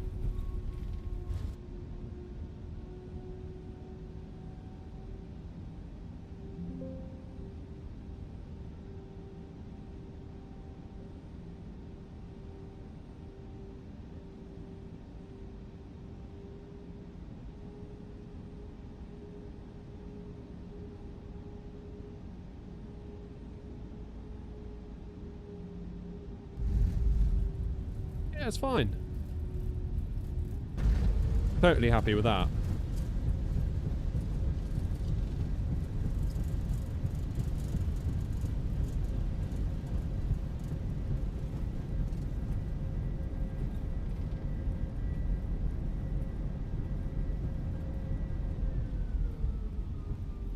Yeah, so obviously the numbers are going to be a bit different each time it lands because it's using the same flight data, but it is going to vary a very, very small amount. That was okay. I'm happy with that. Ladies and gentlemen, the cabin crew will short... Oh, I did have it set to runway 27. So it did the right thing. Right, let's go 09.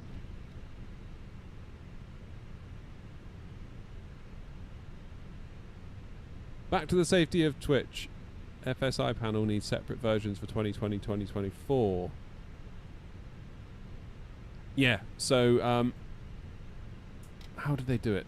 I think if you had the 2020 version, there was a limited time where you could transfer your license to 2024.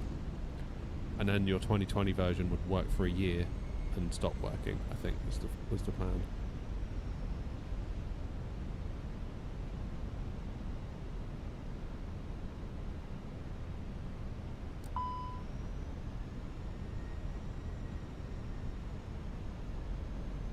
Right, we're going to try 09 this time.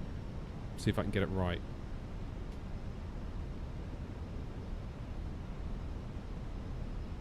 Yep, don't worry, David. We're going to 09.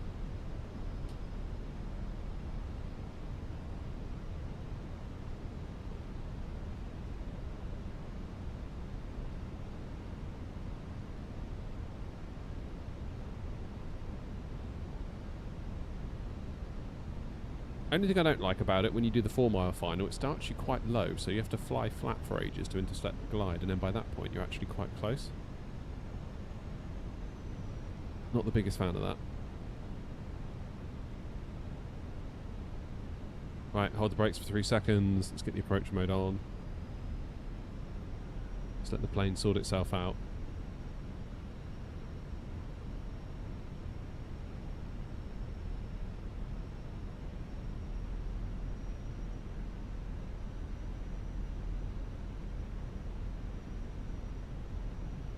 So now we've got a right to left crosswind.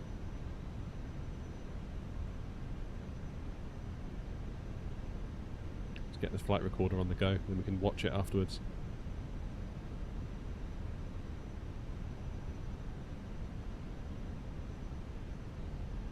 Yeah, I suppose it is a bit weird, Nobs, that, isn't it?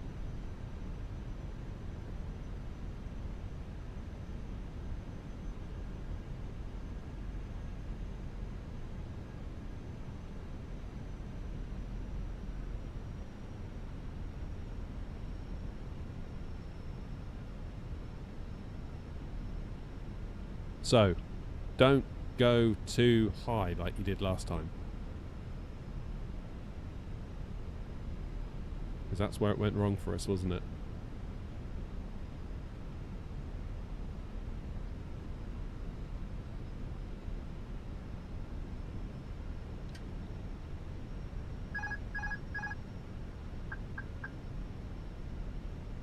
Easier said than done, Noms. Yeah, Nom says keep the square on the FDs, you'll be fine. So if it was that easy, we'd all get it right every time, wouldn't we?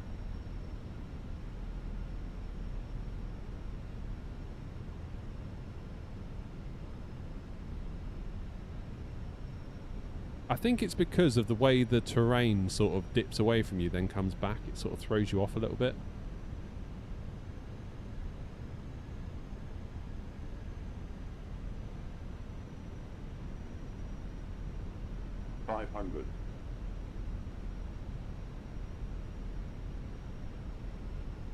It again. I think we can rescue this.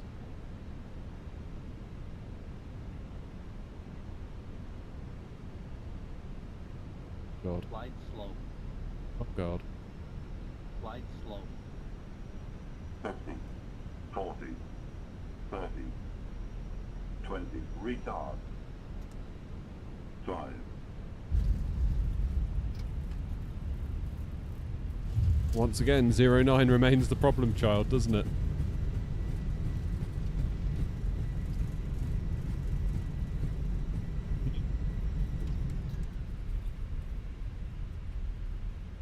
Right.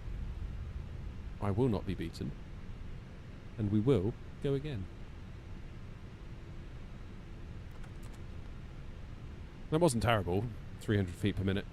Okay, so New Sky said... that's interesting, actually. New Sky said 300 feet per minute. Oh, I've got rid of it now. But FSI does its own thing.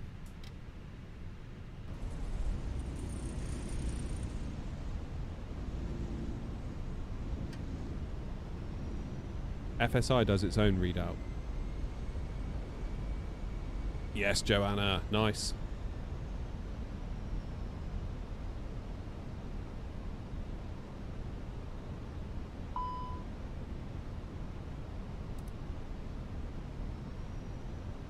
Yeah, I think it's the way the land dips away from the trees, doesn't it?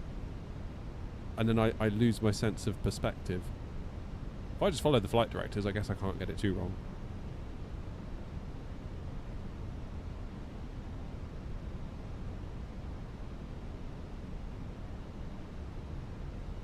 You and me both, Clark.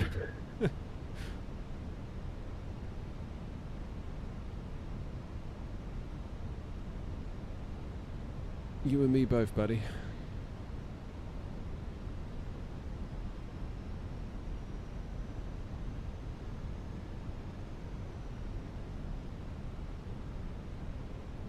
Yeah, that was not brilliant.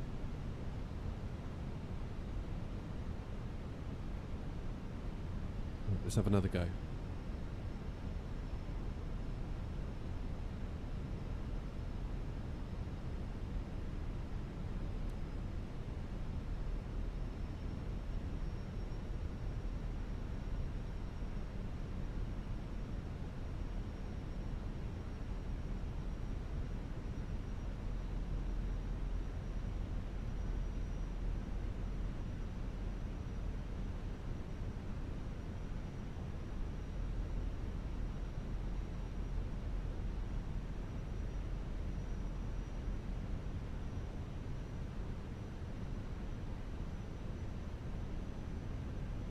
So we just have to fly straight and then intercept the glide.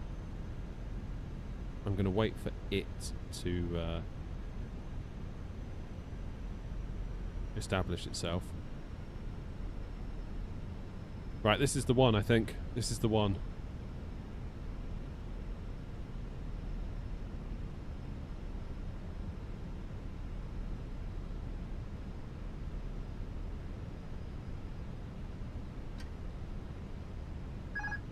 Right, that's all there is to it.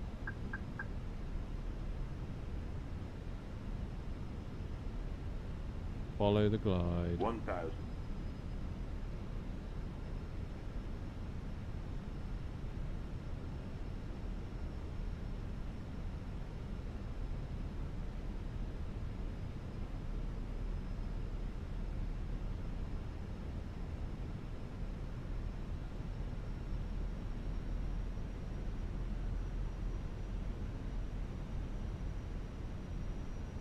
Gone low again, haven't I? Why am I doing that every time? 500. So I'm following the flight directors.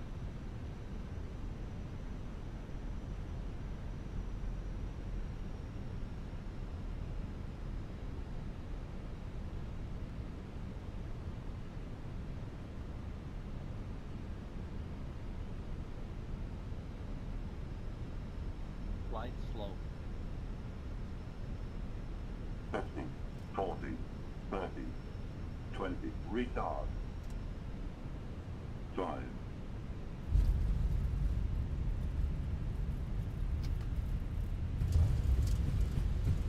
That felt a bit better. I just feel like we weren't doing so well there. Towards the end, it's a bit unstable.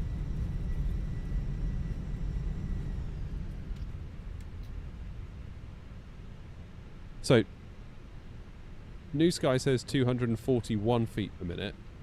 What does FSI panel say? 241 feet per minute. Yeah, so they're taken from the same place, aren't they?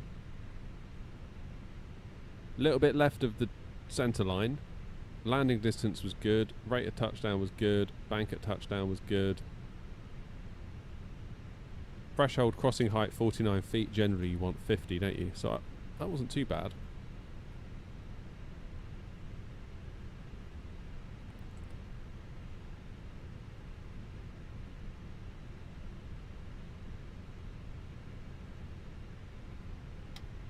Phase 2, switching from instruments to visual picture.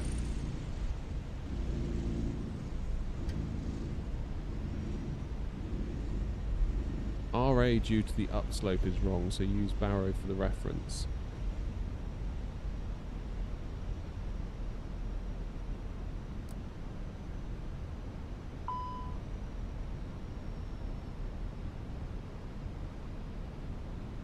What is it going to do?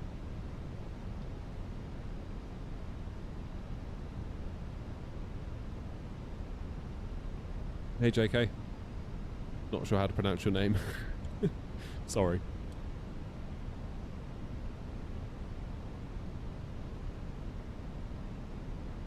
Let's see what it does. It just put 50 in the RA, or like 200 in the RA, or something like that in the radio field. 1004. Cheers, Lachlan. See you, mate.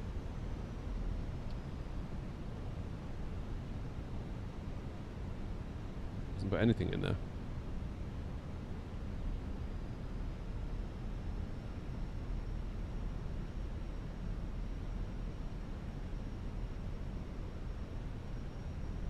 How's your rudder trim today? Good. Yeah, no issues today so far.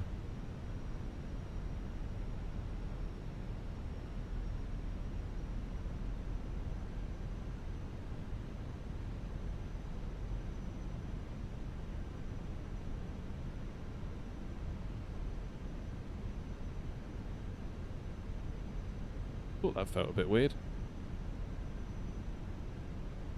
My the little nut thing that holds my side stick in place had gone loose. Thought I could feel a bit of slack in it. That's better. Or maybe that's why I've had the bad landings.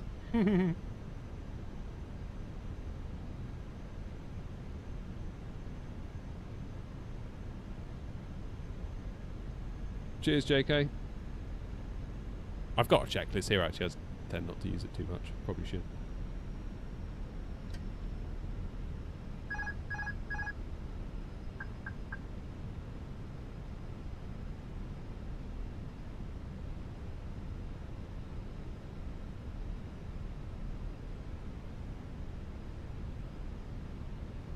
Okay, we go again.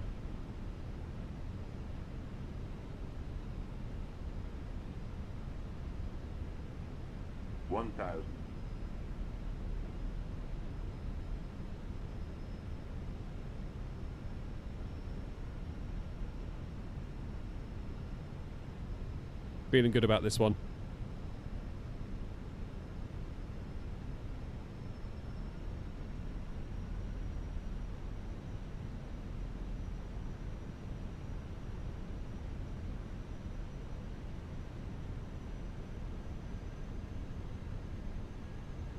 This is feeling tidier. This is feeling way tidier than the last ones. Don't dip. I feel like I'm going to dip. 500. 100 above. Done it again. That's what it is. I feel like I'm going to dip. And then I pull back. And then I go high. And then I have to nosedive. Oh, bloody hell. I was just feeling good as well. 100. 50. 40. 30. 20. Retard. 10. Okay, let's just get this one out of the way. And do it again. Oh, okay, at least I know where I went wrong then. I know where I went wrong. I could feel whereas before it just felt like it went wrong and I wasn't sure why it went wrong. Whereas now, I know.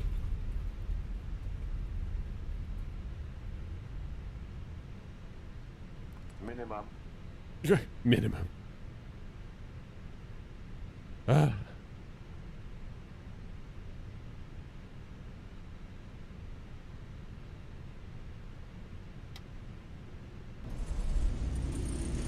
I am not from Bristol, but I do fly out from Bristol. Quite a lot. Well, I say quite a lot. That makes it sound like I'm a seasoned traveller.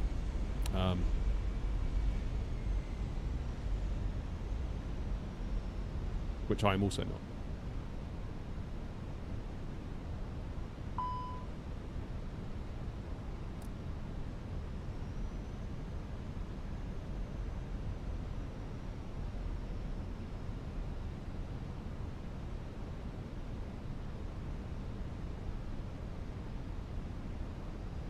I let the bus manage the throttle.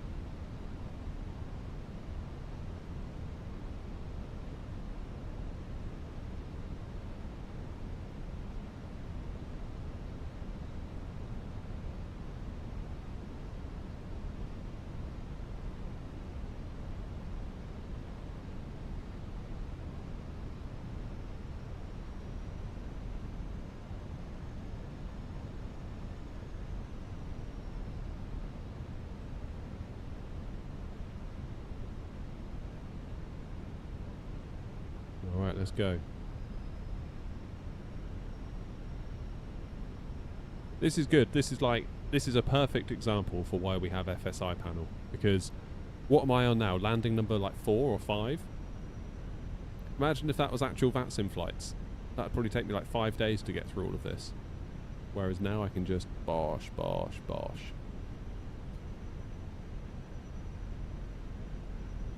Side stick fault. What are you talking about?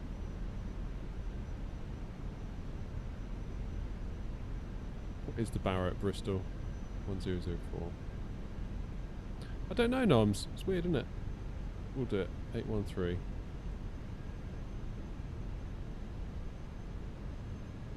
Is FSI panel free? No, it's not. It's a paid for app. But it's one that helped me the most in terms of things I've paid for sure.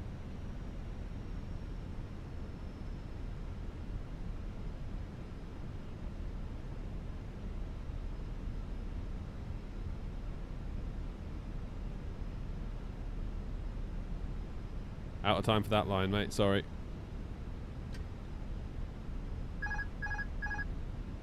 Right. I know where I went wrong. Just don't do it again. 1,000. If I just don't touch the stick, we should be alright, shouldn't we?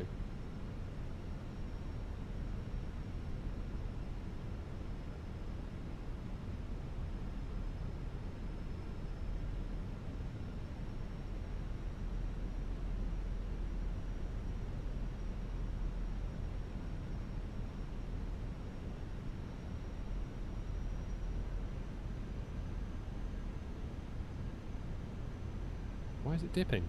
Why am I dipping?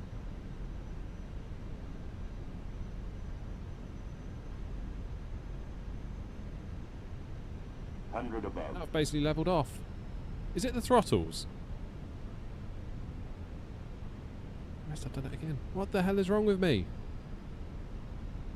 Minimum. Continue.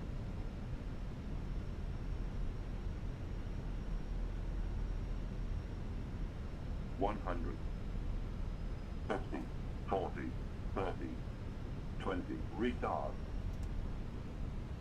5. God damn it.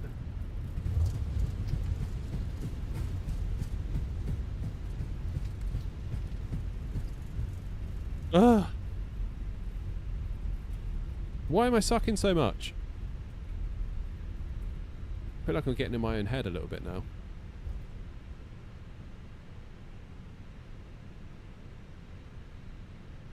Minimum.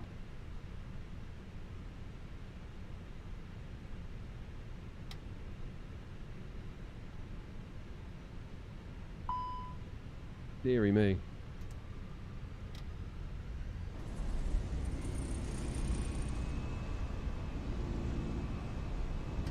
Need to stick it, otherwise you pitch up to intercept, add thrust. Then you go high on the glide. So yeah, you're right. And I know all this. It's just I'm failing to put it into practice.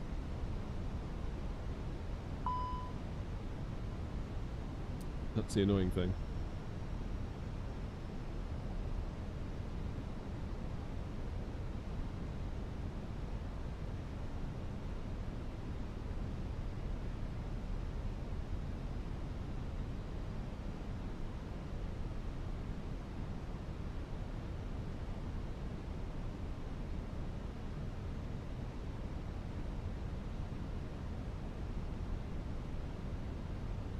Yeah, it's 813 at Bristol.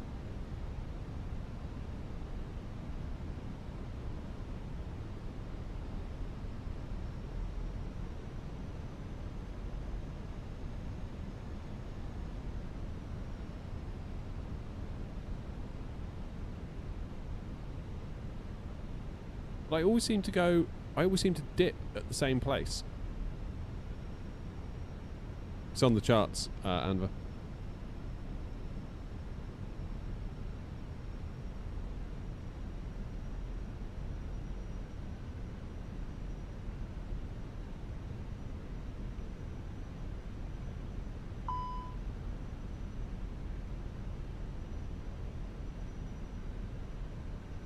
Oh boy, right. Just be more assertive. Well, my brakes are hot now.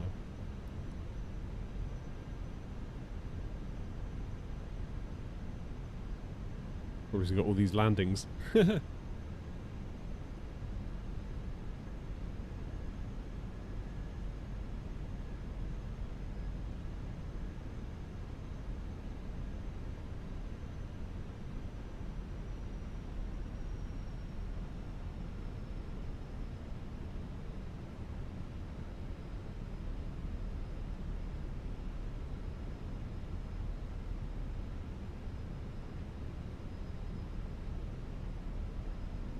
Right. This time.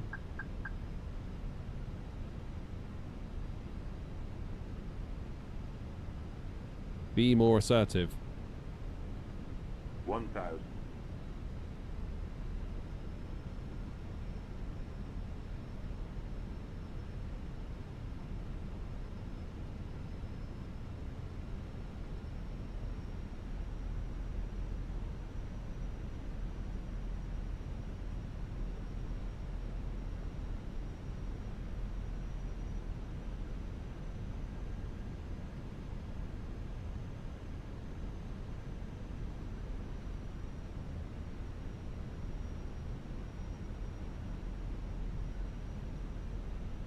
Hundred above.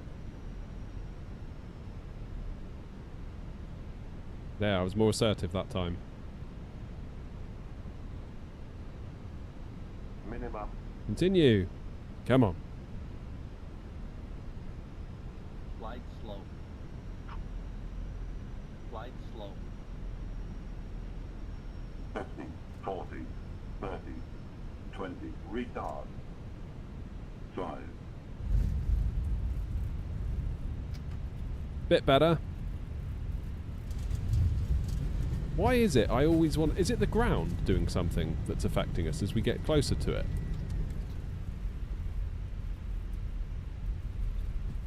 Bit better. Bit better. Can I suggest something? Of course you can. Minimum.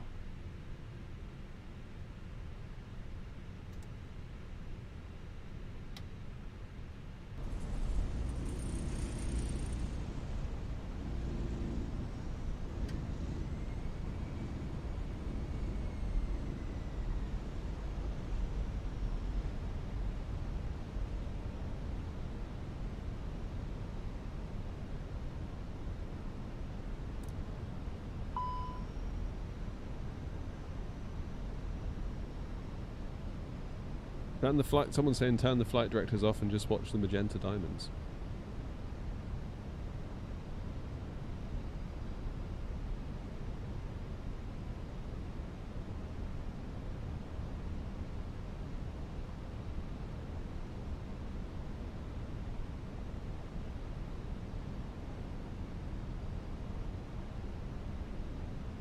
It's always the same place though. I feel like I start fighting it.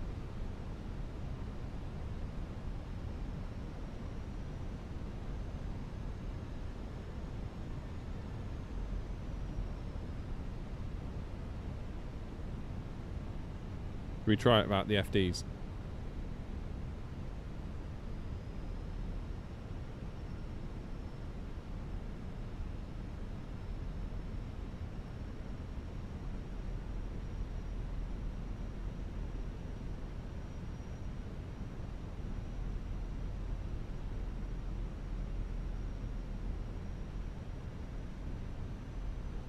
Hey Saint, how you doing?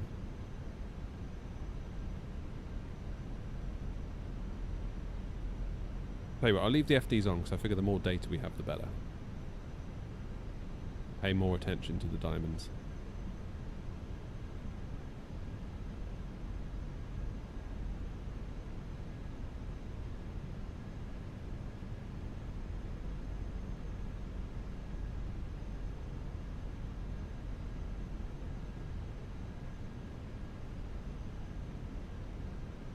Here we go then.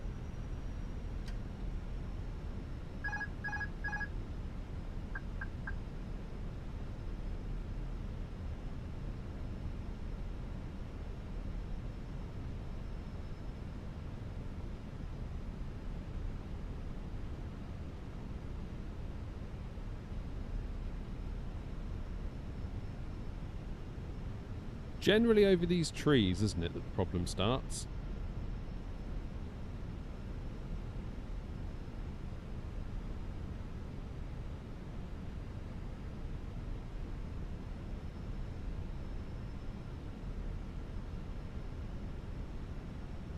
In general.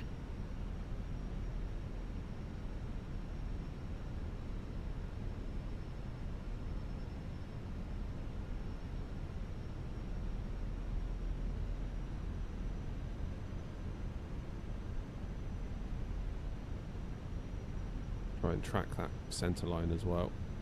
Ah, I've done it. I've gone leveled. I've leveled myself here. It's always here that I level myself. You idiot. 100 above. Why do I do that? Every time. Minimum. Continue.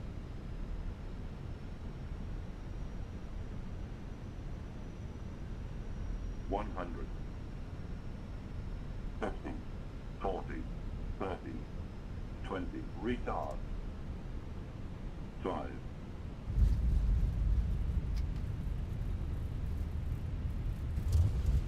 Getting there, aren't we? We're getting there. Is it not more difficult because you're using auto thrust? Possibly. But normally on an Airbus you do auto thrust, right? Pretty much all the time. Cheers, Dan.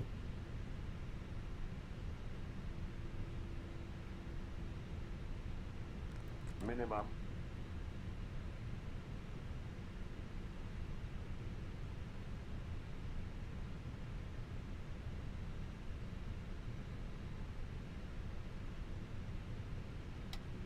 I need to get better at landing at night as well. Nighttime is the next thing to get better at.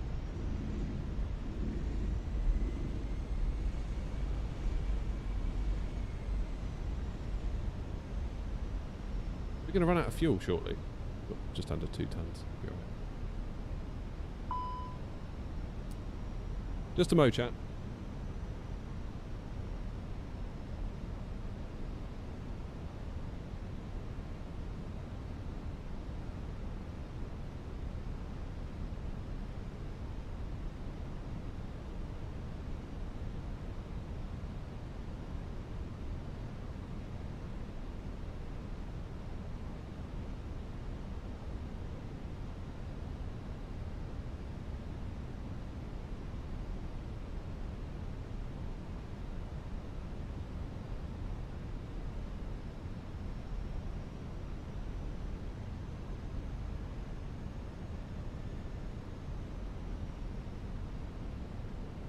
What's GS Mini?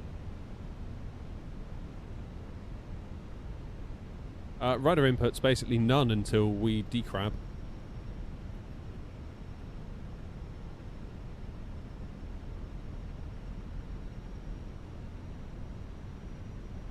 So the reason you would do a manual thrust landing in a 737 is that it's not a fly-by-wire aircraft, therefore the auto throttle can't respond as accurately, is that correct?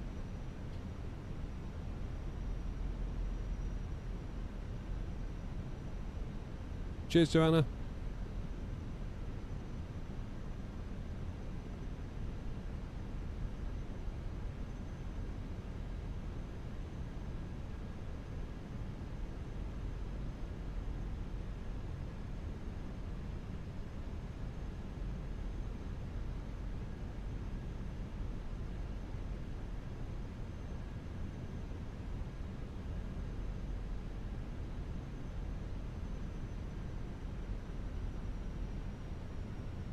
Weather's on the turn a bit as well, isn't it?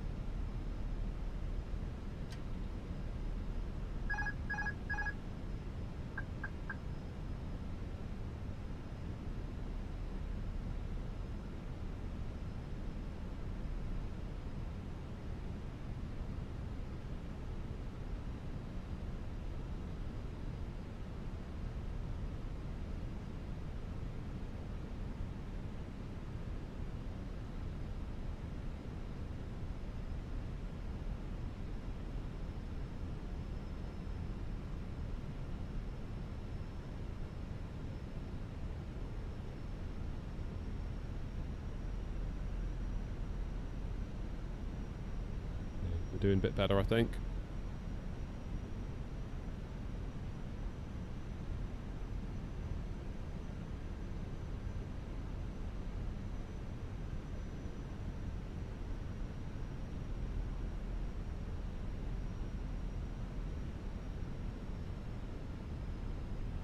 Yeah, so just about there I felt the rate of descent just arrest, and I don't really feel like I did much to bring that on.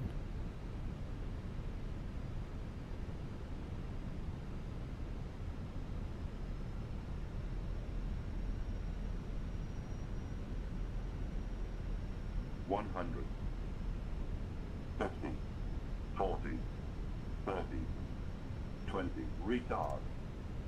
5. Ouch.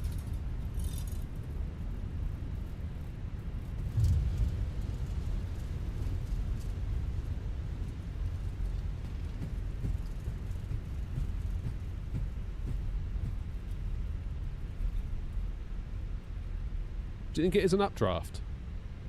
Could it be that?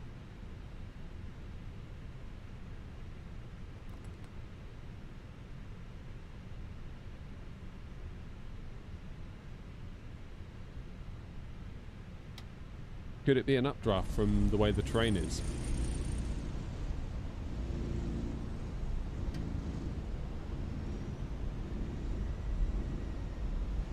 Flying to Budapest right now, cool. Have a good flight.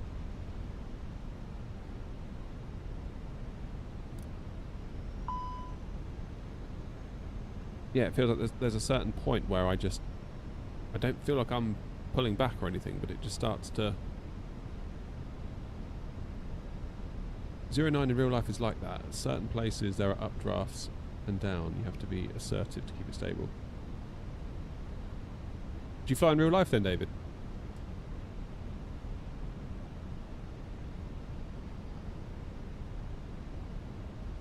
It feels like it's just after the trees or just over the trees.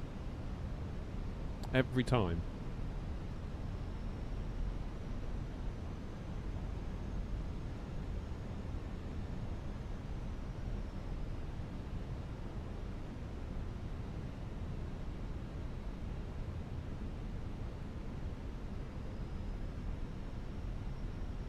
I find it balloons somewhere around 500 to 300. It doesn't happen at any other airport. I think it's a terrain issue. Cheers, Dave.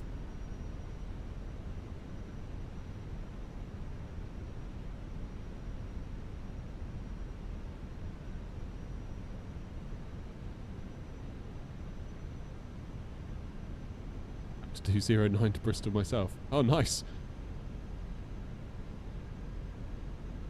Well, you would know then, Dave, right?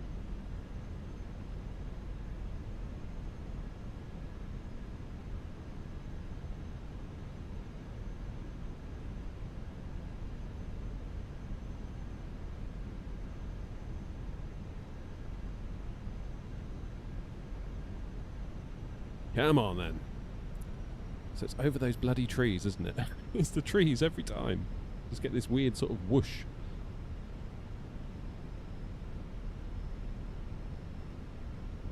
I feel like otherwise I'm okay. It's just except that I've got to push through that updraft. Seems fairly consistent as well, doesn't it?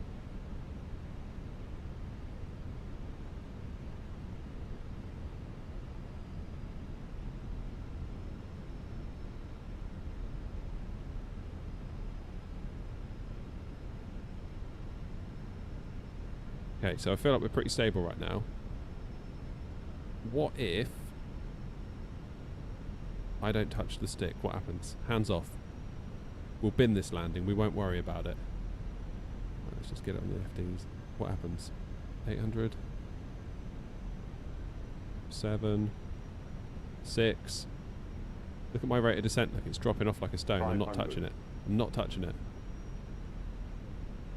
3. And the bus will generally hold its attitude, won't it?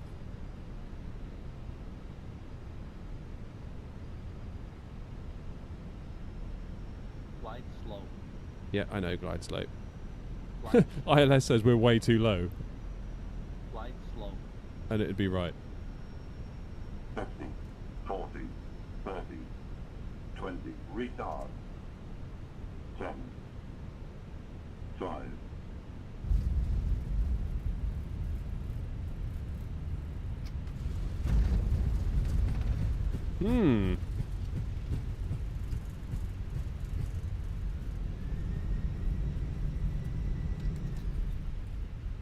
So then, without me touching anything, and it was holding, wasn't it? It was holding about 700-800 feet per minute. Then over those trees, it just went up to like 300.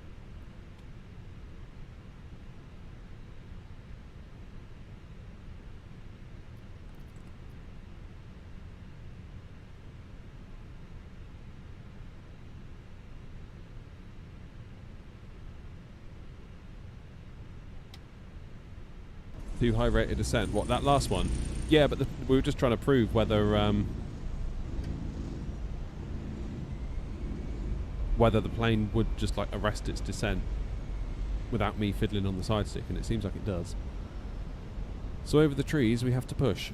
Should we disable the wind then? Custom, live weather, clear skies. See if it does it this time.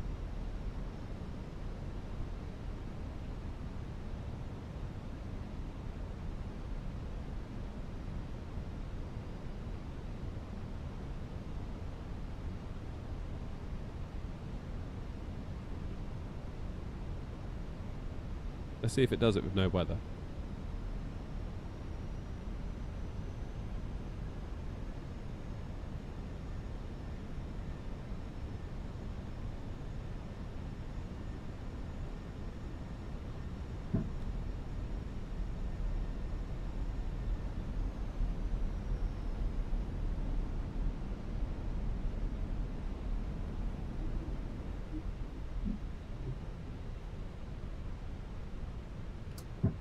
Did the gear just go up? That's a new one.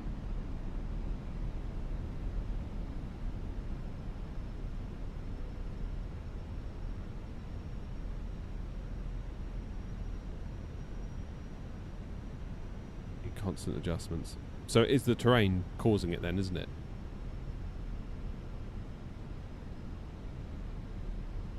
Is that fair to say then? Because like if I took my hand off the stick and we were following down, then we got over the trees, and then it went, our descent went from like 700 feet per minute to like 4, 6 to 5 to 4 to 3. We can pretty much agree then that that was the terrain doing that. See if it does it this side. Right.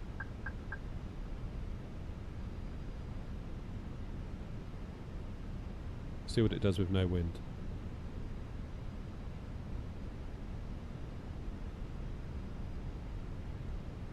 Probably in the sim, the wind model with the terrain probably makes it feel like that.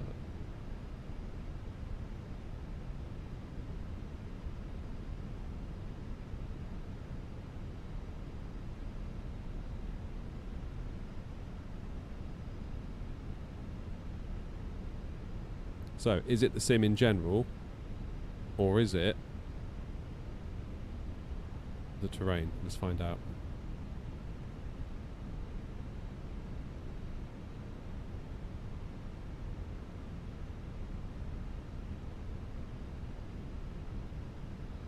Just gonna let go of the stick, see what happens.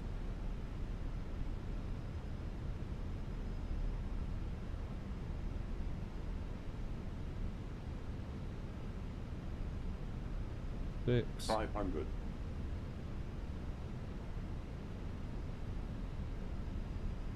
I mean, I appreciate we're a bit high, but it didn't do it that time, did it? So it probably was the wind. The live weather.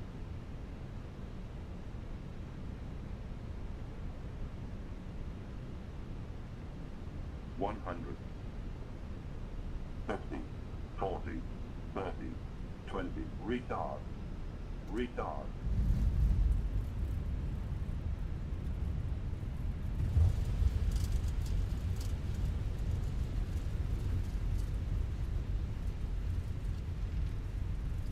In real life, it's like that all the time, unless the weather's nice. Yeah, and when's the weather nice? Right, weather back on then.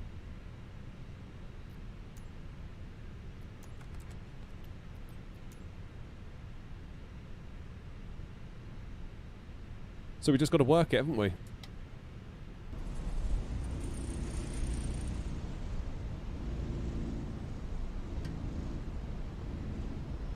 Joystick. Joystick is from FS Projects, and the base underneath that it connects to is the Moser AB9.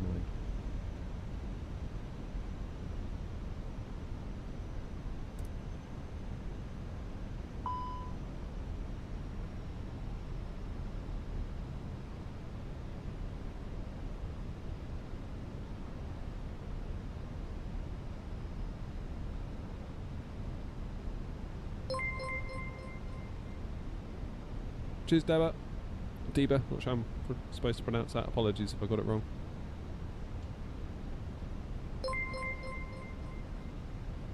Oh, thank you, David, as well. Thank you for all your advice. Appreciate it, really.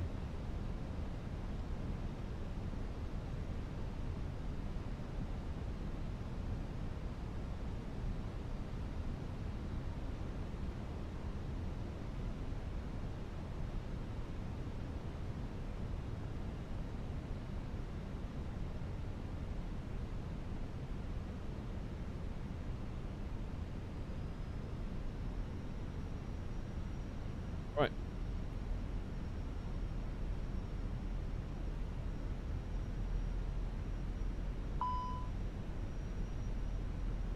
Yeah.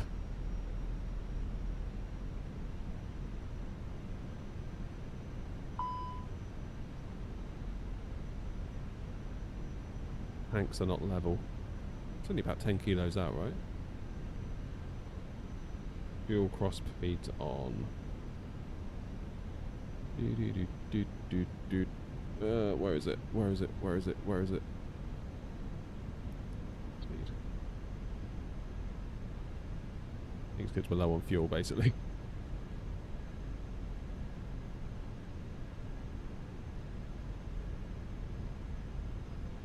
Cheers, David. Appreciate all the help. Have a good flight.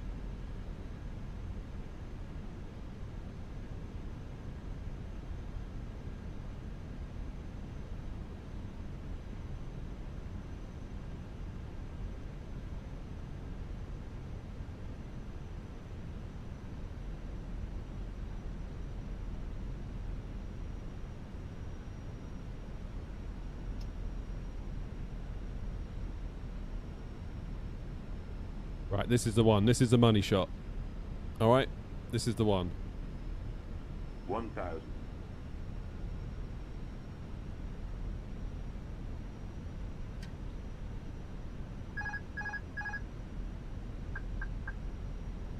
Be more assertive. That was the advice. More assertive we shall be. Especially over these trees. When we whoops, keep seeming to sink. 500.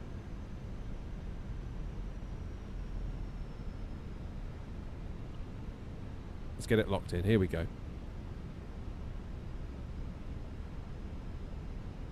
Goes down a bit, but not too much.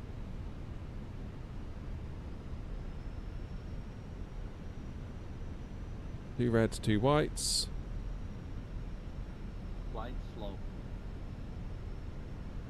Flight slow. 50. 50. 40. 30. 20. Retard. 5. That's it. That's the one. That's the money shot. 198 feet per minute. That's the birdie. Ooh. See, after David left, I got better.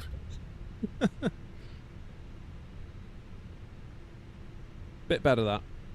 One more for the road. So I'm going to have to go in a minute.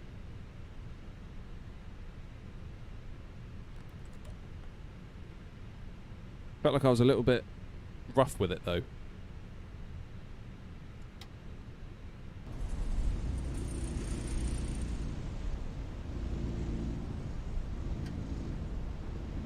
Textures are great on the runway, yeah. They've done a really nice job, and the way the terraforming's been done too is fantastic. They've done a really nice job, SoFly, with this.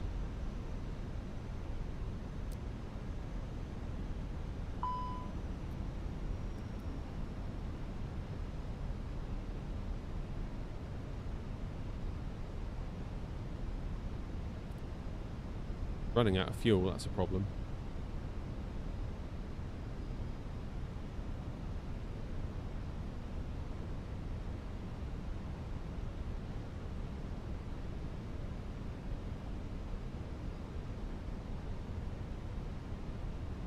Yeah, good call, Mr. Mint.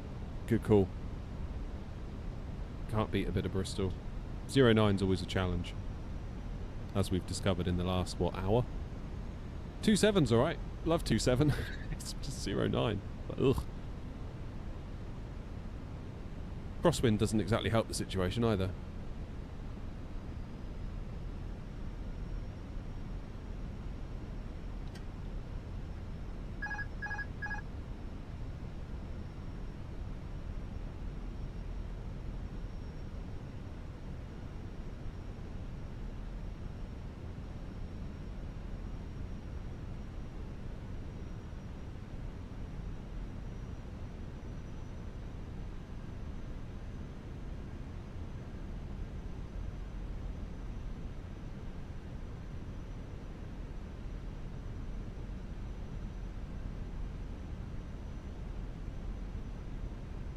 Okay, the flight directors seem to be a little bit... Okay, now they're coming.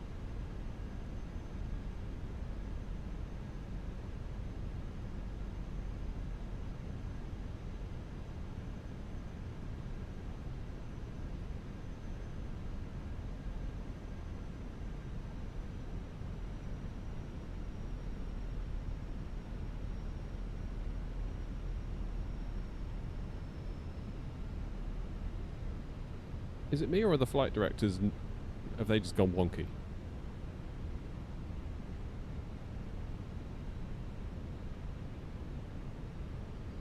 Because if I was to follow them right now,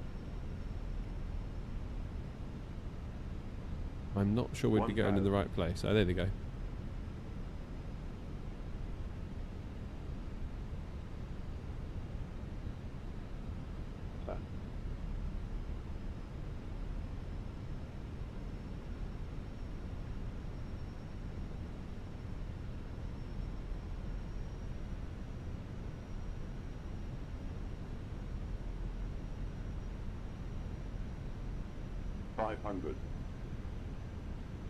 Find that centre line, wherever it is.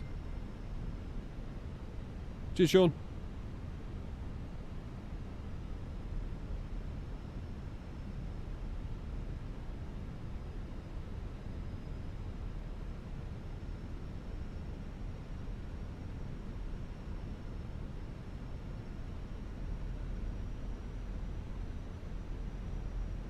God, I'm making a mess of this.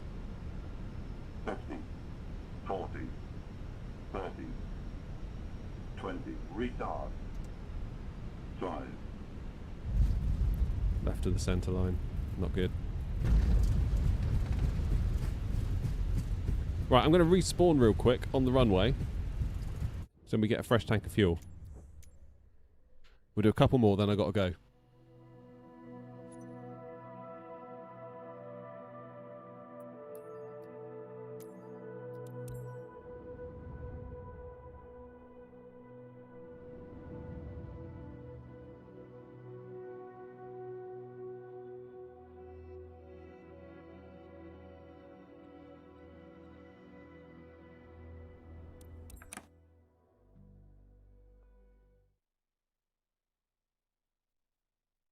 Right, let's wait for the plane to boot a minute.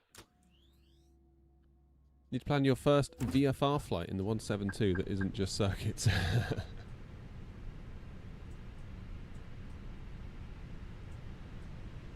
I remember flying into East Midlands once in a 777 and there were loads of like Cessna style planes doing circuits.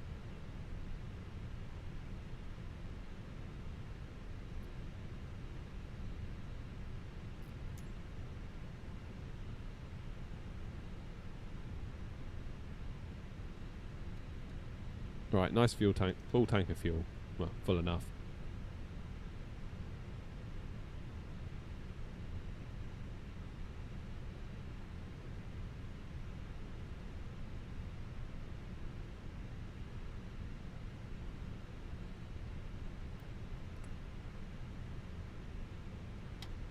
Alright, levers into climb. Let's go.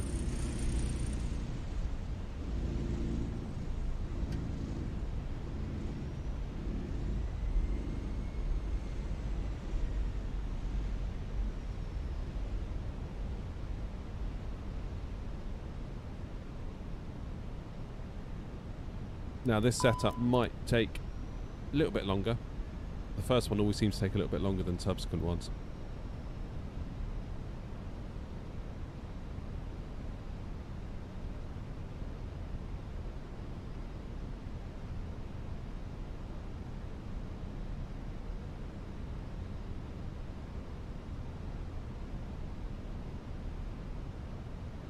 $2,500.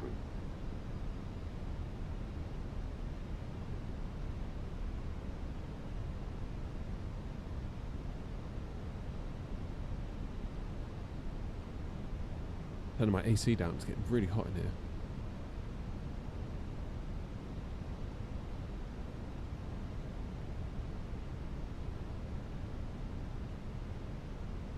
Slightly concerned that it doesn't seem to be kicking in. Just blowing air, rather than like air-conned air.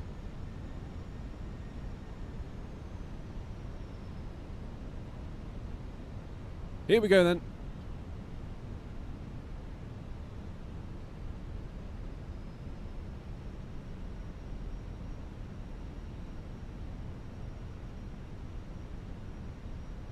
If this isn't an advert for FSI panel, I don't know what is.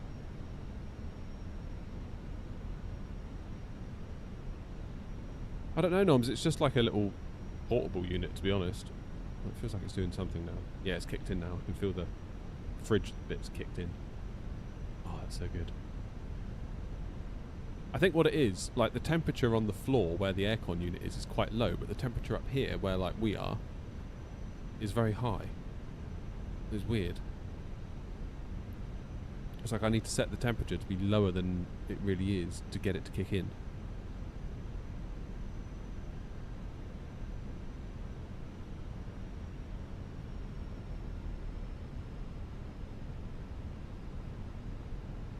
Right then. Come on. My plane, let's go.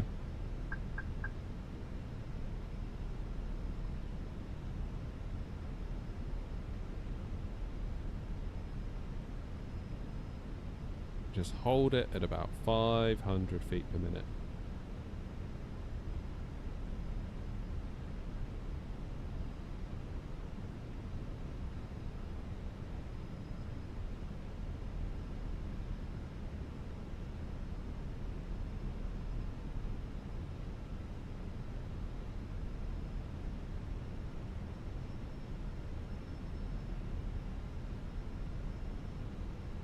Okay, and this is where we get the updraft, so push through it.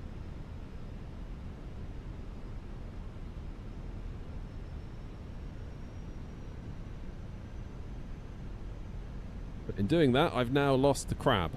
Crap. 500. Let's just re-find it.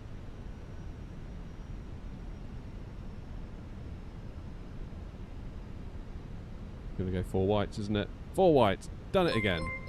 Idiot. God. 100. 50. 40. 30. 20. Retard. 5. Move though. That was alright. Sorry, I missed whoever that was.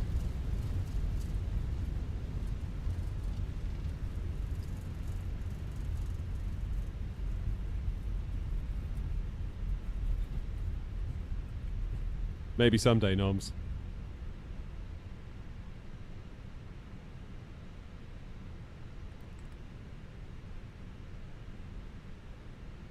About 120 for landing, as calculated by the plane.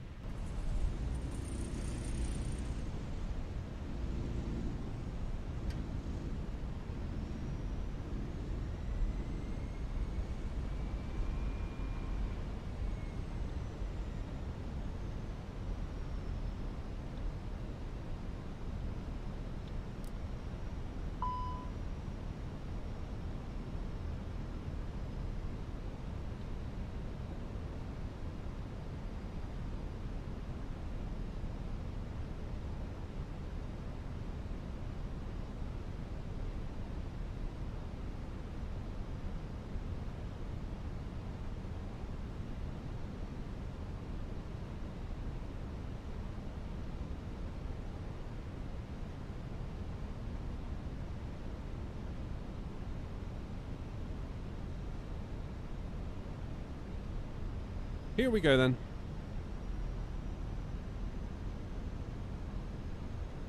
Approach mode on.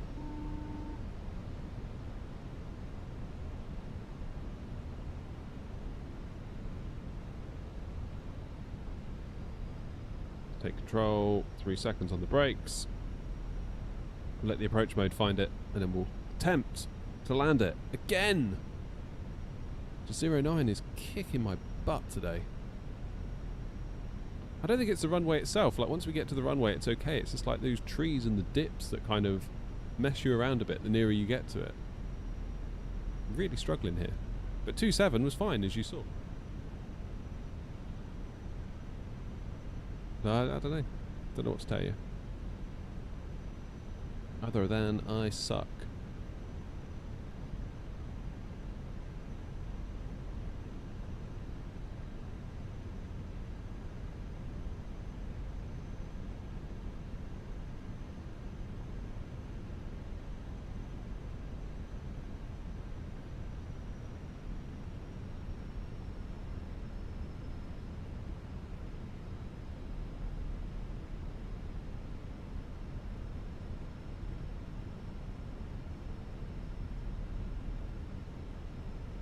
Okay, shall we?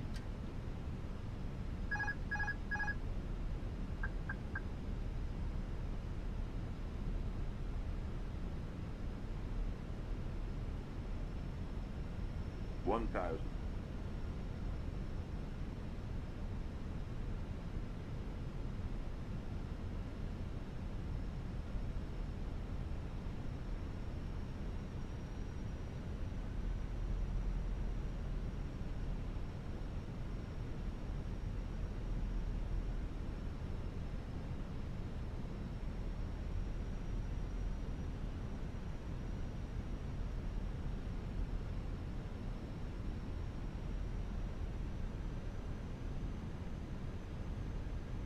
Come on, we can do it.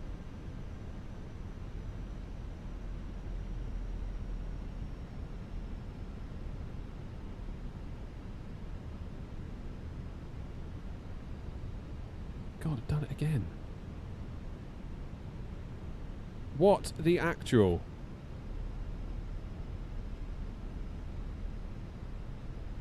$100, $50, $40, $30, $20, retard, 5. Oh my God.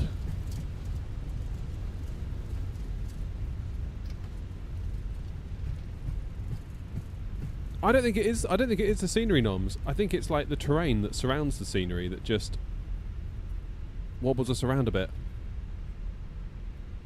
But then someone said earlier in Twitch that 09, the pappies are busted in real life. Like, in real life, you basically want 3 whites. Allegedly.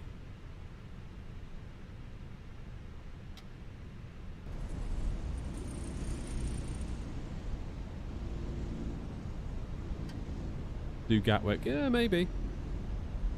Maybe I don't know. I don't know.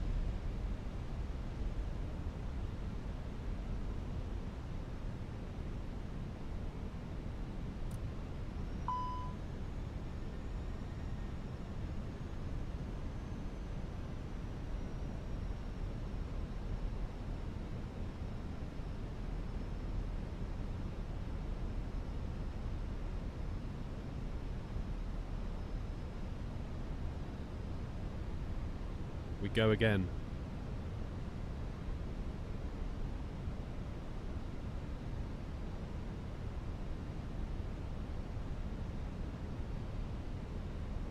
I mean, I felt like I was maintaining a descent rate of about 600 feet per minute, 500, 600 feet per minute. I don't know. I just don't know anymore. I'm sure this is all really thrilling content. I'm sure most of you have left. I wouldn't blame you. But I need to do this for me, I'm afraid.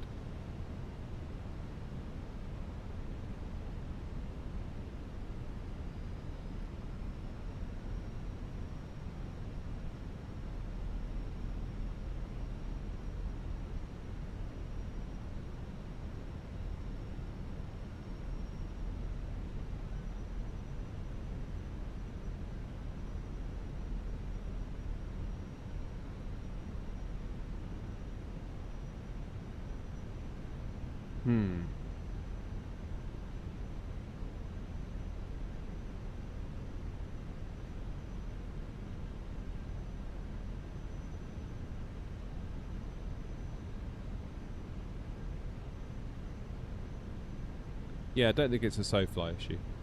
I think it's more like the hills and the drafts and the funniness on the approach that's just part of, well, that's the world, isn't it? There's not a lot SoFly can do about that. And the fact that I just need to improve. Like, let's be real about that.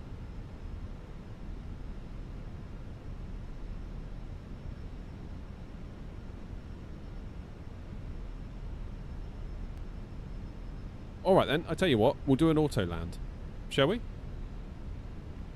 See what happens. See where it puts us. Then I guess we'll know.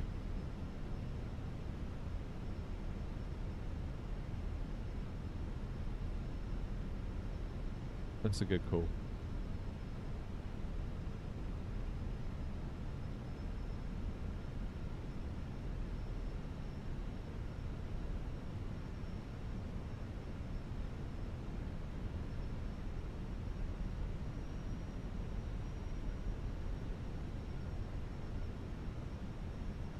Okay, 2 reds, 2 whites. It's doing what I couldn't. Although the plane is having to manoeuvre itself quite a lot, isn't it? 3 whites.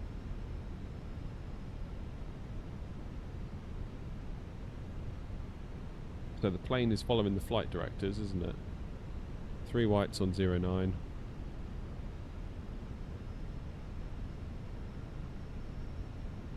$100, 50, 40, 30, 20, 10. Retard. Okay, I pulled the throttles back a bit too early. Was kind of similar, wasn't it?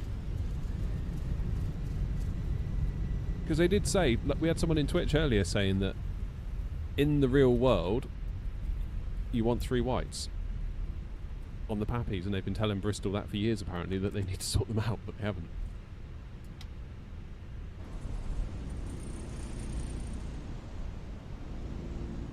So in that case, maybe SoFly have modelled that. I'll ask the dev.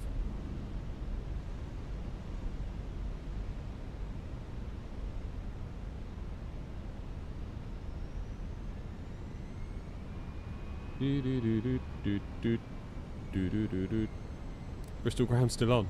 Is anyone still there? Jamie made it back. Inverness, Bristol Eddie.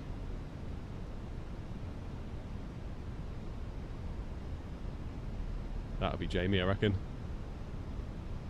Gotta be in it. Yeah, they've just left, heading back to Bristol. Hopefully they do better than I do. I'll have to watch Jamie's landing into 09.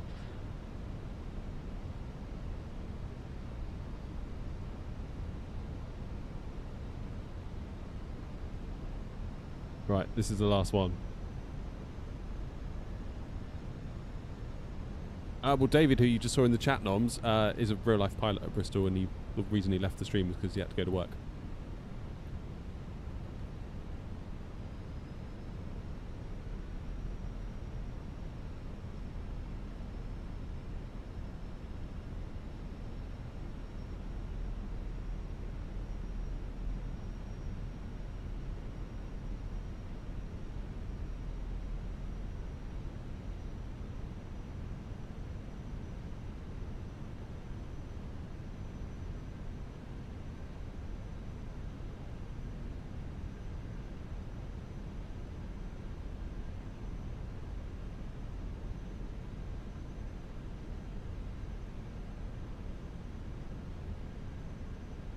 Come on, last one. Last one. Make it count.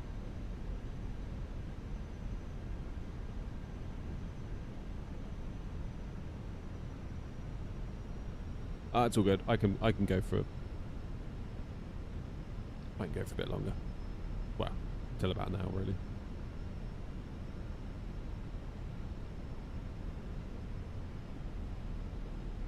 Can you grant me mod? No, because I don't know you. Why would I do that? Yes, someone I've just met. Please be a mod.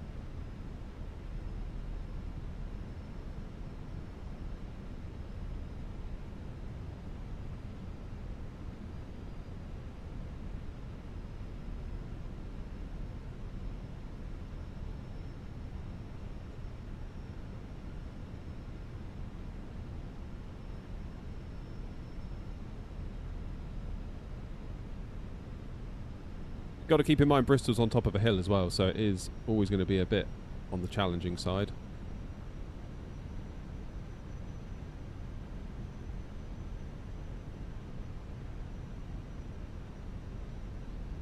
Maintaining 2 reds, 2 whites though for now.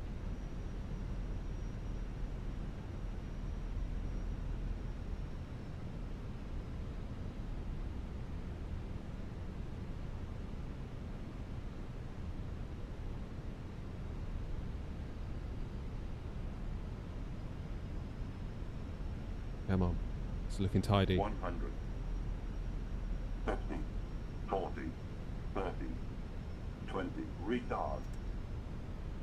5. Oh, off centre line, damn it. Christ, that was so close as well.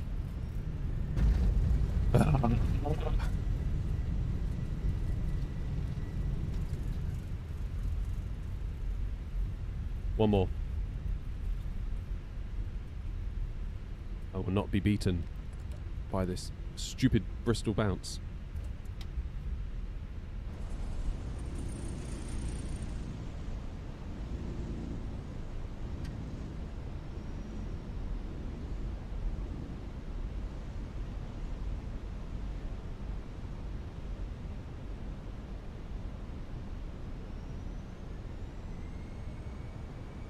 I'm sure I've landed in Bristol 09 before and it's never been this difficult. Maybe it's the weather conditions today, I don't know. But thank God for FSI panel. Could you imagine if we didn't have this? How many I must have done like 15, 20 landings.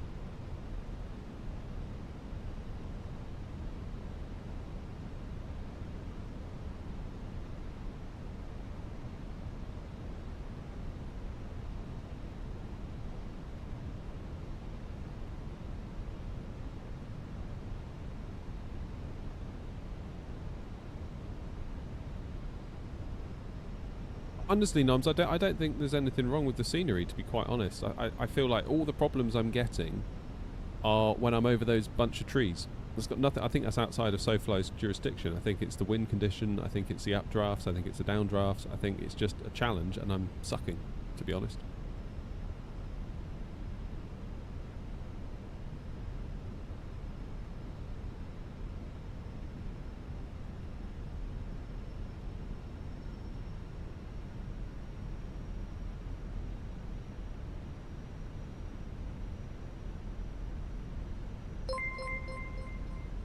Cheers, guitar.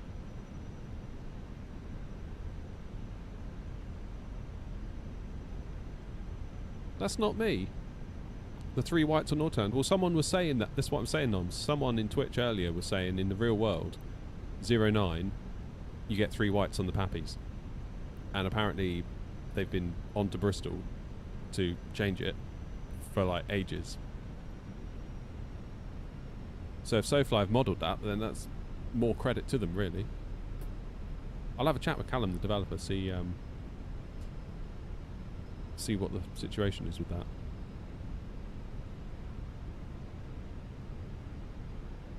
How often do I do live streams with the 320? 2 times a week, usually.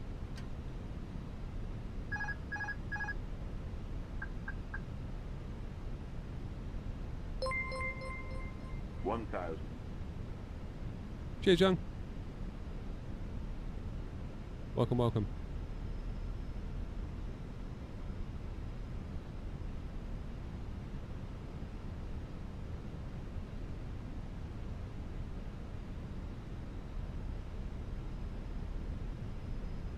Yeah, so I just felt the nose of the aircraft just dip down then. And that was the wind, for sure. Yeah, it's doing it again. That is nothing to do with SoFly. That's the terrain.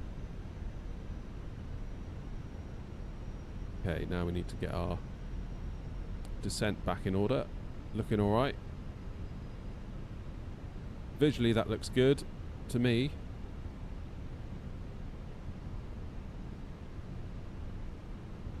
My word, what am I doing?